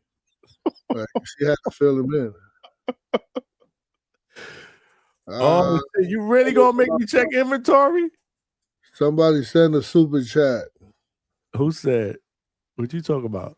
Hey, chat. Hey, I got a question for the chat, man. Hold on. Coach, hold on. We got the inventory. Polo Buck with the $2 since somebody said a super chat. You just did, my brother. Salute, man. You got here late, man. We've been cooking for over 4 hours. Let me see. She's got 5 T's like the last time, so she's good. She's good money. All right. She got the 5 T's that she had the last time. Well, that's why she's mad at She cut back on Attorney Bailey's definitely right. Shout out to Hey, Big Money, was you on the panel when we saw the movie Chevy was in? Nah, she's in a movie. Oh man. Yo, Johnny, can you put? Nah, I don't know how to put. Can you gotta pull send that? me the clip. I don't remember what happened to that. How you wasn't on the panel? You wasn't watching? I don't even remember what y'all talking about. So Chevy was in a movie. Chevy's in the movie. Chevy was in a movie, and then we played the clip on the live one time. She a movie star? Definitely not. I mean, I wouldn't say movie star. No offense, Chevy. I'm just saying she was in a movie. Damn, I gotta re-download that Tubi app so I could see it because I'm pretty sure it was good. It was on Tubi, man. My movie was awesome. We were ¡1 on Tubi. Coach, a hater. See? She talking about she was a #1 on Tubi. That is not true. Hey, Big Money. Oh man, you have to see the movie. No. Clip. Somebody send me the clip. Because somebody had sent it to me. I forgot who it was. I didn't save it. But yeah, we ended up putting it on the show. Salute to Chevy though. Chevy was putting in that work today in Cleveland, man. Yes, she was. For the presser, man. She was there for the Abdullah and Joe Cordina presser, man. Did she upload those? Did she upload the interview clips? Because I ain't seen them yet. I don't know. She's slipping. She's slipping. Chevy, where's the content? And she should have asked the question. the chat want to know, like, why, hey, Tiger Johnson, why you ducking Rohan Polanco? Yo, your boy got a fight on May 30th, right? Yeah, in Puerto Rico. But think about it. He ain't getting the same publicity run that he should be, everybody else is getting. Facts. Yeah, man. When is he coming on Joel's channel? Because he lives on Broadway Joel's channel. Broadway been on. What's up with Broadway? Right, he ain't been on, right? What's going on with him? Yeah, I don't know. I haven't seen him on lately at all. He did a fight recap for the David card. Yeah, it was like 30. It was like 20-something minutes, 30 minutes. I didn't see that. Hey, Chevy, what was the name of that movie? Thank you, and shout out to Money for helping me with the question ideas. Okay. Hey, we working. Good for Money, man. Salute for hooking up Chevy. What was the name of that movie again? Damn, I forget. I don't believe you didn't see that show. That shit was hilarious, man. I think I found it. It's called Chevy Can't Act Part 1. Oh, Lord child. You see, he said that. Where's not me. I didn't say it. What happens in the dark? It's called What Happens in Shout out to the G-Mon, I fact thought that you I'm fell asleep. I was about to fucking Nah, pack your hey, ass up. shout out to the fact that I'm still here. I got a phone call, and I had to take the call, and I Lucky took didn't the call and fucking pack you everything. up. Yeah, hey, man, shout out to you for not packing me up. But look, man, I got the phone call, and and then I ended the call, and it took me right back here, and I was like, I'm still on the panel. So shout out to that. But, That's true. I didn't even think about it. I would have said, yo, where's Javon? If you would not answered, we would have had to clip you, bro. Soprano style, bro. Mafia style. We got to clip you. Hey, man, I don't know what you guys carried on about, so my bad if I'm interrupting anything. But yeah, man, shout out to Alberto. He had some points on the pound for pound list. Shit. We been past that topic, bro. Oh yeah. So You I'll late just to the slide in wherever party, you bro. guys at. I don't know where you guys at with the convo, man. My bad. We on Chevy Red's movie. Chevy Red, she got a movie? Oh hell no. On Tubi. Yeah, man. What happens in the dark, bro? #1 movie on Tubi. That's what she said. Apparently they can't pay their light bill, and Chevy had to figure out how to do it, so she started selling tea. Nice. Polo Buck said Alberto was stirring the pot. Alberto was just being Alberto. He wasn't stirring. Being Alberto. Yeah, he was just being Alberto. But he did get packed up once. He got brought back. And then me and him went back and forth on the whole Oscar Collazo thing again. Which, I mean, it is what it is, man. You know, he's going to be him and I'm going to be me.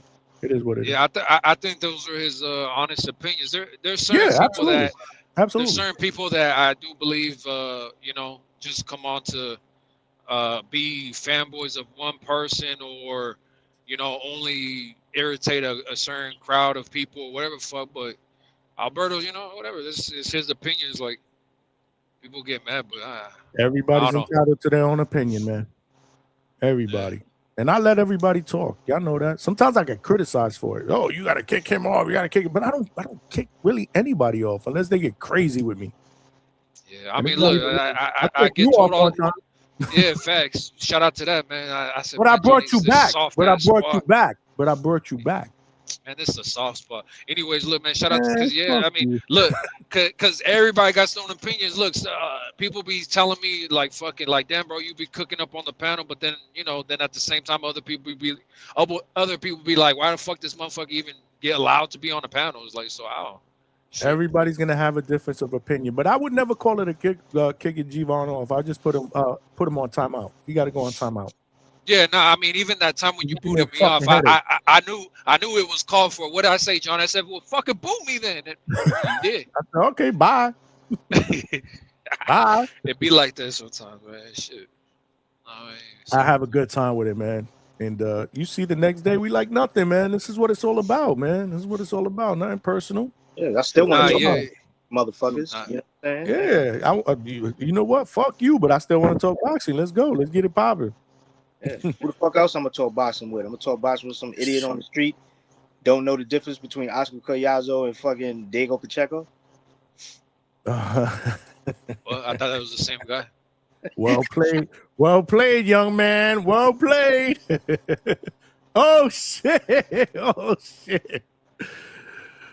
Talk about just when we started. Well, we were probably gonna.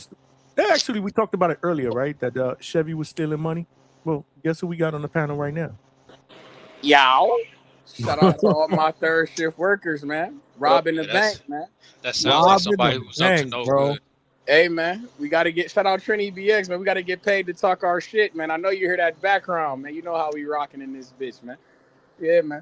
But I just wanted to call in and chime in on the topic a little bit with this Zufa boxing shit that I actually fuck with this card, man. We got action. You know, my nigga from Greece is back.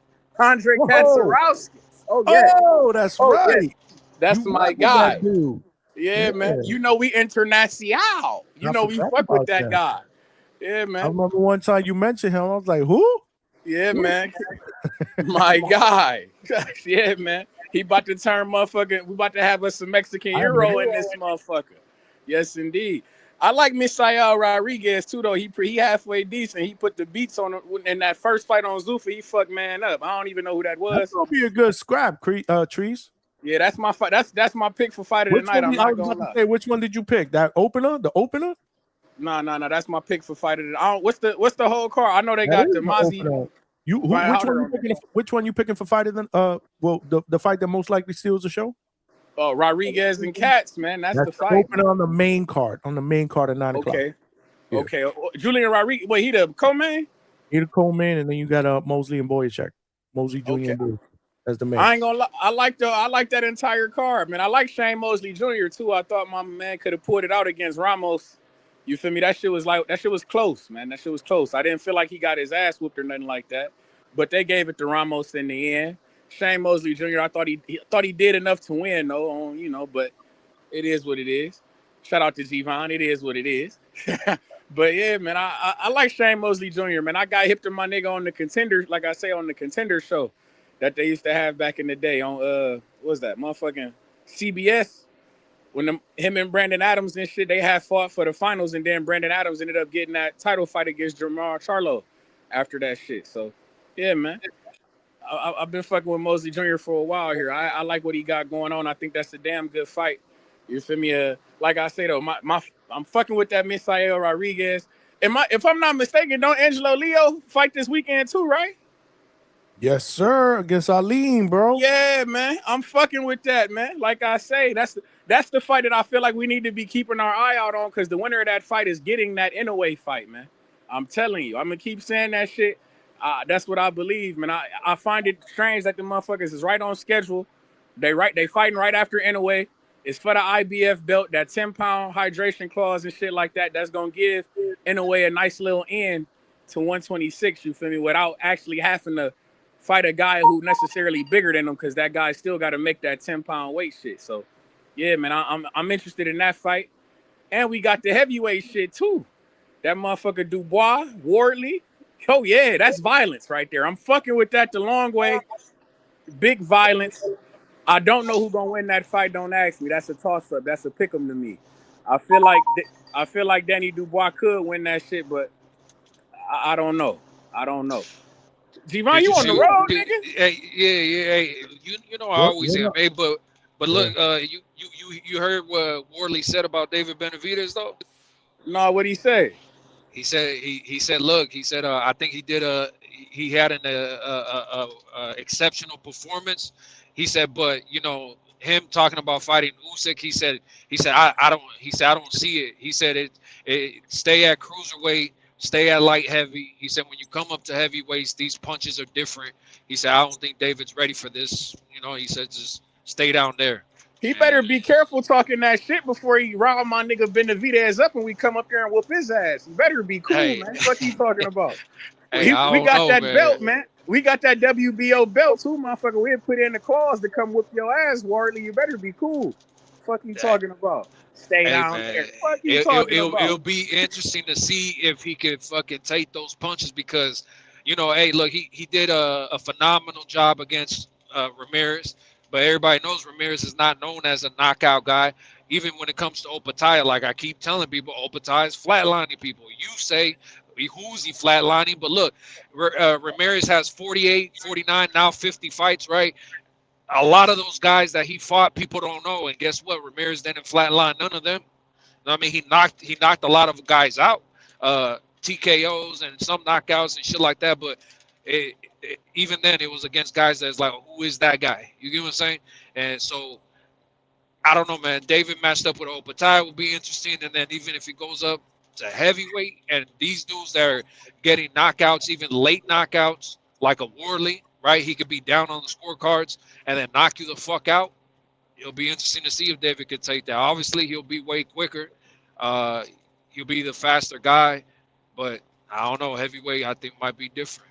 But we'll see. Hey, man, that motherfucker Worley ain't, and that's my thing. Remember, I wanted the Wilder fight. I still want that Wilder fight. That's the play if I'm Benavidez. No, I ain't gonna bullshit. That's the play.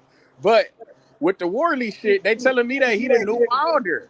He ain't got boxing skills like that. He don't got no amateur background. That motherfucker was a white-collar boxer, so it ain't like, you feel me? It ain't like he got shit that David probably ain't seen before.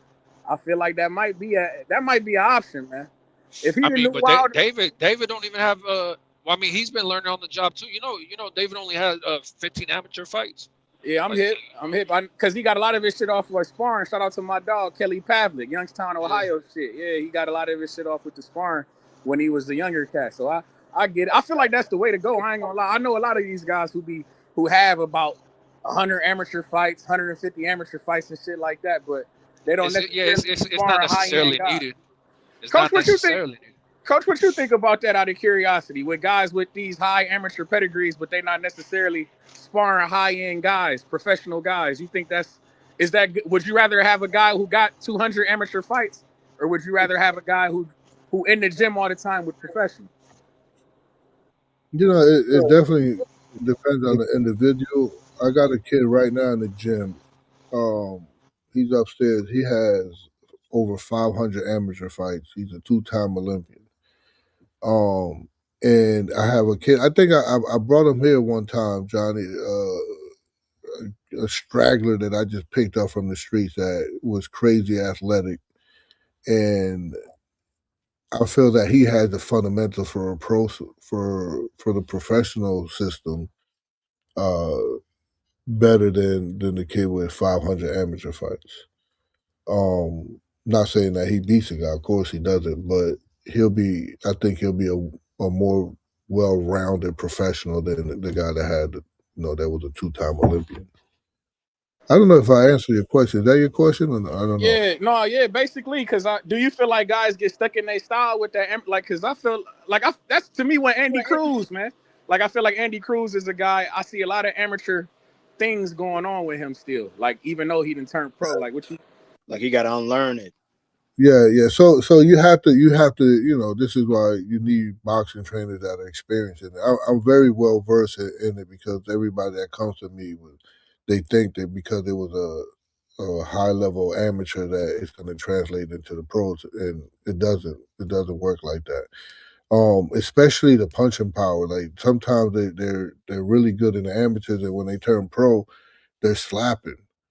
And sometimes they get like, that's why those guys in England, those Mexicans be going out there and having success because they try to put some hurt on you and the other people are just sitting there slapping. So yeah, you have to and the kid that was on here today, I think they made a good move because his father was a trainer, right? What's his name? Razor Ramon. His father was a trainer, and now that he's going pro, my understanding was that they brought in the ER guy. Right, Johnny? Am I right on that? Right? Yes, sir. They brought they brought him in. So now, that right there, the father's he's a good trainer for that because he recognized his limitation because the son said that was his first rodeo too. So now you got a high level prospect that you're gonna go in, and sometimes the ego, like no, I could train, I could do it on my own, and the guy that you're hurting is a fighter. So they bring in the ER guy.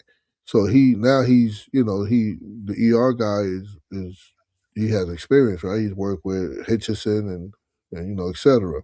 So I think that was a power move on their end to recognize, like, hold up, I don't have it like that. Let me bring somebody in. I see, and shout out to that Razor Ramon kid. I caught that fight too on Pro Box. He looked pretty decent. I like what he got going on. That was his first fight too, wasn't it? Oh, okay. Yeah, man. Yep. Okay, that's good to see him from the begins. I'm gonna keep an eye on that guy. We're gonna see what he got going on. That's what's up. But yeah, man, with these, that's why I feel like that guy Andy Cruz is cruising for a bruising with my guy Albert Bill when the fight ever gets made. You understand? Because of that amateur shit we got. We wasn't necessarily an amateur standout here in Toledo, but my guy has been fighting for a long time. Got professional experience. Been in there. But that doesn't mean nothing at all. Like a guy, like you had to be careful with those guys that just turned pro. You still have to be careful of what level they are. There's some guys that you can fast track them.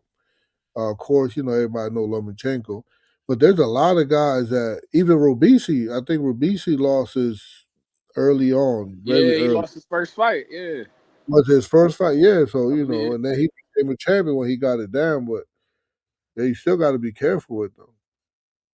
See, I ain't gonna lie. That shout out, and since we talking about that Daniel Dubois card and shit, they got that guy Jalilov on there, Bahadur Jalilov on. That motherfucker, he's a strange guy though. He be fighting. He be that motherfucker.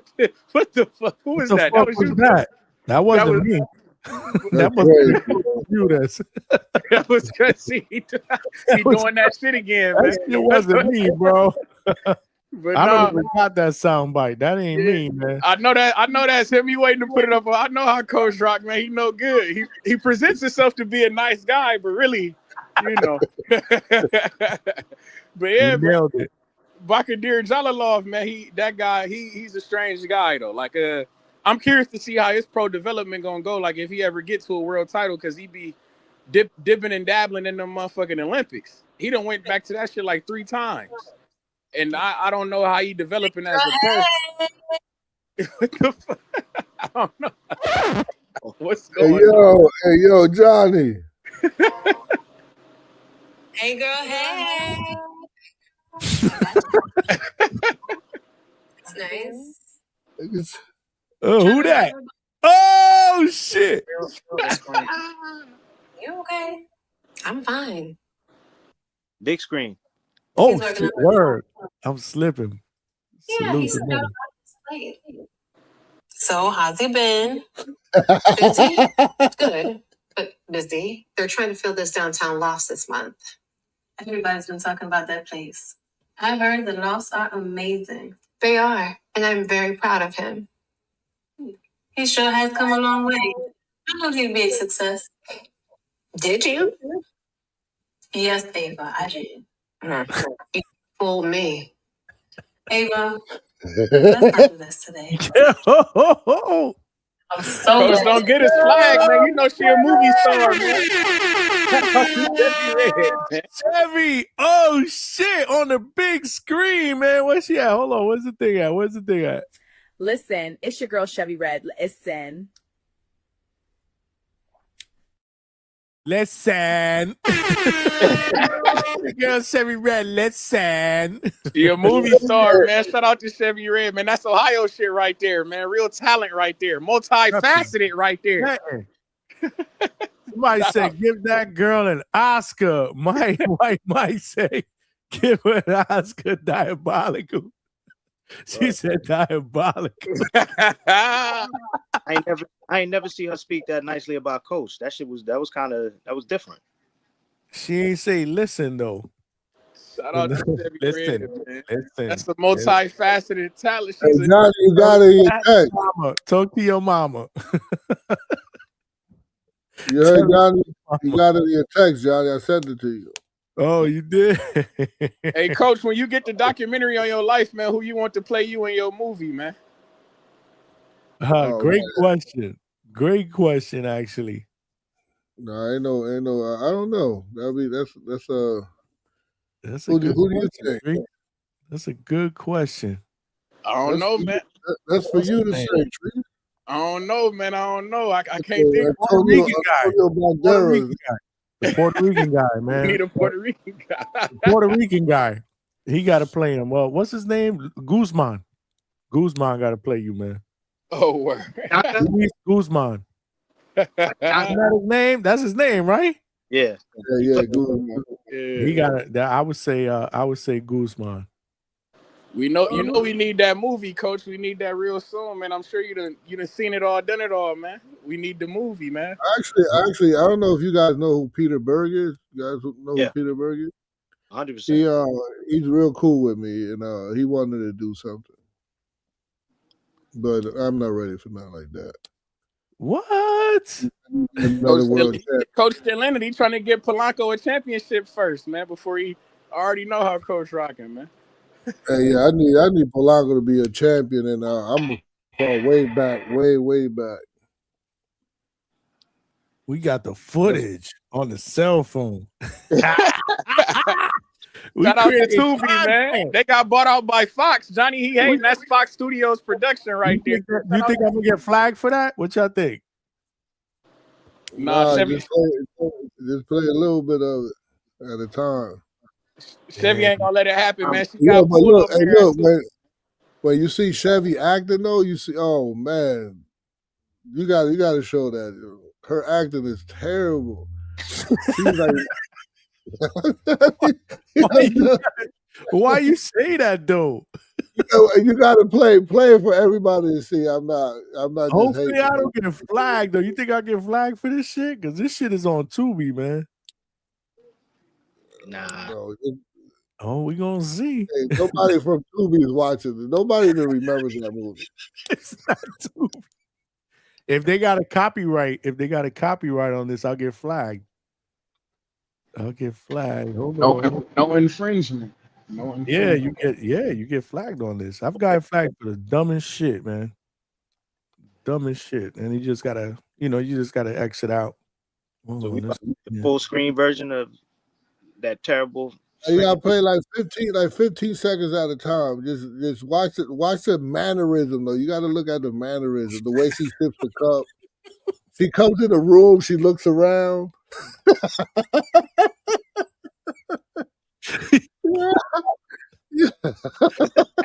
You ain't right, man. Oh shit. Where the fuck is this at? Hold on. Smash the like button, y'all. The interesting thing is, like, all of them was terrible. It wasn't just her. The whole cast was terrible. Did you watch the movie though? Come on, Like the John. whole You can't sit through that. I'm just saying. I'm just asking if you watched it. Hold on. Let me share my screen. Damn. Hopefully we don't get flagged, but fuck it.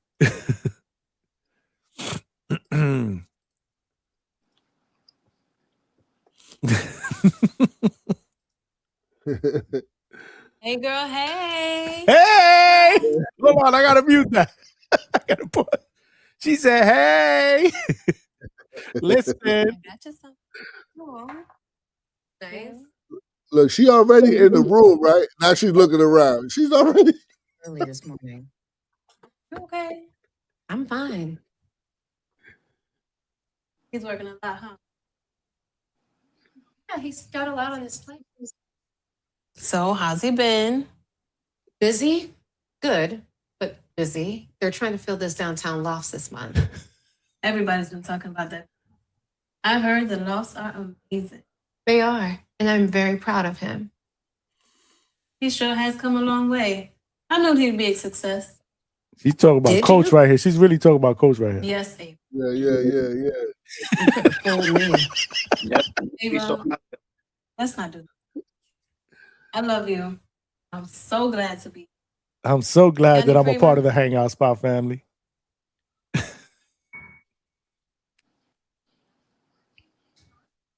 Yeah. Hold on, she drinking coffee?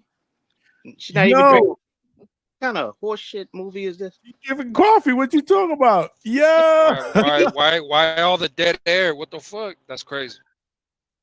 Yo. Lifetime. Yo, salute to Chevy, man. I'm proud of her, man. Why y'all crapping on her, man? That's a lifetime classic right there, man. Yo, man. Polo Buck with the $2 said coach was studying film. Yeah, because he broke that shit down and everything, man, before he even sent it over. What's the name of the film? She put the name in here. Hold on. Let's find it again. Turned out the lights. What's the name of it? Yes. Who turned out the lights? All right. No, something. Now something darkness. Chevy. Yeah. She said I had I think in the darkness. Chevy was drinking that. What was that? That was coffee with What happens in the dark? What happens in the dark? That's what it's called. Yeah, greasy. Hey, what was my man you had up here yesterday who said that he be doing the films and shit, the film podcast? We needed him up here, man. What you mean? Oh, boxing gyms? No. You had the cat who was up here on the podcast yesterday. Mike Light. Mike Light. What is it? Mike Light. Yeah, man. Mike Lights, man. Yeah, we need him up here, man. He said he'd do the film podcast, man. That's what he need to start with, man. The Chevy right. We need a review. We need a review, man. He need to review the movie, man. Yeah. Chevy Red got the airtime. Chevy, hopefully we don't get a copyright, man. Let your people know. Yeah. Down with DHS, man. We're trying to give y'all promo. All promotion is good promotion. When was that though? When was that movie? I don't think it was that long ago. It looks fairly the same. Chevy looks fairly the same, and it's not like you could say it was like 15 years ago or something like that. Yeah. Chevy, when did that happen? What year? Yeah, when did you make that mistake? I would say the past 5 years. That's my guess. When did you make that mistake to think that you can act? Tell us. Wow. No, that's wild. Chill out. You don't give a E for effort. See, that's why I should be going in on you. You don't give a E for effort. That shit, I thought it was all right. Coach is probably like, "Fuck you talking about, man? That shit was terrible." 2 years ago. See, I knew it wasn't that long ago. Couldn't have been that long ago. Pronouncing the S was hard. Everything was. Honey Badger said, "Good shit." I agree, man. Good shit, man. Good shit. See, y'all never been on no fucking movie set. Bunch of haters. Y'all all haters, man. I'm gonna watch it. Might fast forward through her shit, but I'm gonna watch it. She said she got 3 different scenes. Probably cut across the movie, man. What is it about though? Like, at least tell me what it's about. Because that scene didn't really, like, I don't know what that movie's about. I mean, do we really care though? Like, you doing that shit again? See, he's doing it, not me. He's doing it, not me. I'm trying to show love. Hey, shout out to Chevy, man. Chevy said, "I know you ain't talking about nobody pronouncing anything." That's for Coach, man. It's about Treese. It's about Treese messing with a white girl. Is that what it is? Right. Shit, you mean? Shout That out looks to like Treese right there. Look. Shout out to all the snow bunnies, though. I gotta say, man, we in Ohio, man. You know how we rock. You already know, Chevy. Keep doing your thing, man. Keep doing your thing. Treese, them white women got a hold. What you say, money? Them white women got a hold of you or something, Treese? They ain't letting you go. Nah, man. I fuck with who fuck with me, man. Love is love. You gotta love who love you, man. Love is love. Love is love. Jenny. Treese got a Jenny. Nah, man. You funny. She's more like a Jessica. Shout out to her. Chevy was like, "Listen, Chevy Red, listen." No, that's money though. I know you got them out there in Philly, man. I know how you write in Pennsylvania. Once you get outside of Philadelphia, I already know how I get for you, money. See, this is for all of y'all that are hating, bro. This is for all y'all Chevy haters, man. Listen, play with your booty hole, not me.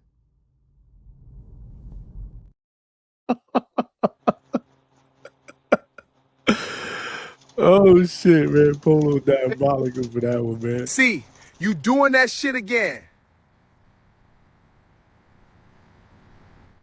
Why Teresa so angry in that fucking that meme? Yeah, Treese, you gotta relax, Treese.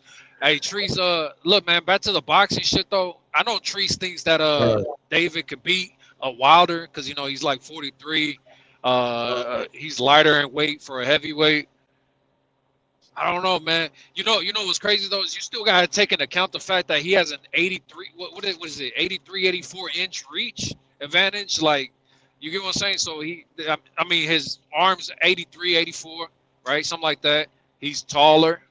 And then people keep throwing out other names like Andy Ruiz. You think he could beat an Andy Ruiz? Because I'm not gonna lie, Andy Ruiz, like you know, it's another chubby guy, but he has like the fastest hands at heavyweight. You get what I'm saying? And what he's only really been down by Joshua, who hit him with a perfect fucking left hook, and Joshua has a 90% knockout ratio. So obviously this dude has a fucking chin. I don't know, man. I think people start Hey jumping the Johnny, gun. This shit crazy. Johnny, on the next show, you got to give us that when we do the characteristics and the traits, you know, the matchups. You got to give us that for David for a couple of guys at heavyweight, man. I'm curious to see how this shit would go, man.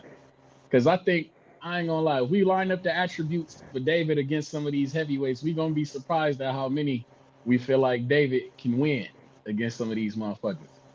I'm just saying, man. I'm just saying. I would like to see that because I'm curious because I think David could beat a couple of them motherfuckers if they're heavy. I am curious to see people's like legit breakdowns of it because the main names I'm hearing at heavyweight is Wilder because everybody knows he's 43. He's been knocked out a couple times. And then they talk about Usyk because obviously Usyk is still a reigning champion. He's still somebody. He's still active. But at the same time, he's about to hit 40. Like there's certain asteroids, right? Asteroids around people's fucking names on why they're like, yeah, David could fight that guy at heavyweight. I don't know. Don't it low key mean that to a degree since we go from Deontay Wilder to Usyk?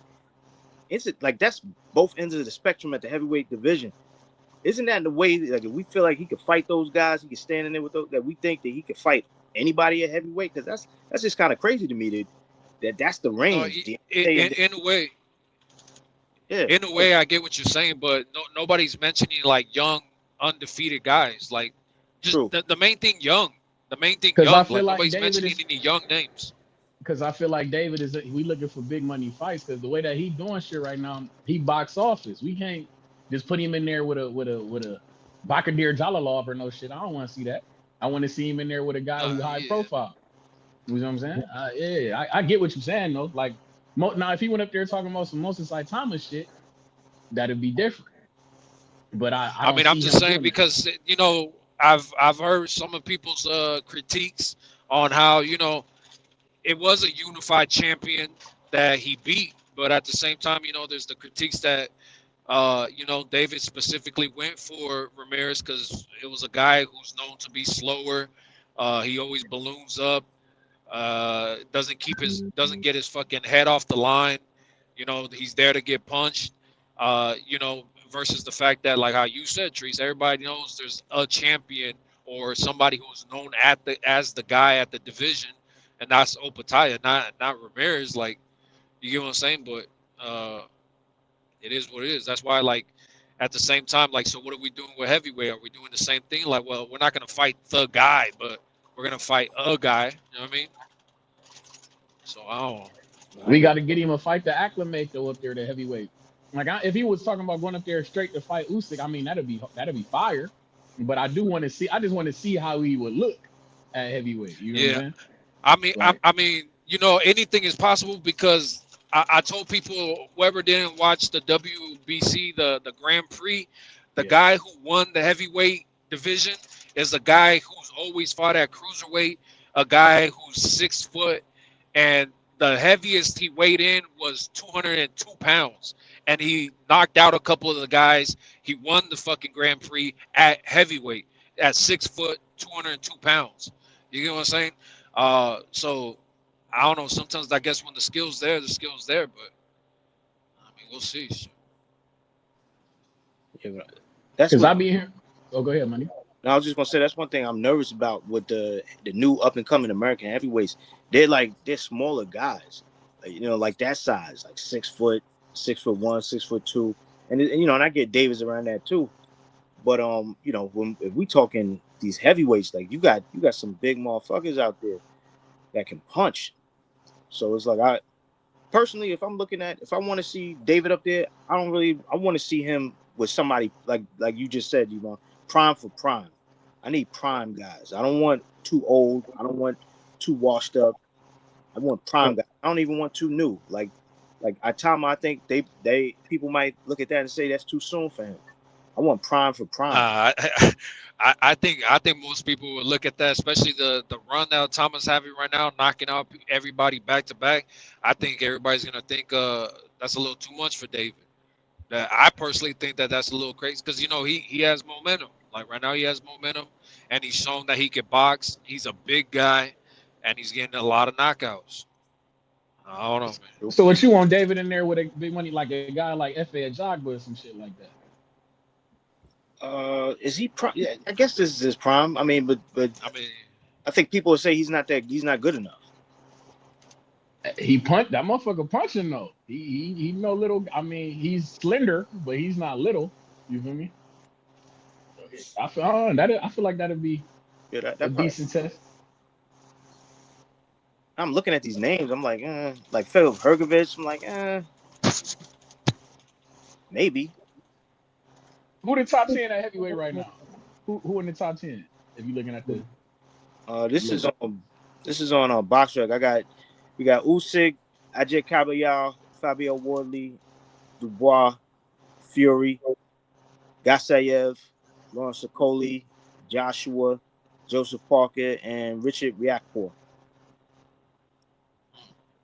And then after that, you got Hergovic, F.A., Moses, Richard Torres, Umar Salamov, and then Bakadir down to 16. See, them guys, seeing that, everybody I heard off that list, I'm thinking like the Richard Riakporhe, he a big guy though. He big, but like I say, he's slender. That's the guy that I think David could fuck around and beat him. That guy can't box. I don't know if you caught him on that Tyson Fury card. Like he not. Yeah, I saw him. He not special. Like that motherfucker not special. Like so I think that we want special. We want somebody that he can possibly lose to. Like we don't want a cherry. That's what I'm saying. But them the guys that you might say is washed up, but them guys are still at the top of it, like because it's heavyweight. At heavyweight, a lot of the older motherfuckers throw him in with a Tama, bro. Throw him in with a Tama. If you really want to fucking test, throw him in with a Tama, with a fucking Caballero, with a fucking Wardley, with a Richard Torres. Shit. Richard Torres would get beat on. I feel like. I think Torres. I mean, bro. I don't know. I think this happens a lot. And don't get me wrong, David could definitely truly show that he's like one of once in a lifetime fucking fighter and be able to handle all of it. But I think this happens a lot when somebody has a huge performance, a great performance, does better than what people expected.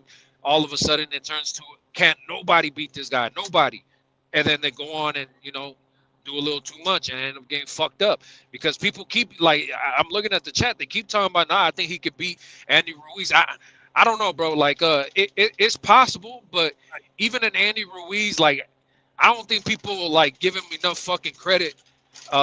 Because in the rematch, obviously he defeated himself by coming in way out of shape for that AJ rematch, got outboxed and all that shit, right?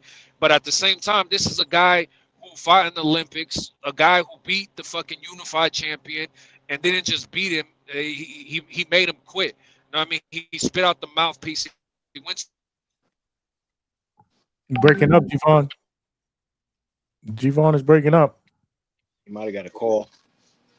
Yeah. Anthony Forbes, my guy with the $5. Yeah! He said people need to stop sleeping on Wilder. I don't know that I feel like I'm sleeping on him so much as I'm thinking from the perspective of how it's going to be received if he does get in there and he does win. You know, people, you know how people are. They real fickle. They don't want to give people no credit. They won't respect any of, you know, the legacy of a Wilder. If David gets in there and does a Zerto number on him, you know what I'm saying? Like they'll just like, yeah, they're not gonna give him no credit, and that's what's whack about it, you know, like. Yeah, but you guys are Tree specifically. You guys know that on that interview. I'm sorry. Go ahead.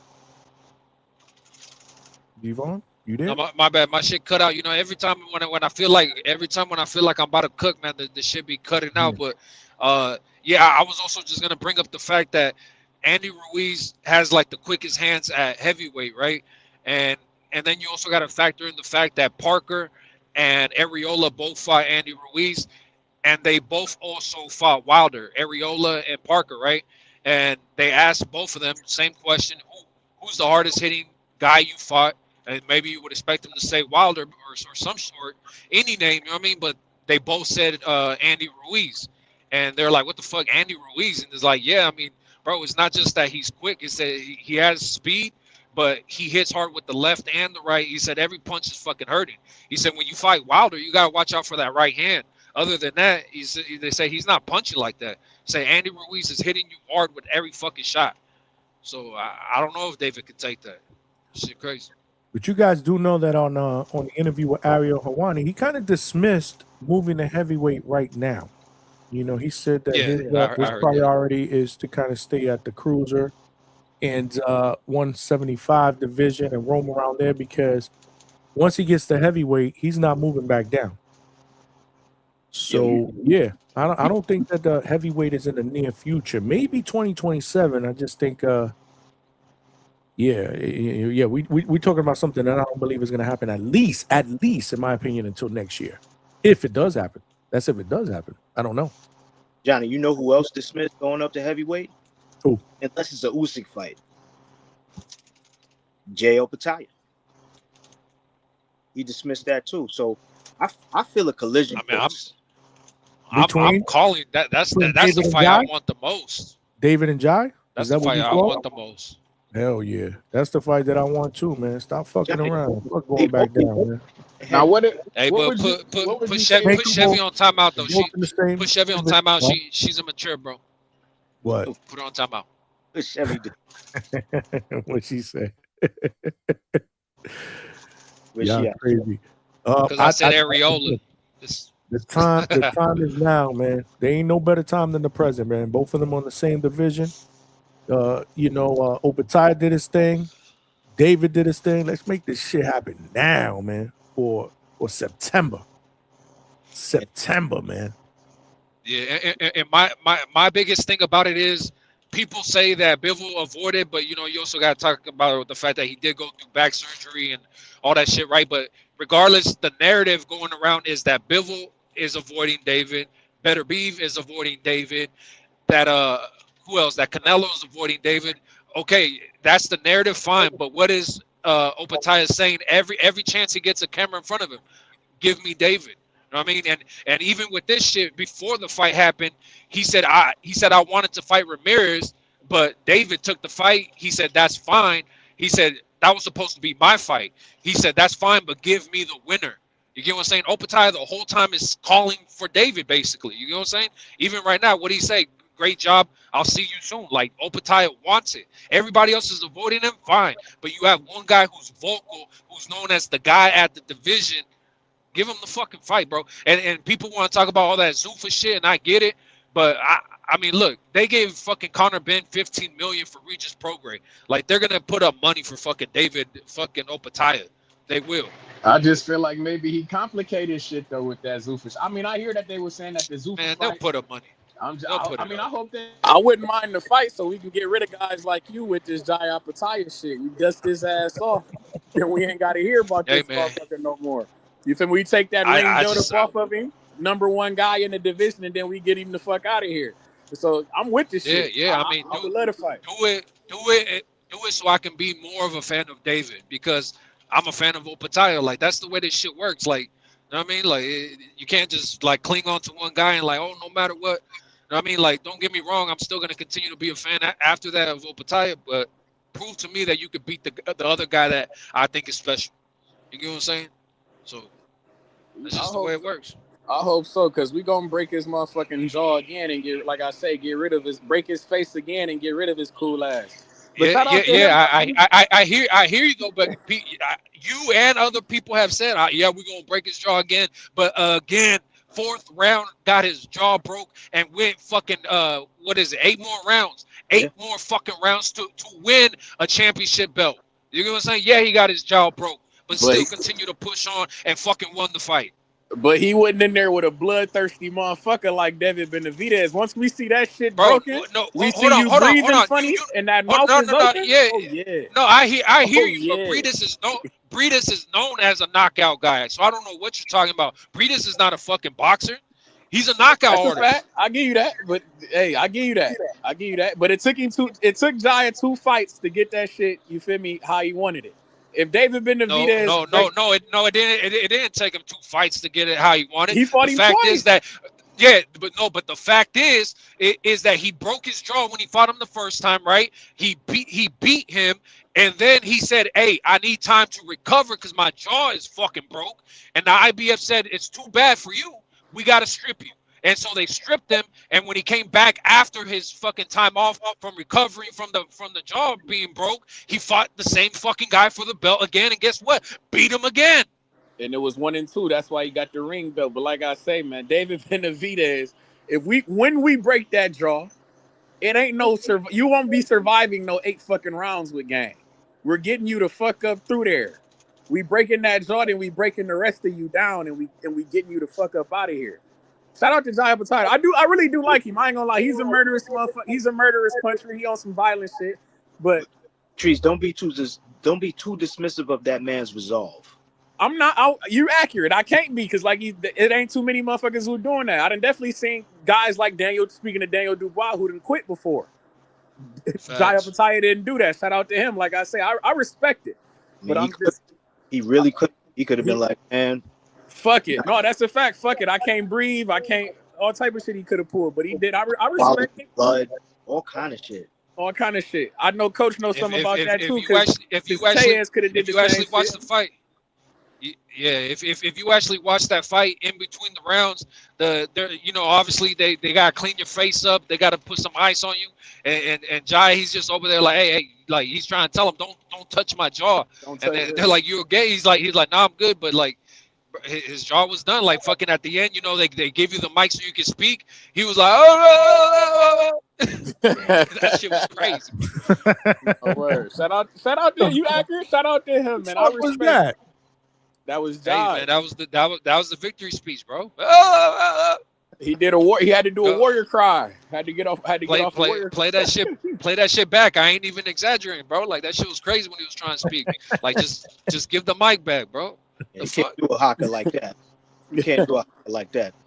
Yo, what the fuck is the chat sending jewels and flowers and all kind of shit? What is going on with that? That's some new shit, John. That's some new shit. Like you build up, like you could buy, like they basically is another way to earn money for a channel. You could spend real money for like fucking airplanes and fucking unicorns and shit. Fucking flowers, and then you can send them. Does that money go to Johnny? I think so. Yeah. On that note, let me get the fuck up out of here. There's no money though. They sending flowers to men and shit. Let me get the fuck up. Shout out to the Midwest Mafia, man. Shout out to David Benavidez, man. And shout out to Abdullah Mason, man. July 4th, Cleveland, Ohio. You feel me? Beat me there. Don't meet me there because I will be in the building. We got to go see that. That's the homecoming for the gang. Shout out Tiger Johnson. Polanco. One day, gang. One day. Shout out to you, Coach. Y'all be cool, man. Trees in the building. What's good, Trees? Salute. Nah, there's no. It's just a bunch of jewels and flowers. I think you get to cash that in. Really? You gotta look into it. I gotta look that up because there's I haven't seen this until now. Somebody figured this out, but somebody just sent Polo Buck sent high five for 100 jewels and 30 cent flour for 30 jewels. I have no idea what the fuck this is. It's like if you go to a strip club with funny money. Like you go in there, you take the funny Bro, money. this shit jumping on the screen, bro. It's a cat. There was a cat on a mixer, like a DJ. Yeah, somebody sent one earlier when you was doing the interview. It was like a fucking thing go to some shit. I didn't see that. Trini Brown just sent something that says turn it up. And I just hit the love, but I don't know what happens after that. It just disappears. It's some weird girl shit, man. I don't know. This is probably very, very similar to shit that they do probably on Omega, like TikTok and shit. TikTok. Yeah, that's something like some TikTok live or something, which I have no idea what the fuck that is because I don't do TikTok. Yeah, live. I don't do TikTok, but I remember that one shit that went viral. Remember the ice cream? Yeah. What the fuck? Some shit like what the fuck? If you guys know what I'm talking about, like they kept sending her like ice cream and whatever little emojis and whatever she reacted to. So I don't know what this means or how I keep track of them. Obviously, after the show, I'll have to figure this out. But man, there's a lot of shit going on. So sent gold coin for 10 jewels. Yeah, man, you gotta look into that shit. But don't shit on it though, because motherfuckers. You know, I mean, if that's another outlet, to make a few bucks, absolutely, that's what we here. We working, absolutely. I love doing this, but we working. But this is weird. I don't understand it. So I'll figure it out. I got homework. So I definitely got homework. Coach, Coach is funny. You've been busy, Coach. You've been busy pulling up clips. That definitely has me flustered, Polo Buck, because I have no idea what the fuck is going on here. All I see is jewels, flowers, this, that. I'm like, oh, whoa, weird. But I don't see. What you got to say is thank you. Thank you. Yeah, absolutely. Absolutely. Thank you, man. Keep sending them. I have no idea what the hell is going on, but keep sending them, I guess. But it doesn't count as super chats, though. Nah, it's not. That's different. Yeah, it's different. It's different. Okay, that's what's up. I did see something like real quick, but I didn't really dig into it. But yeah, I'll do my research. We'll figure it out. Where we at? Damn, we just hit 5 hours. 5 hours and a minute. So we about to wrap up, man, because we got another show tonight. And I gotta get to bed. And I gotta pack because I leave tomorrow. Where you going? I'm working, so I'm going to the Atlanta show. I got a kid that's gonna fight out there. I didn't train him. He just he needs me in the corner. So we're gonna try to pull the upset, see what happens. That's what's up. Okay. So you leaving tomorrow? Yeah. Should be in a hotel. It's a quick flight, 2-hour flight in Atlanta. Are you gonna be able to jump on Thursday? Because people are asking me if you're gonna do your picks. Hey, yo, well, people be asking me to jump on when you got interviewed, and what people are that? No, ain't nobody text me though during that interview to say put you on. That's the crazy part. 9 people that be on here. Ain't nobody text me at all. Yeah. That you needed me on that interview. I would have put a little more pressure on the young boy. Good in a good way though. In a good way. You too.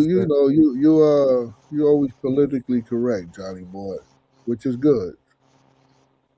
Hey, listen, we're gonna get Johnny to get this the full-time job one day, man. But before I get out of here, your lips are God's ears. I would love to be able to do this shit every day. I love this shit, man. It's just, man. I gotta be honest though. Like, I gotta get up in the morning, tired. I'm like, fuck. I was like, tonight I'm not doing 5 hours. I'm not doing 6 hours. And look, we end up doing 5 or 6 hours. I'll be tired as fuck, man. I ain't gonna lie. And that's why I try to be focused too on what I'm doing with these because I'll be on calls and teams meetings, and sometimes I'll be forgetting shit now. So that's why sometimes I stay away from my phone. I don't answer text. I gotta be locked in, bro, because that's my day job right now. Fortunately, I still need that day job, man. Hey man, well hopefully you can make this a full-time thing, Johnny. Thank you for having me Hopefully. on. And look, to the people, don't forget that history, the environment, and your mind is being controlled by a select few. Don't ever forget Jesus Christ is King. And thank you for having me on. I'm out. Salute to you, G-Von, man. Yeah, man. G-Von always come up with the energy, man. Salute. Salute, man. Yeah, G-Von, my guy, man. Sometimes he give me a headache, but it's cool. It's good, and people like it, man, and people love him on. Like I said, he's very, very passionate. He's just loud. I just never seen somebody that could go from 0 to 100 like real quick, bro. Like at the drop of a dime. Yeah, man. Yeah, like it's just crazy how he does that. One of my day ones is like that, bro. So I'm used to it. G-Von, my dude, man. Salute, man. Salute. Yeah, he does bring that energy, Cam. Salute to Alberto in the chat. Canvas Kings, I see you, man. Salute. I'm not sure. I'm not sure what's going on Saturday yet. I'll keep y'all posted because right now they're projecting rain on Saturday. So if we get rain, we ain't going nowhere, and we're gonna go live, man. But if it doesn't rain, then we got to do something with the ladies. So I'll keep y'all posted. Remember, we got shows tonight and on Thursday, so there's plenty of time in between then to figure out what we're gonna do on the weekend. I will tell you though, Sunday night we will be live 8 p.m. as normal, and then we're gonna do the live fight chat at 9 p.m. Coach, are you where you gonna be at Sunday? You're not gonna be able to jump on the live fight chat for Zufa? Yeah, I'll be traveling back. What time? But remember, it's only like an hour. It's like a 2-hour flight. It's from here to Atlanta. It's not too far. So the Zufa cards, the main card. I believe the preliminary card probably starts. I'm gonna say about 5, if I'm not mistaken. Big Money. Something like that, 5, 6. 5:30, something around that time. But then the main card, which is the three fights that I did put in the poll. And let me tell you something, bro. Look at this, man. You got over close to 100 votes. Mosley and Bohachuk is in the lead, man. It took the lead at 41%. Hammerhands and Perella, which is every time I think about this fight or I talk about this fight, I think about Coach Bermudez because I have a funny feeling that's going to be your upset. Yeah. Perella smacked that boy up. He went away to camp. He ain't never go away to camp. He went away for 3 months. Damn. He been training with people that show him decent people that understands boxing, and they've been giving him one-on-one. They brought in sparring for him. Oh man, he crossed the T's, dotted the I's, and he ready, man. He ready. And I think Hammerhands is a little limited. I think he's a little limited at 147. I think he's ready. They don't have a 140, so he had to choose 147. He's small for the weight. This kid is a skinny kid, but he's strong and nah, he ain't that strong. I ain't gonna lie, but he's pretty tall. He's tall. He got a good jab, and when we saw Hammerhand last, we saw him going corner to corner, rope to rope. The dude was putting live pressure on him. He got the victory, but that dude Sandoval was putting the pressure on him. So now he's gonna have to come forward. And I remember him coming forward with he couldn't really come forward against the Puerto Rican brother. What was his name? Pedraza. Pedraza. Yeah. Pedraza put the mittens on him, and I think this kid, if he comes, he comes to fight, he'll do good. Mm. I tried to get him on the show, so I called his father. And his father told me all about it. He was locked in. Told me how the training was going. He ain't talking to nobody. He put the phone away. I was like, oh man. And all you need, Hammerhand still could fucking probably knock him out too, but you don't, all you need is Hammer's not, he's okay. You retired with Pedraza. Shit. Yeah. Pedraza put the minutes on. I was there. Who was the main event of that show? Big Money. I'll tell you right now. Against Pedraza? Yeah, that was a Nakatili. That was Nakatili and Shakur. Okay, so I had did Jared Anderson fight that day? Okay, now the thing had to get right in my way. Just when I'm looking. So Jahai was on that one. Troy Isley was on that one. Xander was on that one. I was there for a reason. No, he wasn't there. So it was the undercard was Pedraza and Hammer Hands. Below that was John Baza Fernandez, Christian Bowser. The Puerto Rican kid, Bowser? Yeah, Bowser and Christian Edwards.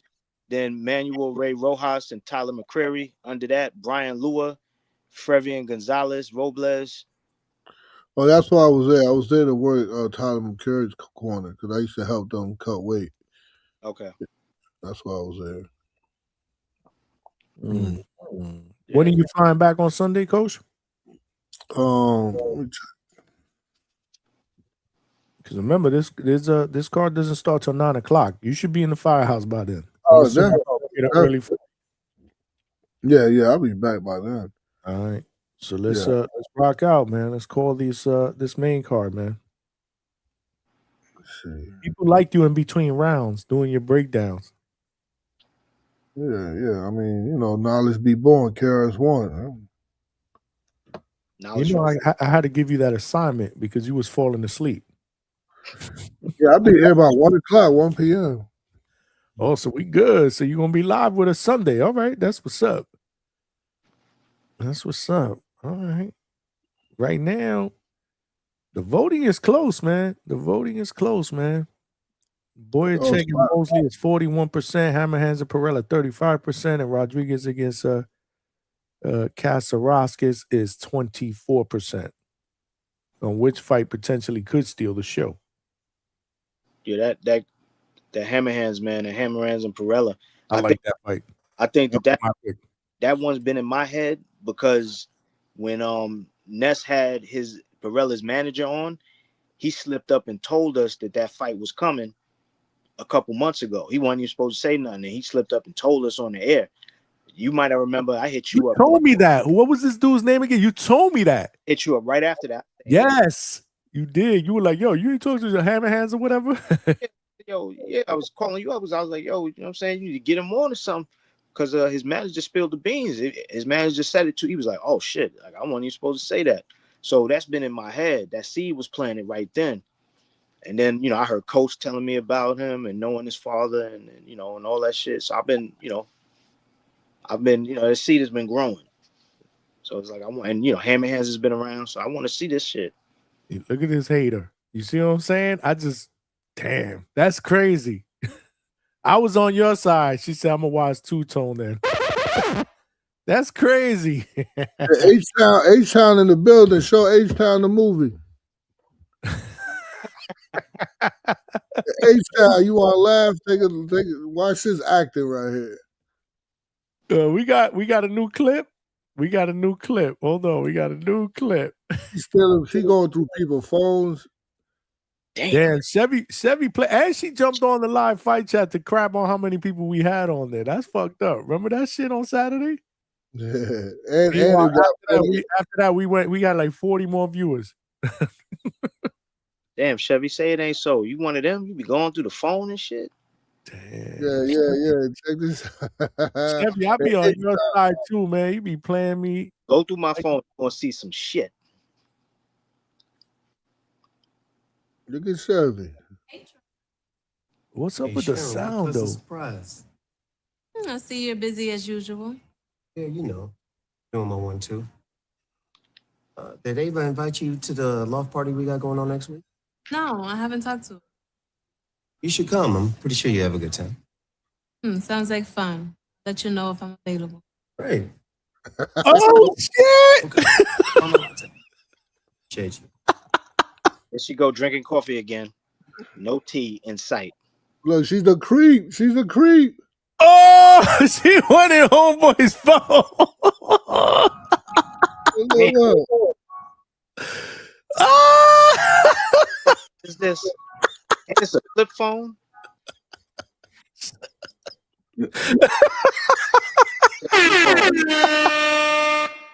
Diabolical, bro.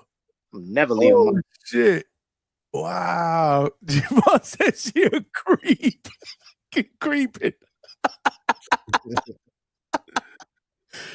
Toxic shit, bro. Casual Jerry said, yo, I'm weak. Oh, that's what it was, Chevy. I was about to say, what's going on? She said he cheating on my best friend. Oh, so you okay? That's what you're doing. That's what you're doing. Because when they And get then she stitched them out too. She stitched them out. What? There's another clip. Yeah. Oh shit! Javon said, "What kind of phone is that?" I don't know. That shit was like a fucking flip phone. Hold on. We got more footage, y'all. Damn, I hope I don't get clipped for this, man.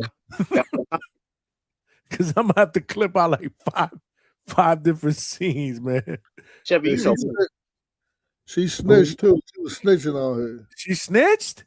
Yeah. Oh, that's terrible. You sent me that clip? Yeah. Okay, I got it. Yeah, I do got it. You're right. Hold Chevy, on. if they get back together, they're gonna stop talking to you. Stay out of We got the footage. Can y'all smash the like button, please, man? We need about 12, 13 more likes to get to 100. She look like she's ready to step Well, hey, Hey, girl. so there's something I want to talk to you. What is it? I ran into Trevor earlier. He forgot this. She took it out of Chevy's red bag. His phone. He left it at the coffee shop. Snitching. Not his fault. I don't know. I think you need to have a serious talk. Spend writing so much. The sound is bad though. It's actually probably better like this. Yeah, you're probably right. Look at her. She don't even care. She just touched her shoulder real quick. You're not alone. You don't have to do this. Careful. No. I hate him. Oh, how about this? Get that party at the loft tonight. We get some pad thai. Get a movie. What she said? Peptides? She said peptides. Okay, well, I'm gonna go get something. Need anything else? I'm fine. Polo brother, you're not alone. A 2-pack of ass. She come off like a nice girl. Did she say get them peptides? She fucking said get them peptides. That shit is a 2-pack of ass. For the record, she said pad thai, but it's funny.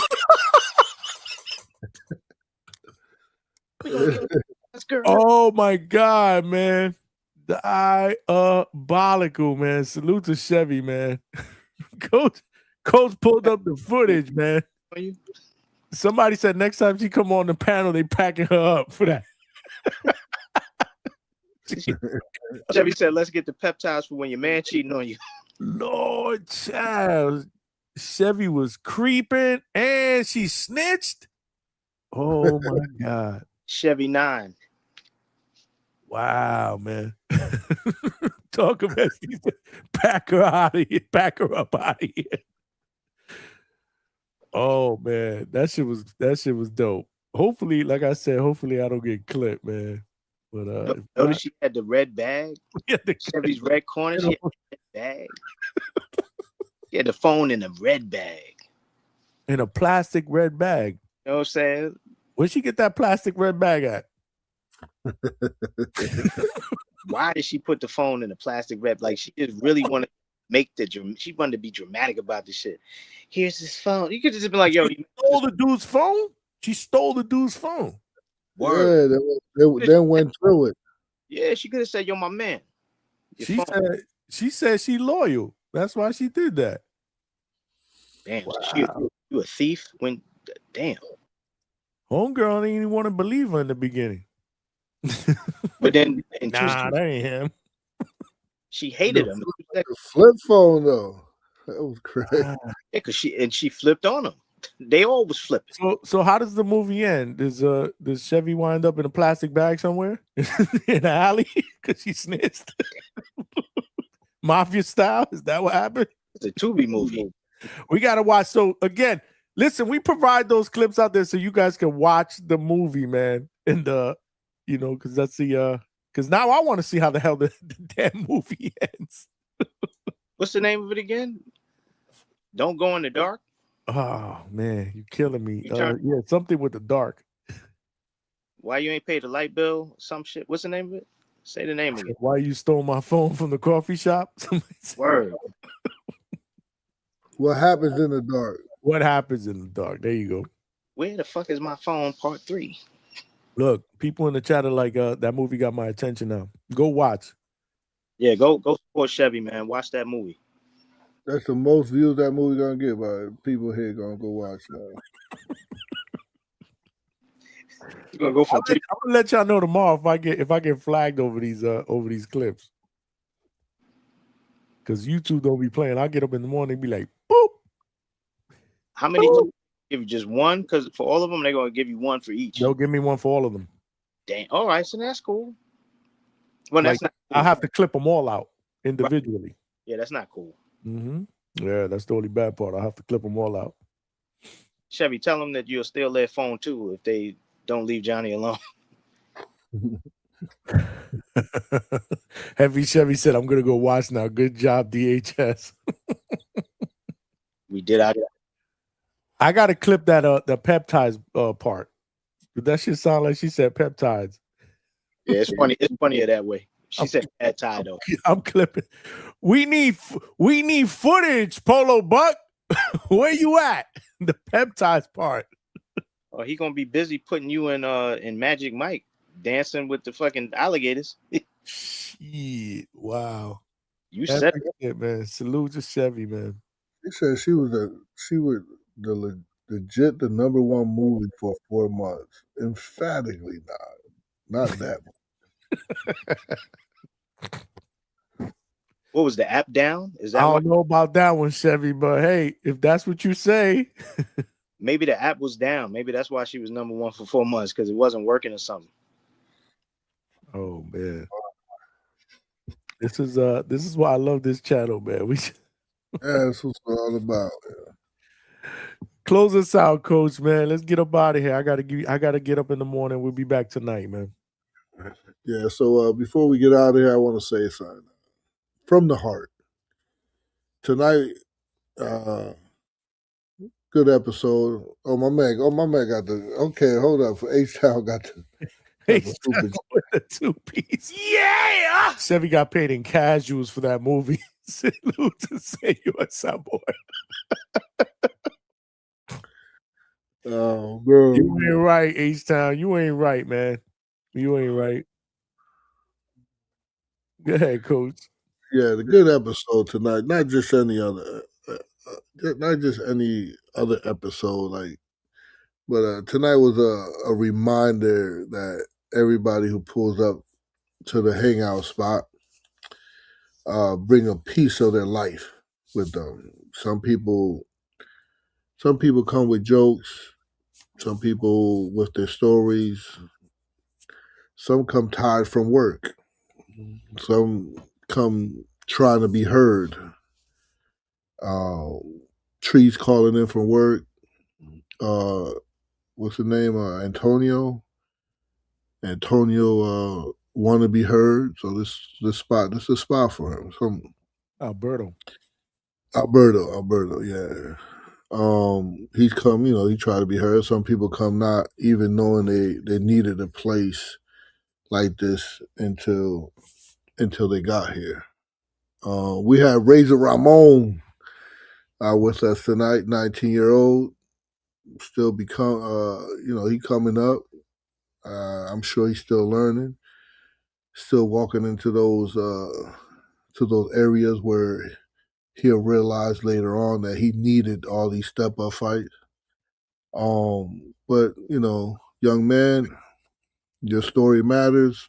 Make sure you tell it. Come out here as often as you can. Don't let this world rush you into being something that you're not. My man Trice, what's good with it? We had Trice calling from work, stealing, third shift and all that. And we joked about it, him stealing money.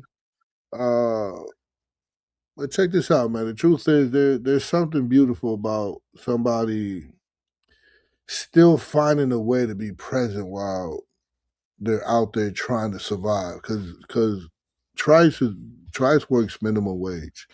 So, he's definitely, he need the money. He need to be working. So, and he still find a way to call in. And that's beautiful because a lot of people, are tired. A lot of people are working when the world is sleeping. A lot of people are carrying dreams in one hand and responsibilities in another.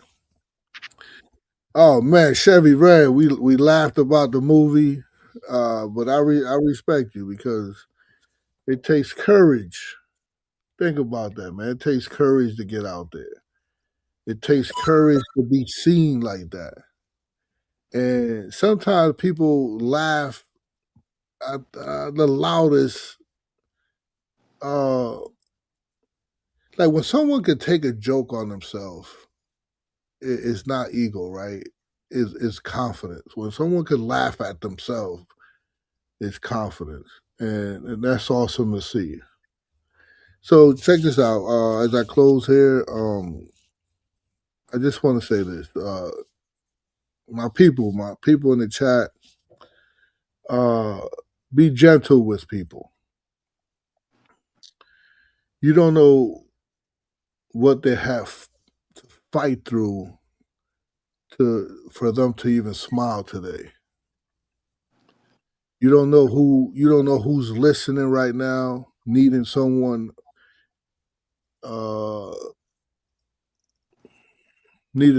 to a shoulder to cry on, right? You don't know who needed the laugh that they got today, who needed to come out here to converse, or who's in the chat conversing, who needed to call in. The reminder that they're not alone. So that's what the hangout spot is. It's more than just podcasting. I think late at night. It's a place where we come for a laugh. Where like the young kid have a voice on here. I think that the people that don't have a life anywhere else could come on here and be heard, right? So they come out here to be heard, so people can feel like they matter. So to everybody out there working late, everybody out there healing quietly, everybody out there who's chasing something, who's grieving something, or just trying to make it to tomorrow. Keep going. Your story ain't over. Your pain ain't pointless. The struggle ain't invisible. And one day, the same life that tried to break you might become the testimony that saved somebody else's. This the hangout spot. We love y'all. We appreciate y'all. And until next time, don't just survive the night. Make it home. Peace. All right, man. Peace. Salute and travel safe, coach. Appreciate it. Let's get it, man. Coach drops the mic, baby.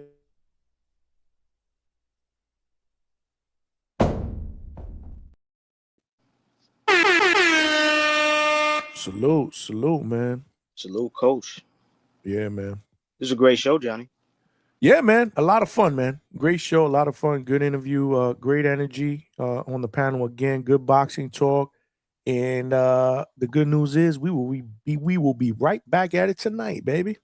Right like back. we never left, baby. Like we never left. We building, man. We building something really, really special, man.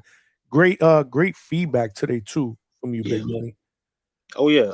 I really enjoyed the feedback, the advice. I take it all in, man. You know, we are, you know, we trying to do something special here, and there's no way that I'm gonna be able to do this alone, man.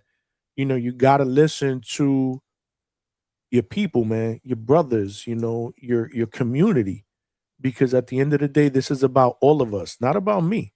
This is about all of us, you know, and I don't you know, I don't bullshit when I say we are trying to build something special, because there ain't no me without we, you know. So I just want to thank you for always contributing, giving me that feedback. I want to thank everybody in the chat. You know, again, you know, you guys are the lifeline of what we're doing here at DHS. You know, I don't say that you know, sparingly. I try to do something different today because I do want to show my people more love. Versatility, Johnny. Versatility, absolutely, man. You can't be afraid in life to go outside of your comfort zone. You know, it's very, very easy to do things in your comfort zone, but in order to be great and to be diverse and continue to get better at your craft, you got to be willing to do things outside of your comfort zone. And I'm not afraid to do that. So yeah, man, I just want to thank you, and I want to thank everybody in the chat, you know, that's always providing that feedback. Keep it coming, man. Keep it coming. That's a bar, y'all. That is a bar, man. You know, every now and then I shock everybody. But tonight we back at it, man. Salute, Big Money. Yeah, man. I want to say I appreciate the time. Thank you for letting me up. Look, man, this is great. It was a great night. I know we like you said, it be growing. Everything's moving in a positive motion. I know we was joking about Chevy and the movie and all that, but yo, shout out to Chevy. That shit is dope. That shit was dope. And you know, she let us, and she also let y'all know, man, she got $1,000 per scene. So She's working. Yeah, That's man. work. I have. That's a nice look, even if it's a first look. So shout out to Chevy 3000. You know what I'm saying? Absolutely, man. And you know, you know what I normally would say? Johnny, you don't got bars like that.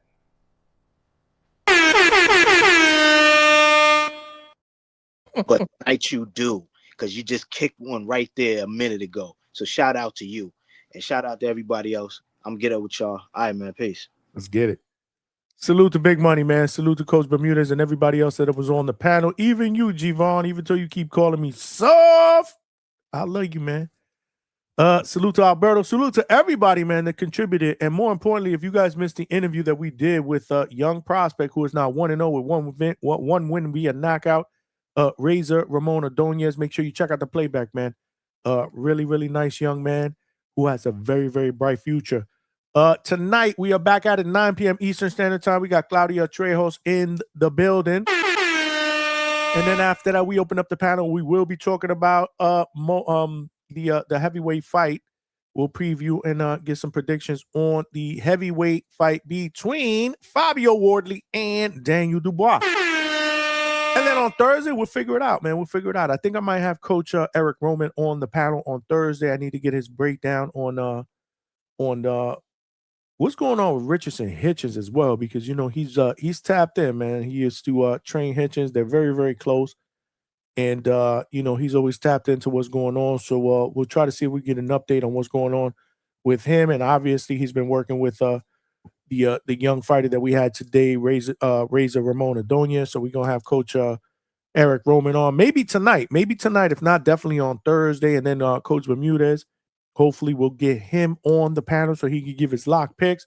And then this weekend, live fight chat for the Zufa card. Not sure about Saturday yet. Again, it depends on the weather, because y'all know the deal. Friday, that's off limits. I'm going out with Mrs. DHS. Usually Saturday we do the same thing unless we got a live fight chat on a big fight card. But yeah, if the weather's bad, we'll rock out Saturday, man. You know the deal. We're not afraid to put in that work. And I love all of y'all, man. Like I said, I think this was a great show. You know, this is what we do. We aim to make the next one even better. So with that being said, I just want to give all of y'all a shout out. Much love, man. Y'all know the deal, man. This is your boy, Johnny, signing out from the Hangout Spot Live. I'll see y'all tonight, 9 p.m. Eastern Standard Time. Make sure y'all tap in. Tell a friend to tell a friend. Subscribe to the channel and smash the like button. We need 7 more likes. We could do that. We could do that right now. We could do that. 7 more likes, man. If you didn't hit the like button, hit the like button and subscribe to the channel. Love y'all, man. Let's get it until the next one. Peace.